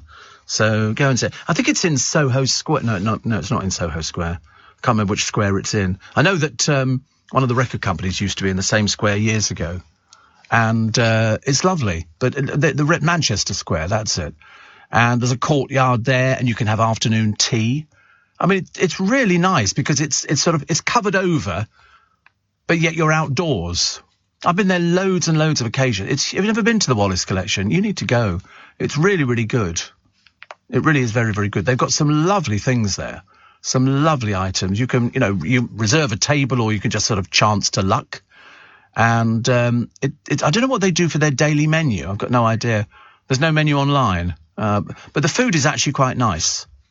Quite nice. I mean, it looks good and healthy, but it's not going to be super cheap, but they do lovely afternoon tea. I like a good afternoon tea. Carl says, I broke my collarbone trying to flop during the last sports day of secondary school. I don't know why people ever wanted to do it. It was the most peculiar thing. You ran up to the thing, and then you swiveled your body round, and then you threw yourself over. So you're doing it backwards. And it was just another way it was invented by this bloke called Fosbury. And he flopped. So the Fosbury flop. And so it became... I mean, lots of people were doing it, but most people were doing scissors, and then they sort of got on to doing this other thing, which is a bit of a shame. TV chef James Martin split from 007 producer Barbara Broccoli after she tried to buy him a £180,000 supercar. I didn't know that James Martin had dated Barbara Broccoli for 4 years. Isn't that amazing? I didn't... Yeah, a Bond fame, yeah. I never knew that at all. Hot TV, Mark Labette claims bosses of quizzes around the world are on the hunt for a female brain box who looks like she can be on Love Island. I don't think you can say that. And also, I mean, he actually works in America, and I think he works here as well, doesn't he? So quite lucky. Labette says there's a lack of women with brains and beauty who want to sign up for TV shows. What are you saying? What are you saying, poor old Anne? I mean, goodness sake, I mean, honestly, you can't do things like that. He said, I've been asked on all of the shows in Australia, Britain and America, can I find a female quizzer who can play like Anne or Jenny and look like she could be on Love Island? That's not very complimentary to them, is it? They're going to be having words with him next time round. Very insulting. He said, so many people say they're better quizzers than me, and I say, I know you are, but if you have a personality out there, there is a job for you. I remember saying, though, somebody said to me once, what was it? They said about 35 years ago, they said, anybody can do what you do. And I remember thinking, I don't think you can. Yeah, where are they now? Yeah, pushing up daisies. They always say that. To listen to my chat with Ian Dale, search for Ian Dale All Talk, wherever you get your podcast from. Don't put in Steve Allen, put Ian Dale All Talk, and then you'll find it. You can find it, and then you can download it, and it'll be very quick, and it'll be wonderful. It's 2 hours long, so you can sort of listen to it in sections. But we don't know how many downloads we've had on it so far, do we? We don't know these things. About 40 million. Yeah, some. Imagine if all of a sudden they came back and said, actually, it was 40 million. Oh, by the way, Steve, Camelot have been in touch with us. They made a mistake. You did win the 184 million. They just wanted to play a joke on you. Katie Price's Beau, Carl Woods will have to go on I'm a Celebrity. But you're dull, dear. You're very boring. Nobody wants you on. It's called I'm a Celebrity, not I'm an old has-been. She's been on the show twice. Carl says, I would love to do stuff like The Jungle. You can't do better than Katie in there. Of course you can. That's why she's the bankrupt one, love. Perhaps you haven't worked this out, have you, yet? He said, to be fair, I think it would be horrific in there because I would do none of the eating. Yeah, but you just sell second-hand cars, love. Stick to something you know about. No point in trying to sort of stretch it out, because otherwise it just makes you look a bit silly, really.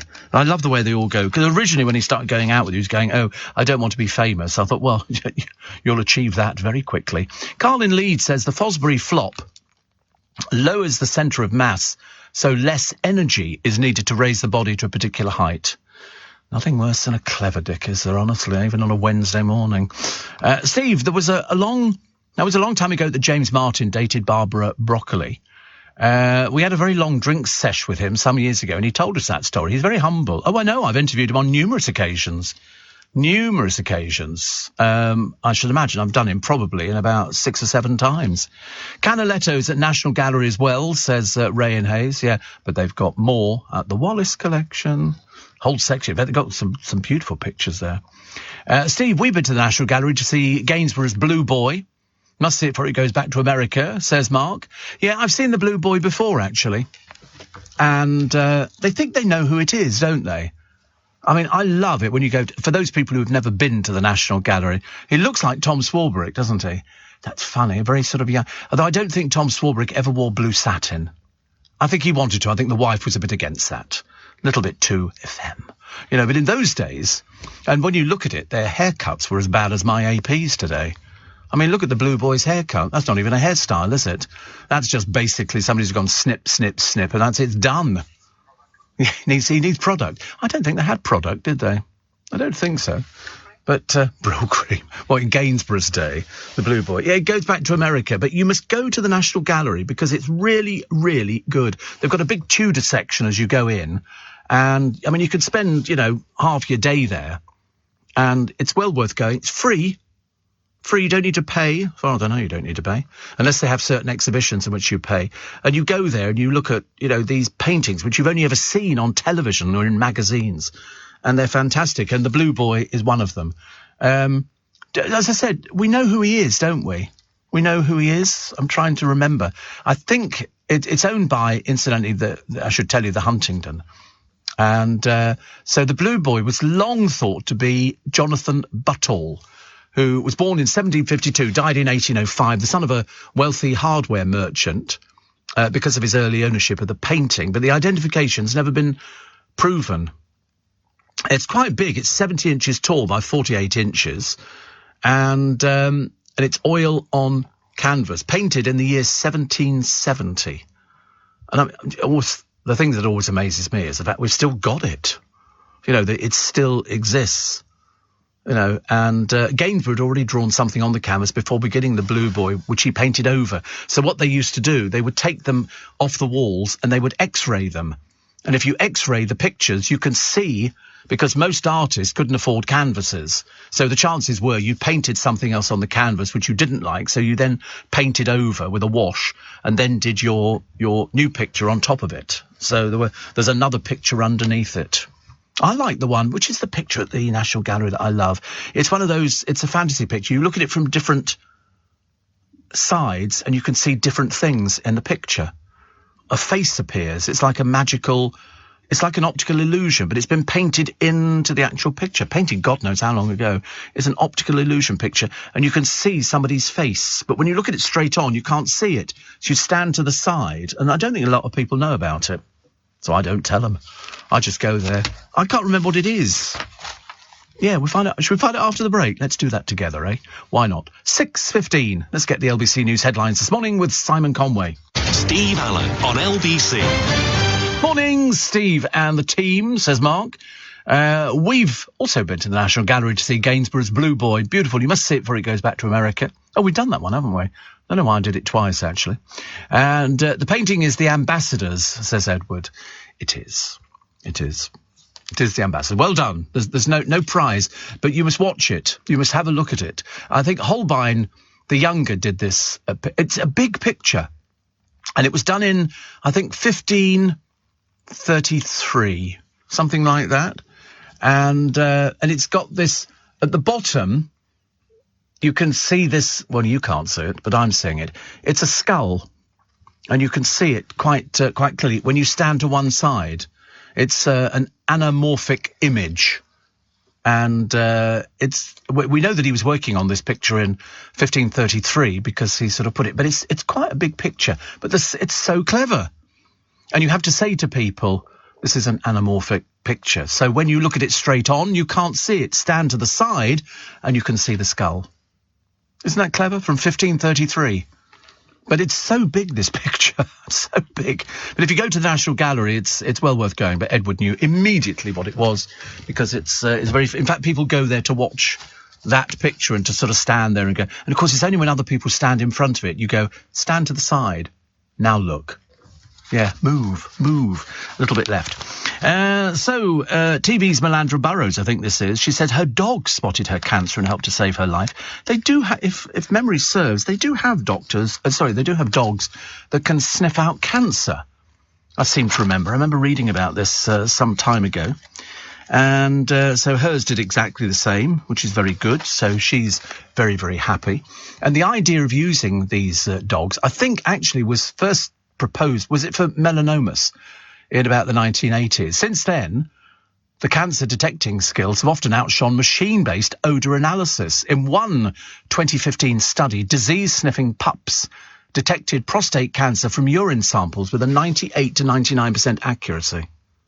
I mean, I'm always amazed you can get dogs to sniff money and fruit, as well as drugs and all the other usual things. I mean, I found, I love the way that the dog comes and sits in front of you. It's your worst nightmare, isn't it? Sit there thinking, I hope the dog doesn't sit down in front of me. But they have them in America for fruit as well as for drugs as well. And they still have, drug dogs at Twickenham, absolutely. Yes, mainly because we've got a big college there. But the last person I saw being stopped was somebody who was going to work at Twickenham Stadium, because it works on the fact that the dogs' noses are so sensitive. Even if you've been with somebody who's maybe smoked drugs, that will stick to you, and the dogs can smell it. The long-anticipated Wagatha trial kicking off yesterday, and as I say, going to run about a week, I think. And the cost to them, well, immeasurable. About £3 million, I think, which probably works out. I don't know what's going to happen at the end of it, whether or not they're going to be awarding costs to either one or the other. Got no idea. So the games. ITV's new series, unlikely to set any world records when it comes to content, after featuring just 19 minutes of competition in a 90-minute show, an hour and a half show, and there was less than 20 minutes of actual action. The rest of it was adverts. I mean, to be honest with you, I understand how adverts work, don't get me wrong, but, because I work in a commercial radio, that's how it works. But in fact, that's a 90-minute programme. Not even I can equal that one, but I'll work on it. What else we got? Packet of crisps a day makes you put on a stone in a year. Crisps are so... I'm not looking at you, I just happen to be looking straight ahead at the producer. And, even Elliot says he's apparently going surfing this weekend. I don't know what that is, but anyway, he's doing... provided he can fit into his wetsuit. So, it's a black wetsuit. They don't seem to do coloured wetsuits, do they? I thought they'd sort of do things that are quite fancy, but boring old black. It kind of sums up surfers, doesn't it, really? It's like we're going to sort of paddle out and then we're going to stand up on the board and a wave is going to take us into shore. Why not stay on the shore in the first place? Steve, very dangerous, doing a Fosbury flop. Back in the day at school, I had to jump into a sandpit, says Graham. Yeah, we did have a sandpit. Everybody had a sandpit at school. You had to for the long jump, so they could measure it. And that's how it worked. Oh, dear. I love the story of this couple who won £10,000 a month for the next 30 years. Laura Hoyle and Kirk Stevens say lenders give them a wide berth because their guaranteed winnings income is considered to be gambling winnings. So not keen to give them a mortgage. I don't quite understand that. Laura says, I've only found a couple that will actually touch me. They're not mortgage a gambler. But you've got £10,000 a month for 30 years. You could pay the mortgage off quite easily. She says, I haven't gone for anything more upmarket. Well, I mean, don't tell them that you won the money. I mean, surely that's it. But if you go in the papers, you know, it's ridiculous. She said, we sort of cut, you know, we were eating convenient food, takeaways and things like that. And now they're devoting themselves. Oh, this is the couple who want to be taken seriously because they want to invest their money in paranormal investigations. I mean, seriously. But they've also set up 6 cameras in the hope of spotting something spooky. I don't really know where we go with that story, but I suppose it's nowhere at all. Money-saving expert Martin Lewis's wife found just the right card to mark her husband's 50th birthday. It's got his name on it, really.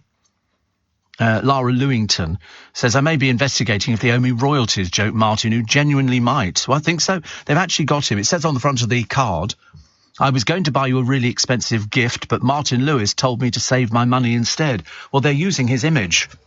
It's got a picture of him on there, so be very careful. You can't do that. Images are protected. Also, a refreshingly realistic Harry Styles says, you can't win music. It's not like Formula One. No, I agree with him. Absolutely. And Eamon Holmes struggling to sleep. He said Ruth loves to sleep. Unfortunately, she snores. She has an incredible gift of going out like a light once her head hits the pillow. Sometimes I check to see if she's still breathing. And she's making more money than he is. There's a stable story, but I can't want to do that just yet. And apparently the Golden Retriever has been crowned the world's noisiest dog with a bark as loud as a rock concert. One dog here, an Aussie pooch called Charlie, was measured at 113 decibels. Which I've got no idea what that means, but it sounds pretty loud to me. I thought it was always little dogs that are the yappiest were the ones, which sort of, you know, Jack Russells I always thought were very, very yappy. And you do get sort of dogs who just yap away constantly. And also the other dogs you see, people don't bother getting their pets trained now. They don't go to puppy classes. You see them dragging the people to the road and to the lampposts and all the rest of it, and you think they've obviously not been trained. The Allo actor Robin Parkinson, who played Monsieur Ernest Leclerc, has died aged 92. And I'm looking at a picture. I don't remember him. He was in The Many Wives of Patrick, The Young Ones and Rising Damp. He narrated Button Moon and featured in adverts for Tunes and Babysham. He played the twin of Roger It Is I, Leclerc, in Allo, reprised his role in the TV series, and also did a West End stage version. I don't even remember him. So there was, Ernest Leclerc there. Is that him? I thought that was somebody else, actually. I don't know why. He looks completely different. So there's wait a minute, no, there's Roger Leclerc and Ernest Leclerc, and this is Ernest who died. Well, I went to the other one, or perhaps there wasn't one. Oh yeah, Derek Royal died in 1990s. He took over the role. I used to quite like Allo. You'd never get away with it today. Most of these sort of comedy series, which were fantastic, you know. And Glenn says, I work with my sniffer dog, Ted, searching for bed bugs. Nasty little critters give off an odour when breeding. We're currently on our way to Bolton to search a block of flats. Oh, God. So, bed bugs, you're quite right, actually. They're a relative new tool in the battle against bed bugs. The pests naturally emit a scent, which can be detected, and it's a vital factor in successful eradication, especially for businesses like hotels, hostels, universities, schools, and other large establishments. Wow. How do you get rid of them? So once they've sniffed them out, what do you do then? Do you sort of hoover them up or something? I don't know what you do with bed bugs. I've seen pictures of them. They look ghastly when you see them blown up. Very, very frightening. Very, very frightening. Don't like things like that at all. But so fancy. So he's got a dog called Ted. Ted the dog. Anne Widdicombe is talking about my countdown to retirement. Somebody the other day, she was on with, I think, Andrew Castle. And somebody said maybe she should take over from Anne Robinson on Countdown. And Anne Whitcomb said, I'm far too old for that now. I don't do things like that. Which is a shame, really. But she said it's a lovely and very long-running show with Anne Robinson. But all these other people, only Nick Hewer demonstrated any real devotion. Because Des Lynam and Des O'Connor, Jeff Stelling lasted but 2 years, which I think is quite long enough if you're doing a television show. I thought that Anne Robinson would have done a bit. I mean, £500,000 is a lot of money. And she talks about, I hope the Queen may yet live another year beyond the Jubilee to see the 70th anniversary of her coronations. And she talks about historics and Everest, the upper slopes, apparently at Everest, littered with corpses and discarded oxygen marks, is no longer a formidable challenge. I wouldn't want to do it. Definitely not. And also the pandemic backlog of tooth extractions has left tens of thousands of children in pain, say the dentist. 22,500 children had teeth removed in 2021, down from 55,000. Oh, so we're getting better. 55,000 the day before. Unbelievable. Dennis Waterman's second wife says the Minder star died following a 2-year battle with lung cancer. Patricia Maynard, mother of the actor's 2 daughters, says, I'm terribly sad that he's gone, but I'm really pleased he didn't suffer and died peacefully. He had lung cancer and was really quite poorly for the last couple of years. The girls are very upset. Yes, he went drinking. I got a letter from somebody the other day saying that they used to go out drinking with him and he could, put the booze away. And he smoked as well. Which, of course, is, we'll try and get people to stop smoking. But I've always said, listen, if you want to stop smoking, you'll stop smoking. If you don't want to stop smoking, don't stop smoking. Let's get the LBC News headline, shall we? With Simon Conway. Shopping online this festive season? It's not just you looking for a steal. Help protect yourself with an email password that's easy to remember and harder to hack. Just look around you right now and choose 3 random words. For me, it's chocolate, keyboard, snorkel. What a bargain. Go on, make your password even stronger with 3 random words and take your email security to another level. Search CyberAware from the National Cyber Security Centre. Leading Britain's conversation. LBC with Steve Allen. Morning, everybody. 26 minutes to 7. Nick Ferrari with you at 7 o'clock this morning. Do you know dogs are positively good for mental health? Which actually I can understand. And apparently dog owners have more good moods and are far less lonely than those without a pet. People are always talking about pets. Get a pet. And I suppose if you're going to get something, get a dog. They're going to be very loyal to you, aren't they? Cats as well, I suppose. Disabled owners have almost 4 times as many as their peers, and 4 in 5 say meeting people eases feelings of isolation, which is quite nice. Steve, our lawnmower, says Polly in Hounslow, is 96 decibels. So the dog's bark at 113 decibels is loud. We used to have a lawnmower years ago when I was much younger, and it was a petrol-driven lawnmower. And it was a Suffolk Punch. And I thought it was really noisy. You know, you would fill it with petrol and then pull this chain thing at the side. It would sort of...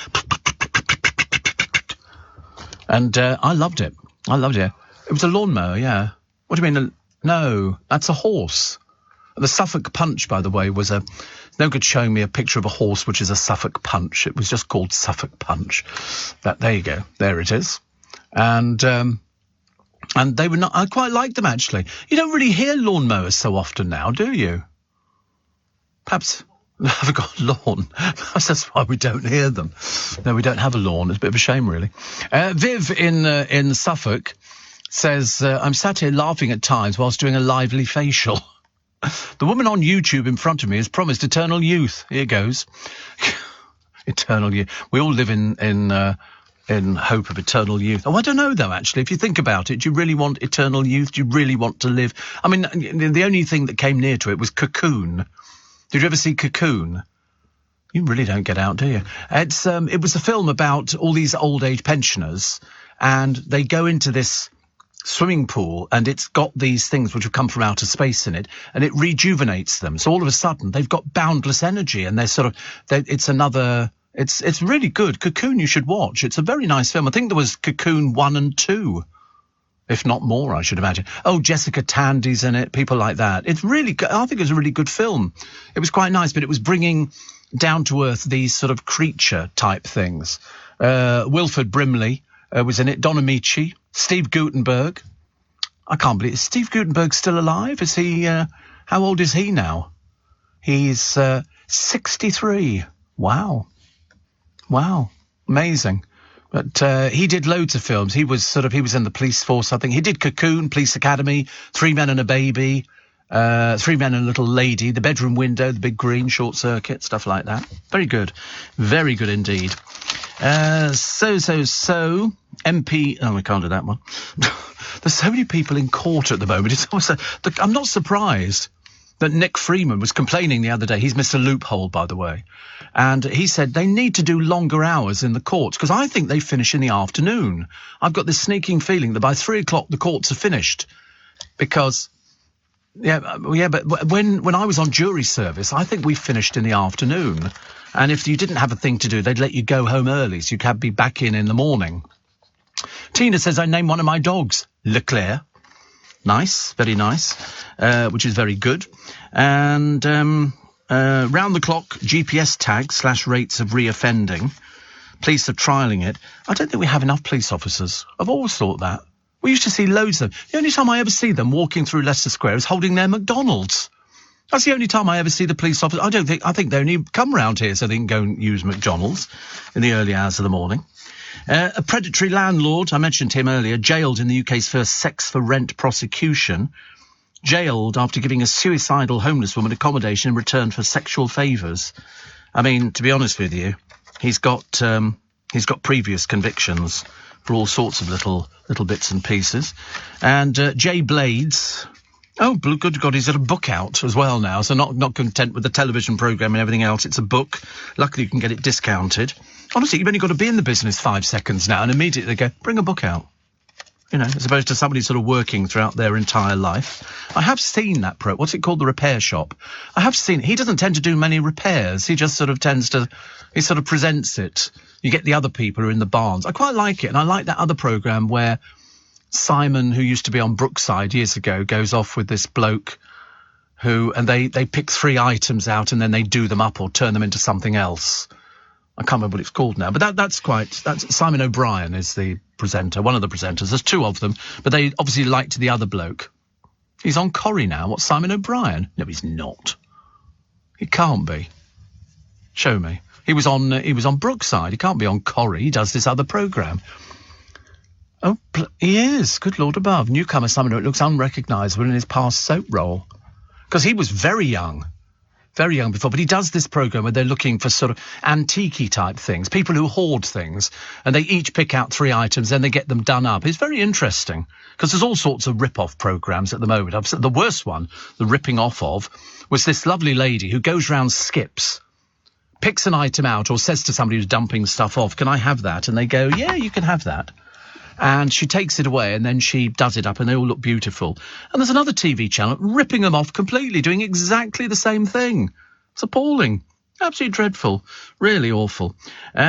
Steve, have you seen, Steve, today, gale force winds arriving across London? Is it? Where are you reading gale force winds? I'm reading rain. A little bit of rain we've got. I'm not reading gale force winds. Yeah, it's made up, Warren. It's made up. There's no gale force winds. Although actually yesterday afternoon was a bit windy. I took the umbrella down. Yeah, only a little bit windy, not too much. And my God, look at the size of that thing. This is very interesting. This is a great. It's not poor old Peter Andre. Honestly, I feel so sorry for him because his life has just collapsed now. Everybody's going to be laughing at him. You know, mainly because it's been mentioned in the High Court, and mentioned it really was because Rebecca Vardy did the story of it, and so that's what the whole thing sort of hinges on. Not necessarily Peter Andre, but it was. But as I say, we did it ages ago. I mean, I can't remember how many months ago we did it. It was such an old story. Dreadful, really. Possibly years. We can. The Daily Mail have got a campaign today to fine all the firms that never answer the telephone. How many times have you picked up the telephone and you dial? We don't dial. Nobody dials now, do they? You just push buttons and dial it. Who dials? And you wait, and you wait, and you wait, and it rings, and it rings. Then all of a sudden it just goes dead. It's like somebody sat there going, OK, should we pull the plug on this one now? And they pull the plug out, and you never get there. The worst? God, I can't remember, actually. I mean, at one time I was 20 minutes on the phone, and I thought, never again. My life's a bit too short to start sitting there for 20 minutes. DVLA, quite bad. I found DVLA really good. Really good, actually. I didn't have any problems with DVLA. Yeah, Warren sent in a picture of the, I don't know if it's Gale Force. So this is taken from Terminal 5 today. He said, a 45-mile-an-hour winds. Well, if it ruins my hair, it ruins my hair. I'm going to have to put up with it. So Wagatha Day 1, Peter Andre's Chipolata, and every exquisitely awful detail from a trial like no other. And there's a picture of Wayne. Wayne Rooney turned up. Poor old Colleen. She looked like she was turning up to a bring and buy sale. They haven't made any effort. And then Rebecca Vardy leaves with a minder, if you please. A minder? What on earth do you think you are? Ridiculous. This is London, dear. We don't do things like that. We're all very nice. Poor old Warren says, I don't want to be Michael Fish. What were those famous lines from Michael Fish? Yes, somebody said there's going to be a big storm today. I don't think so. How to kill your career, Stone Dead. What else have we got here? Oh, it's Caprice. Apparently, Caprice Barrett is sort of laughingly called a model, but I don't think she does anything now, does she really? But she lets her sons, Jet and Jax, she gives them money to buy herself an hour of alone time with her husband. She's married to a British businessman. She told Closer magazine that if you're not sleeping with them, there's a higher risk of falling into that rat hole and habit where you don't make time for what I call smoochers. Dear, why do they tell you these tacky things? Who cares? She says here, I believe sex keeps a relationship strong. Ooh, really? For goodness sake, you're an old woman. Stop talking about things like that. It's unnecessary. You've got children. Goodness sake. Joe Biden's sister has invited the Duchess of Sussex to join the Democrats. Well, you're welcome to her. She's not scored in any other place. Because she was so keen, wasn't she, I think, to actually get into to politics.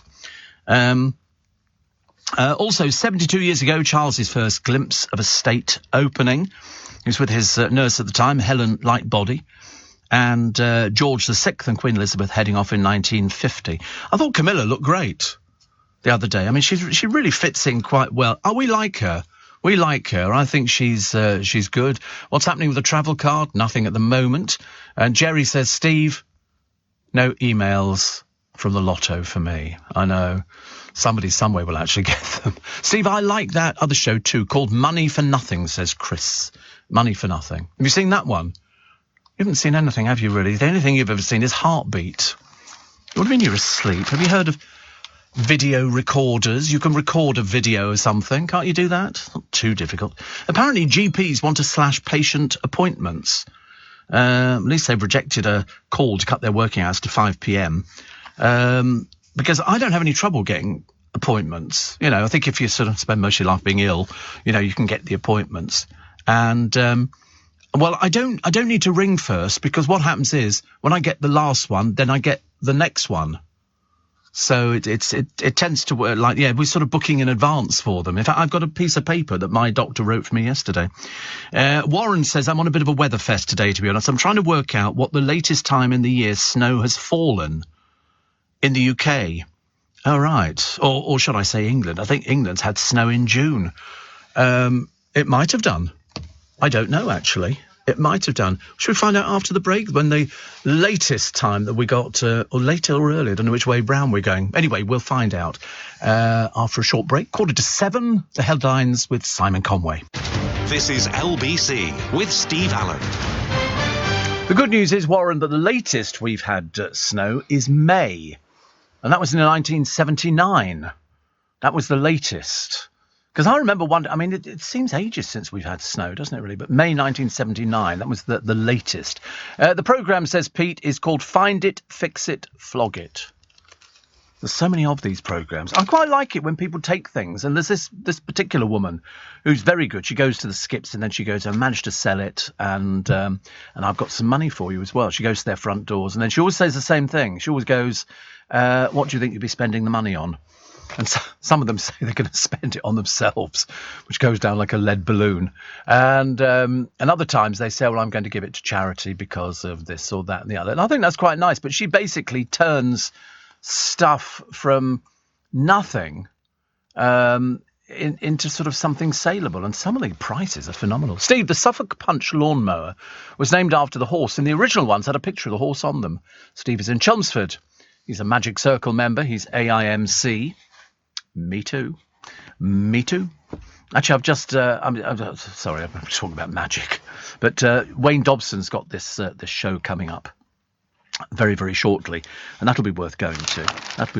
Just check his website and they've got all the details on there. It's only £15 a ticket. And Mike, who works very closely with Wayne, will be doing the magic, and Wayne will be talking about it, which I think it's a brilliant combination. They've done it loads of times before. They've done it at conventions, so it works very, very well.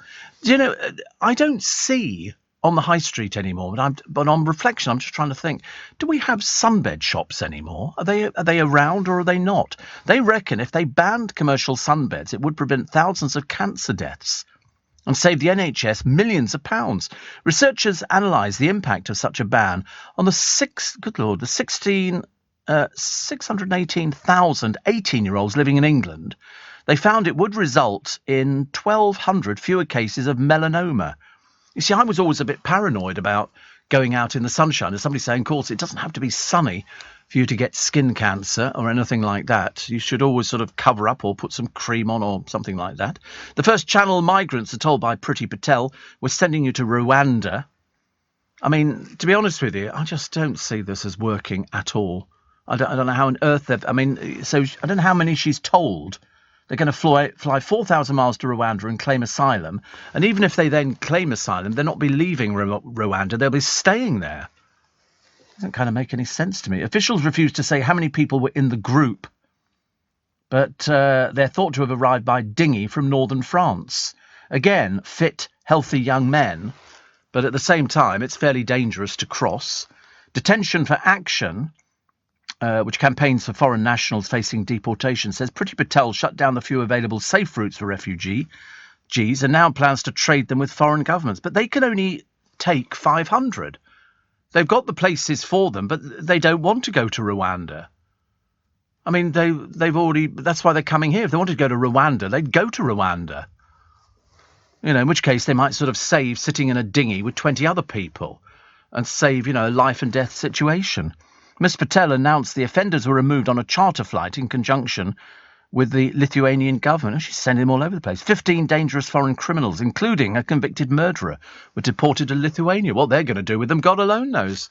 It's amazing how many people can get back inside the country again. And they've all paid this sort of huge amount of money. Where you get £5,000 from, I've got no idea.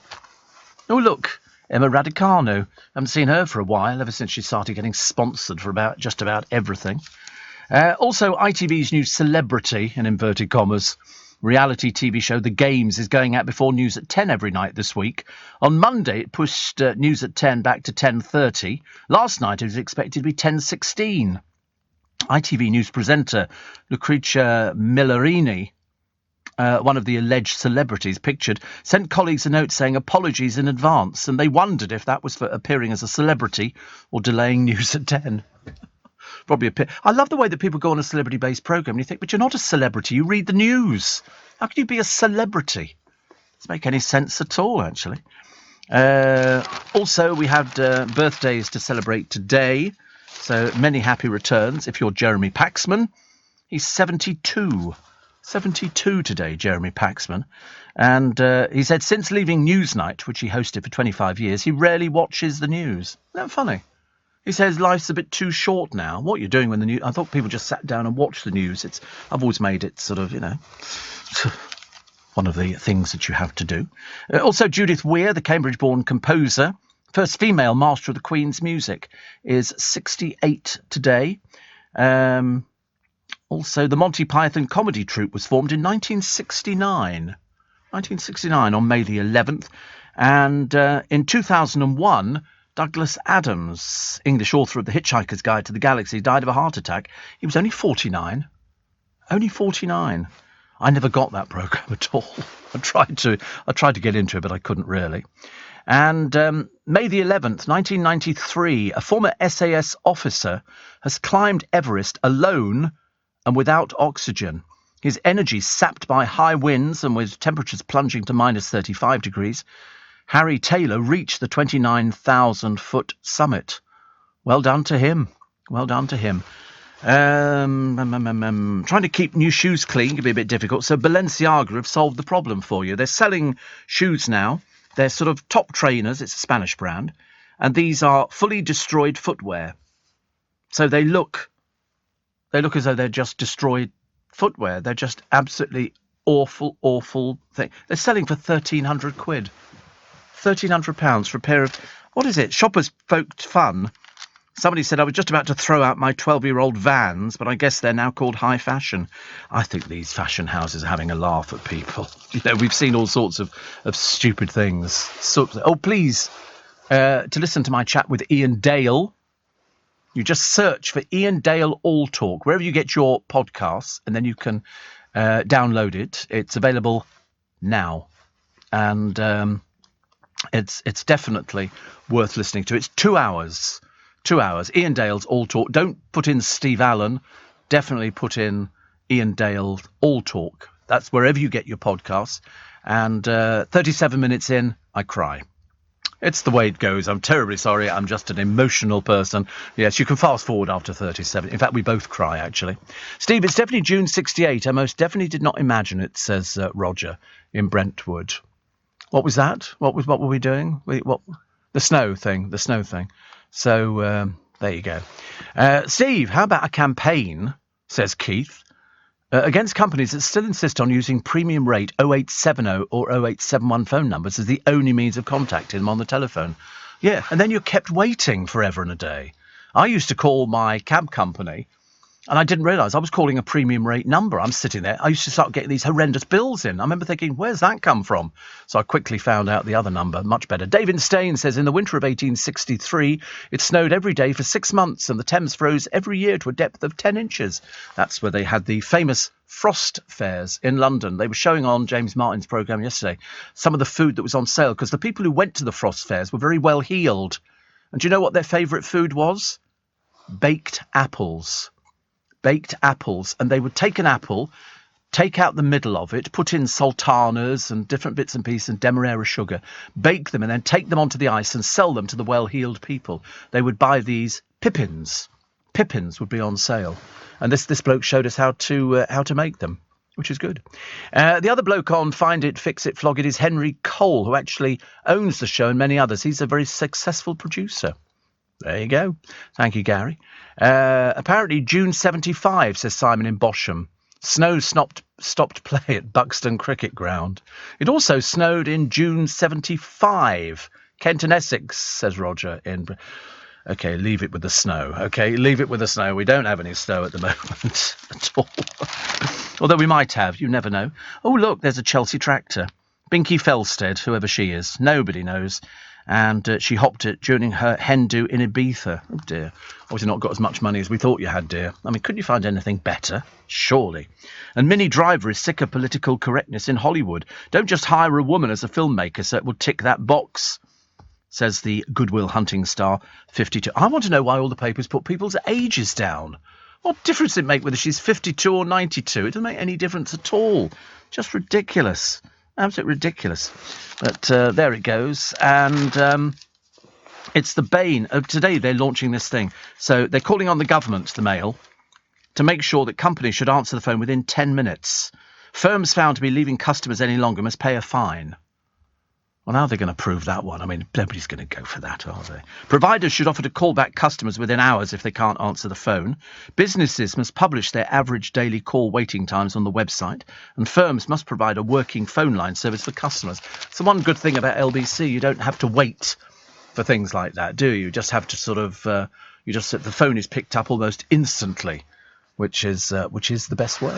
That's just about it for this morning. Thank you very much indeed for your comment. Hopefully it's not raining, is it, at the moment? Tell me it's not raining, please. But don't forget the free little bit extra podcast. There's podcasts all over the place today.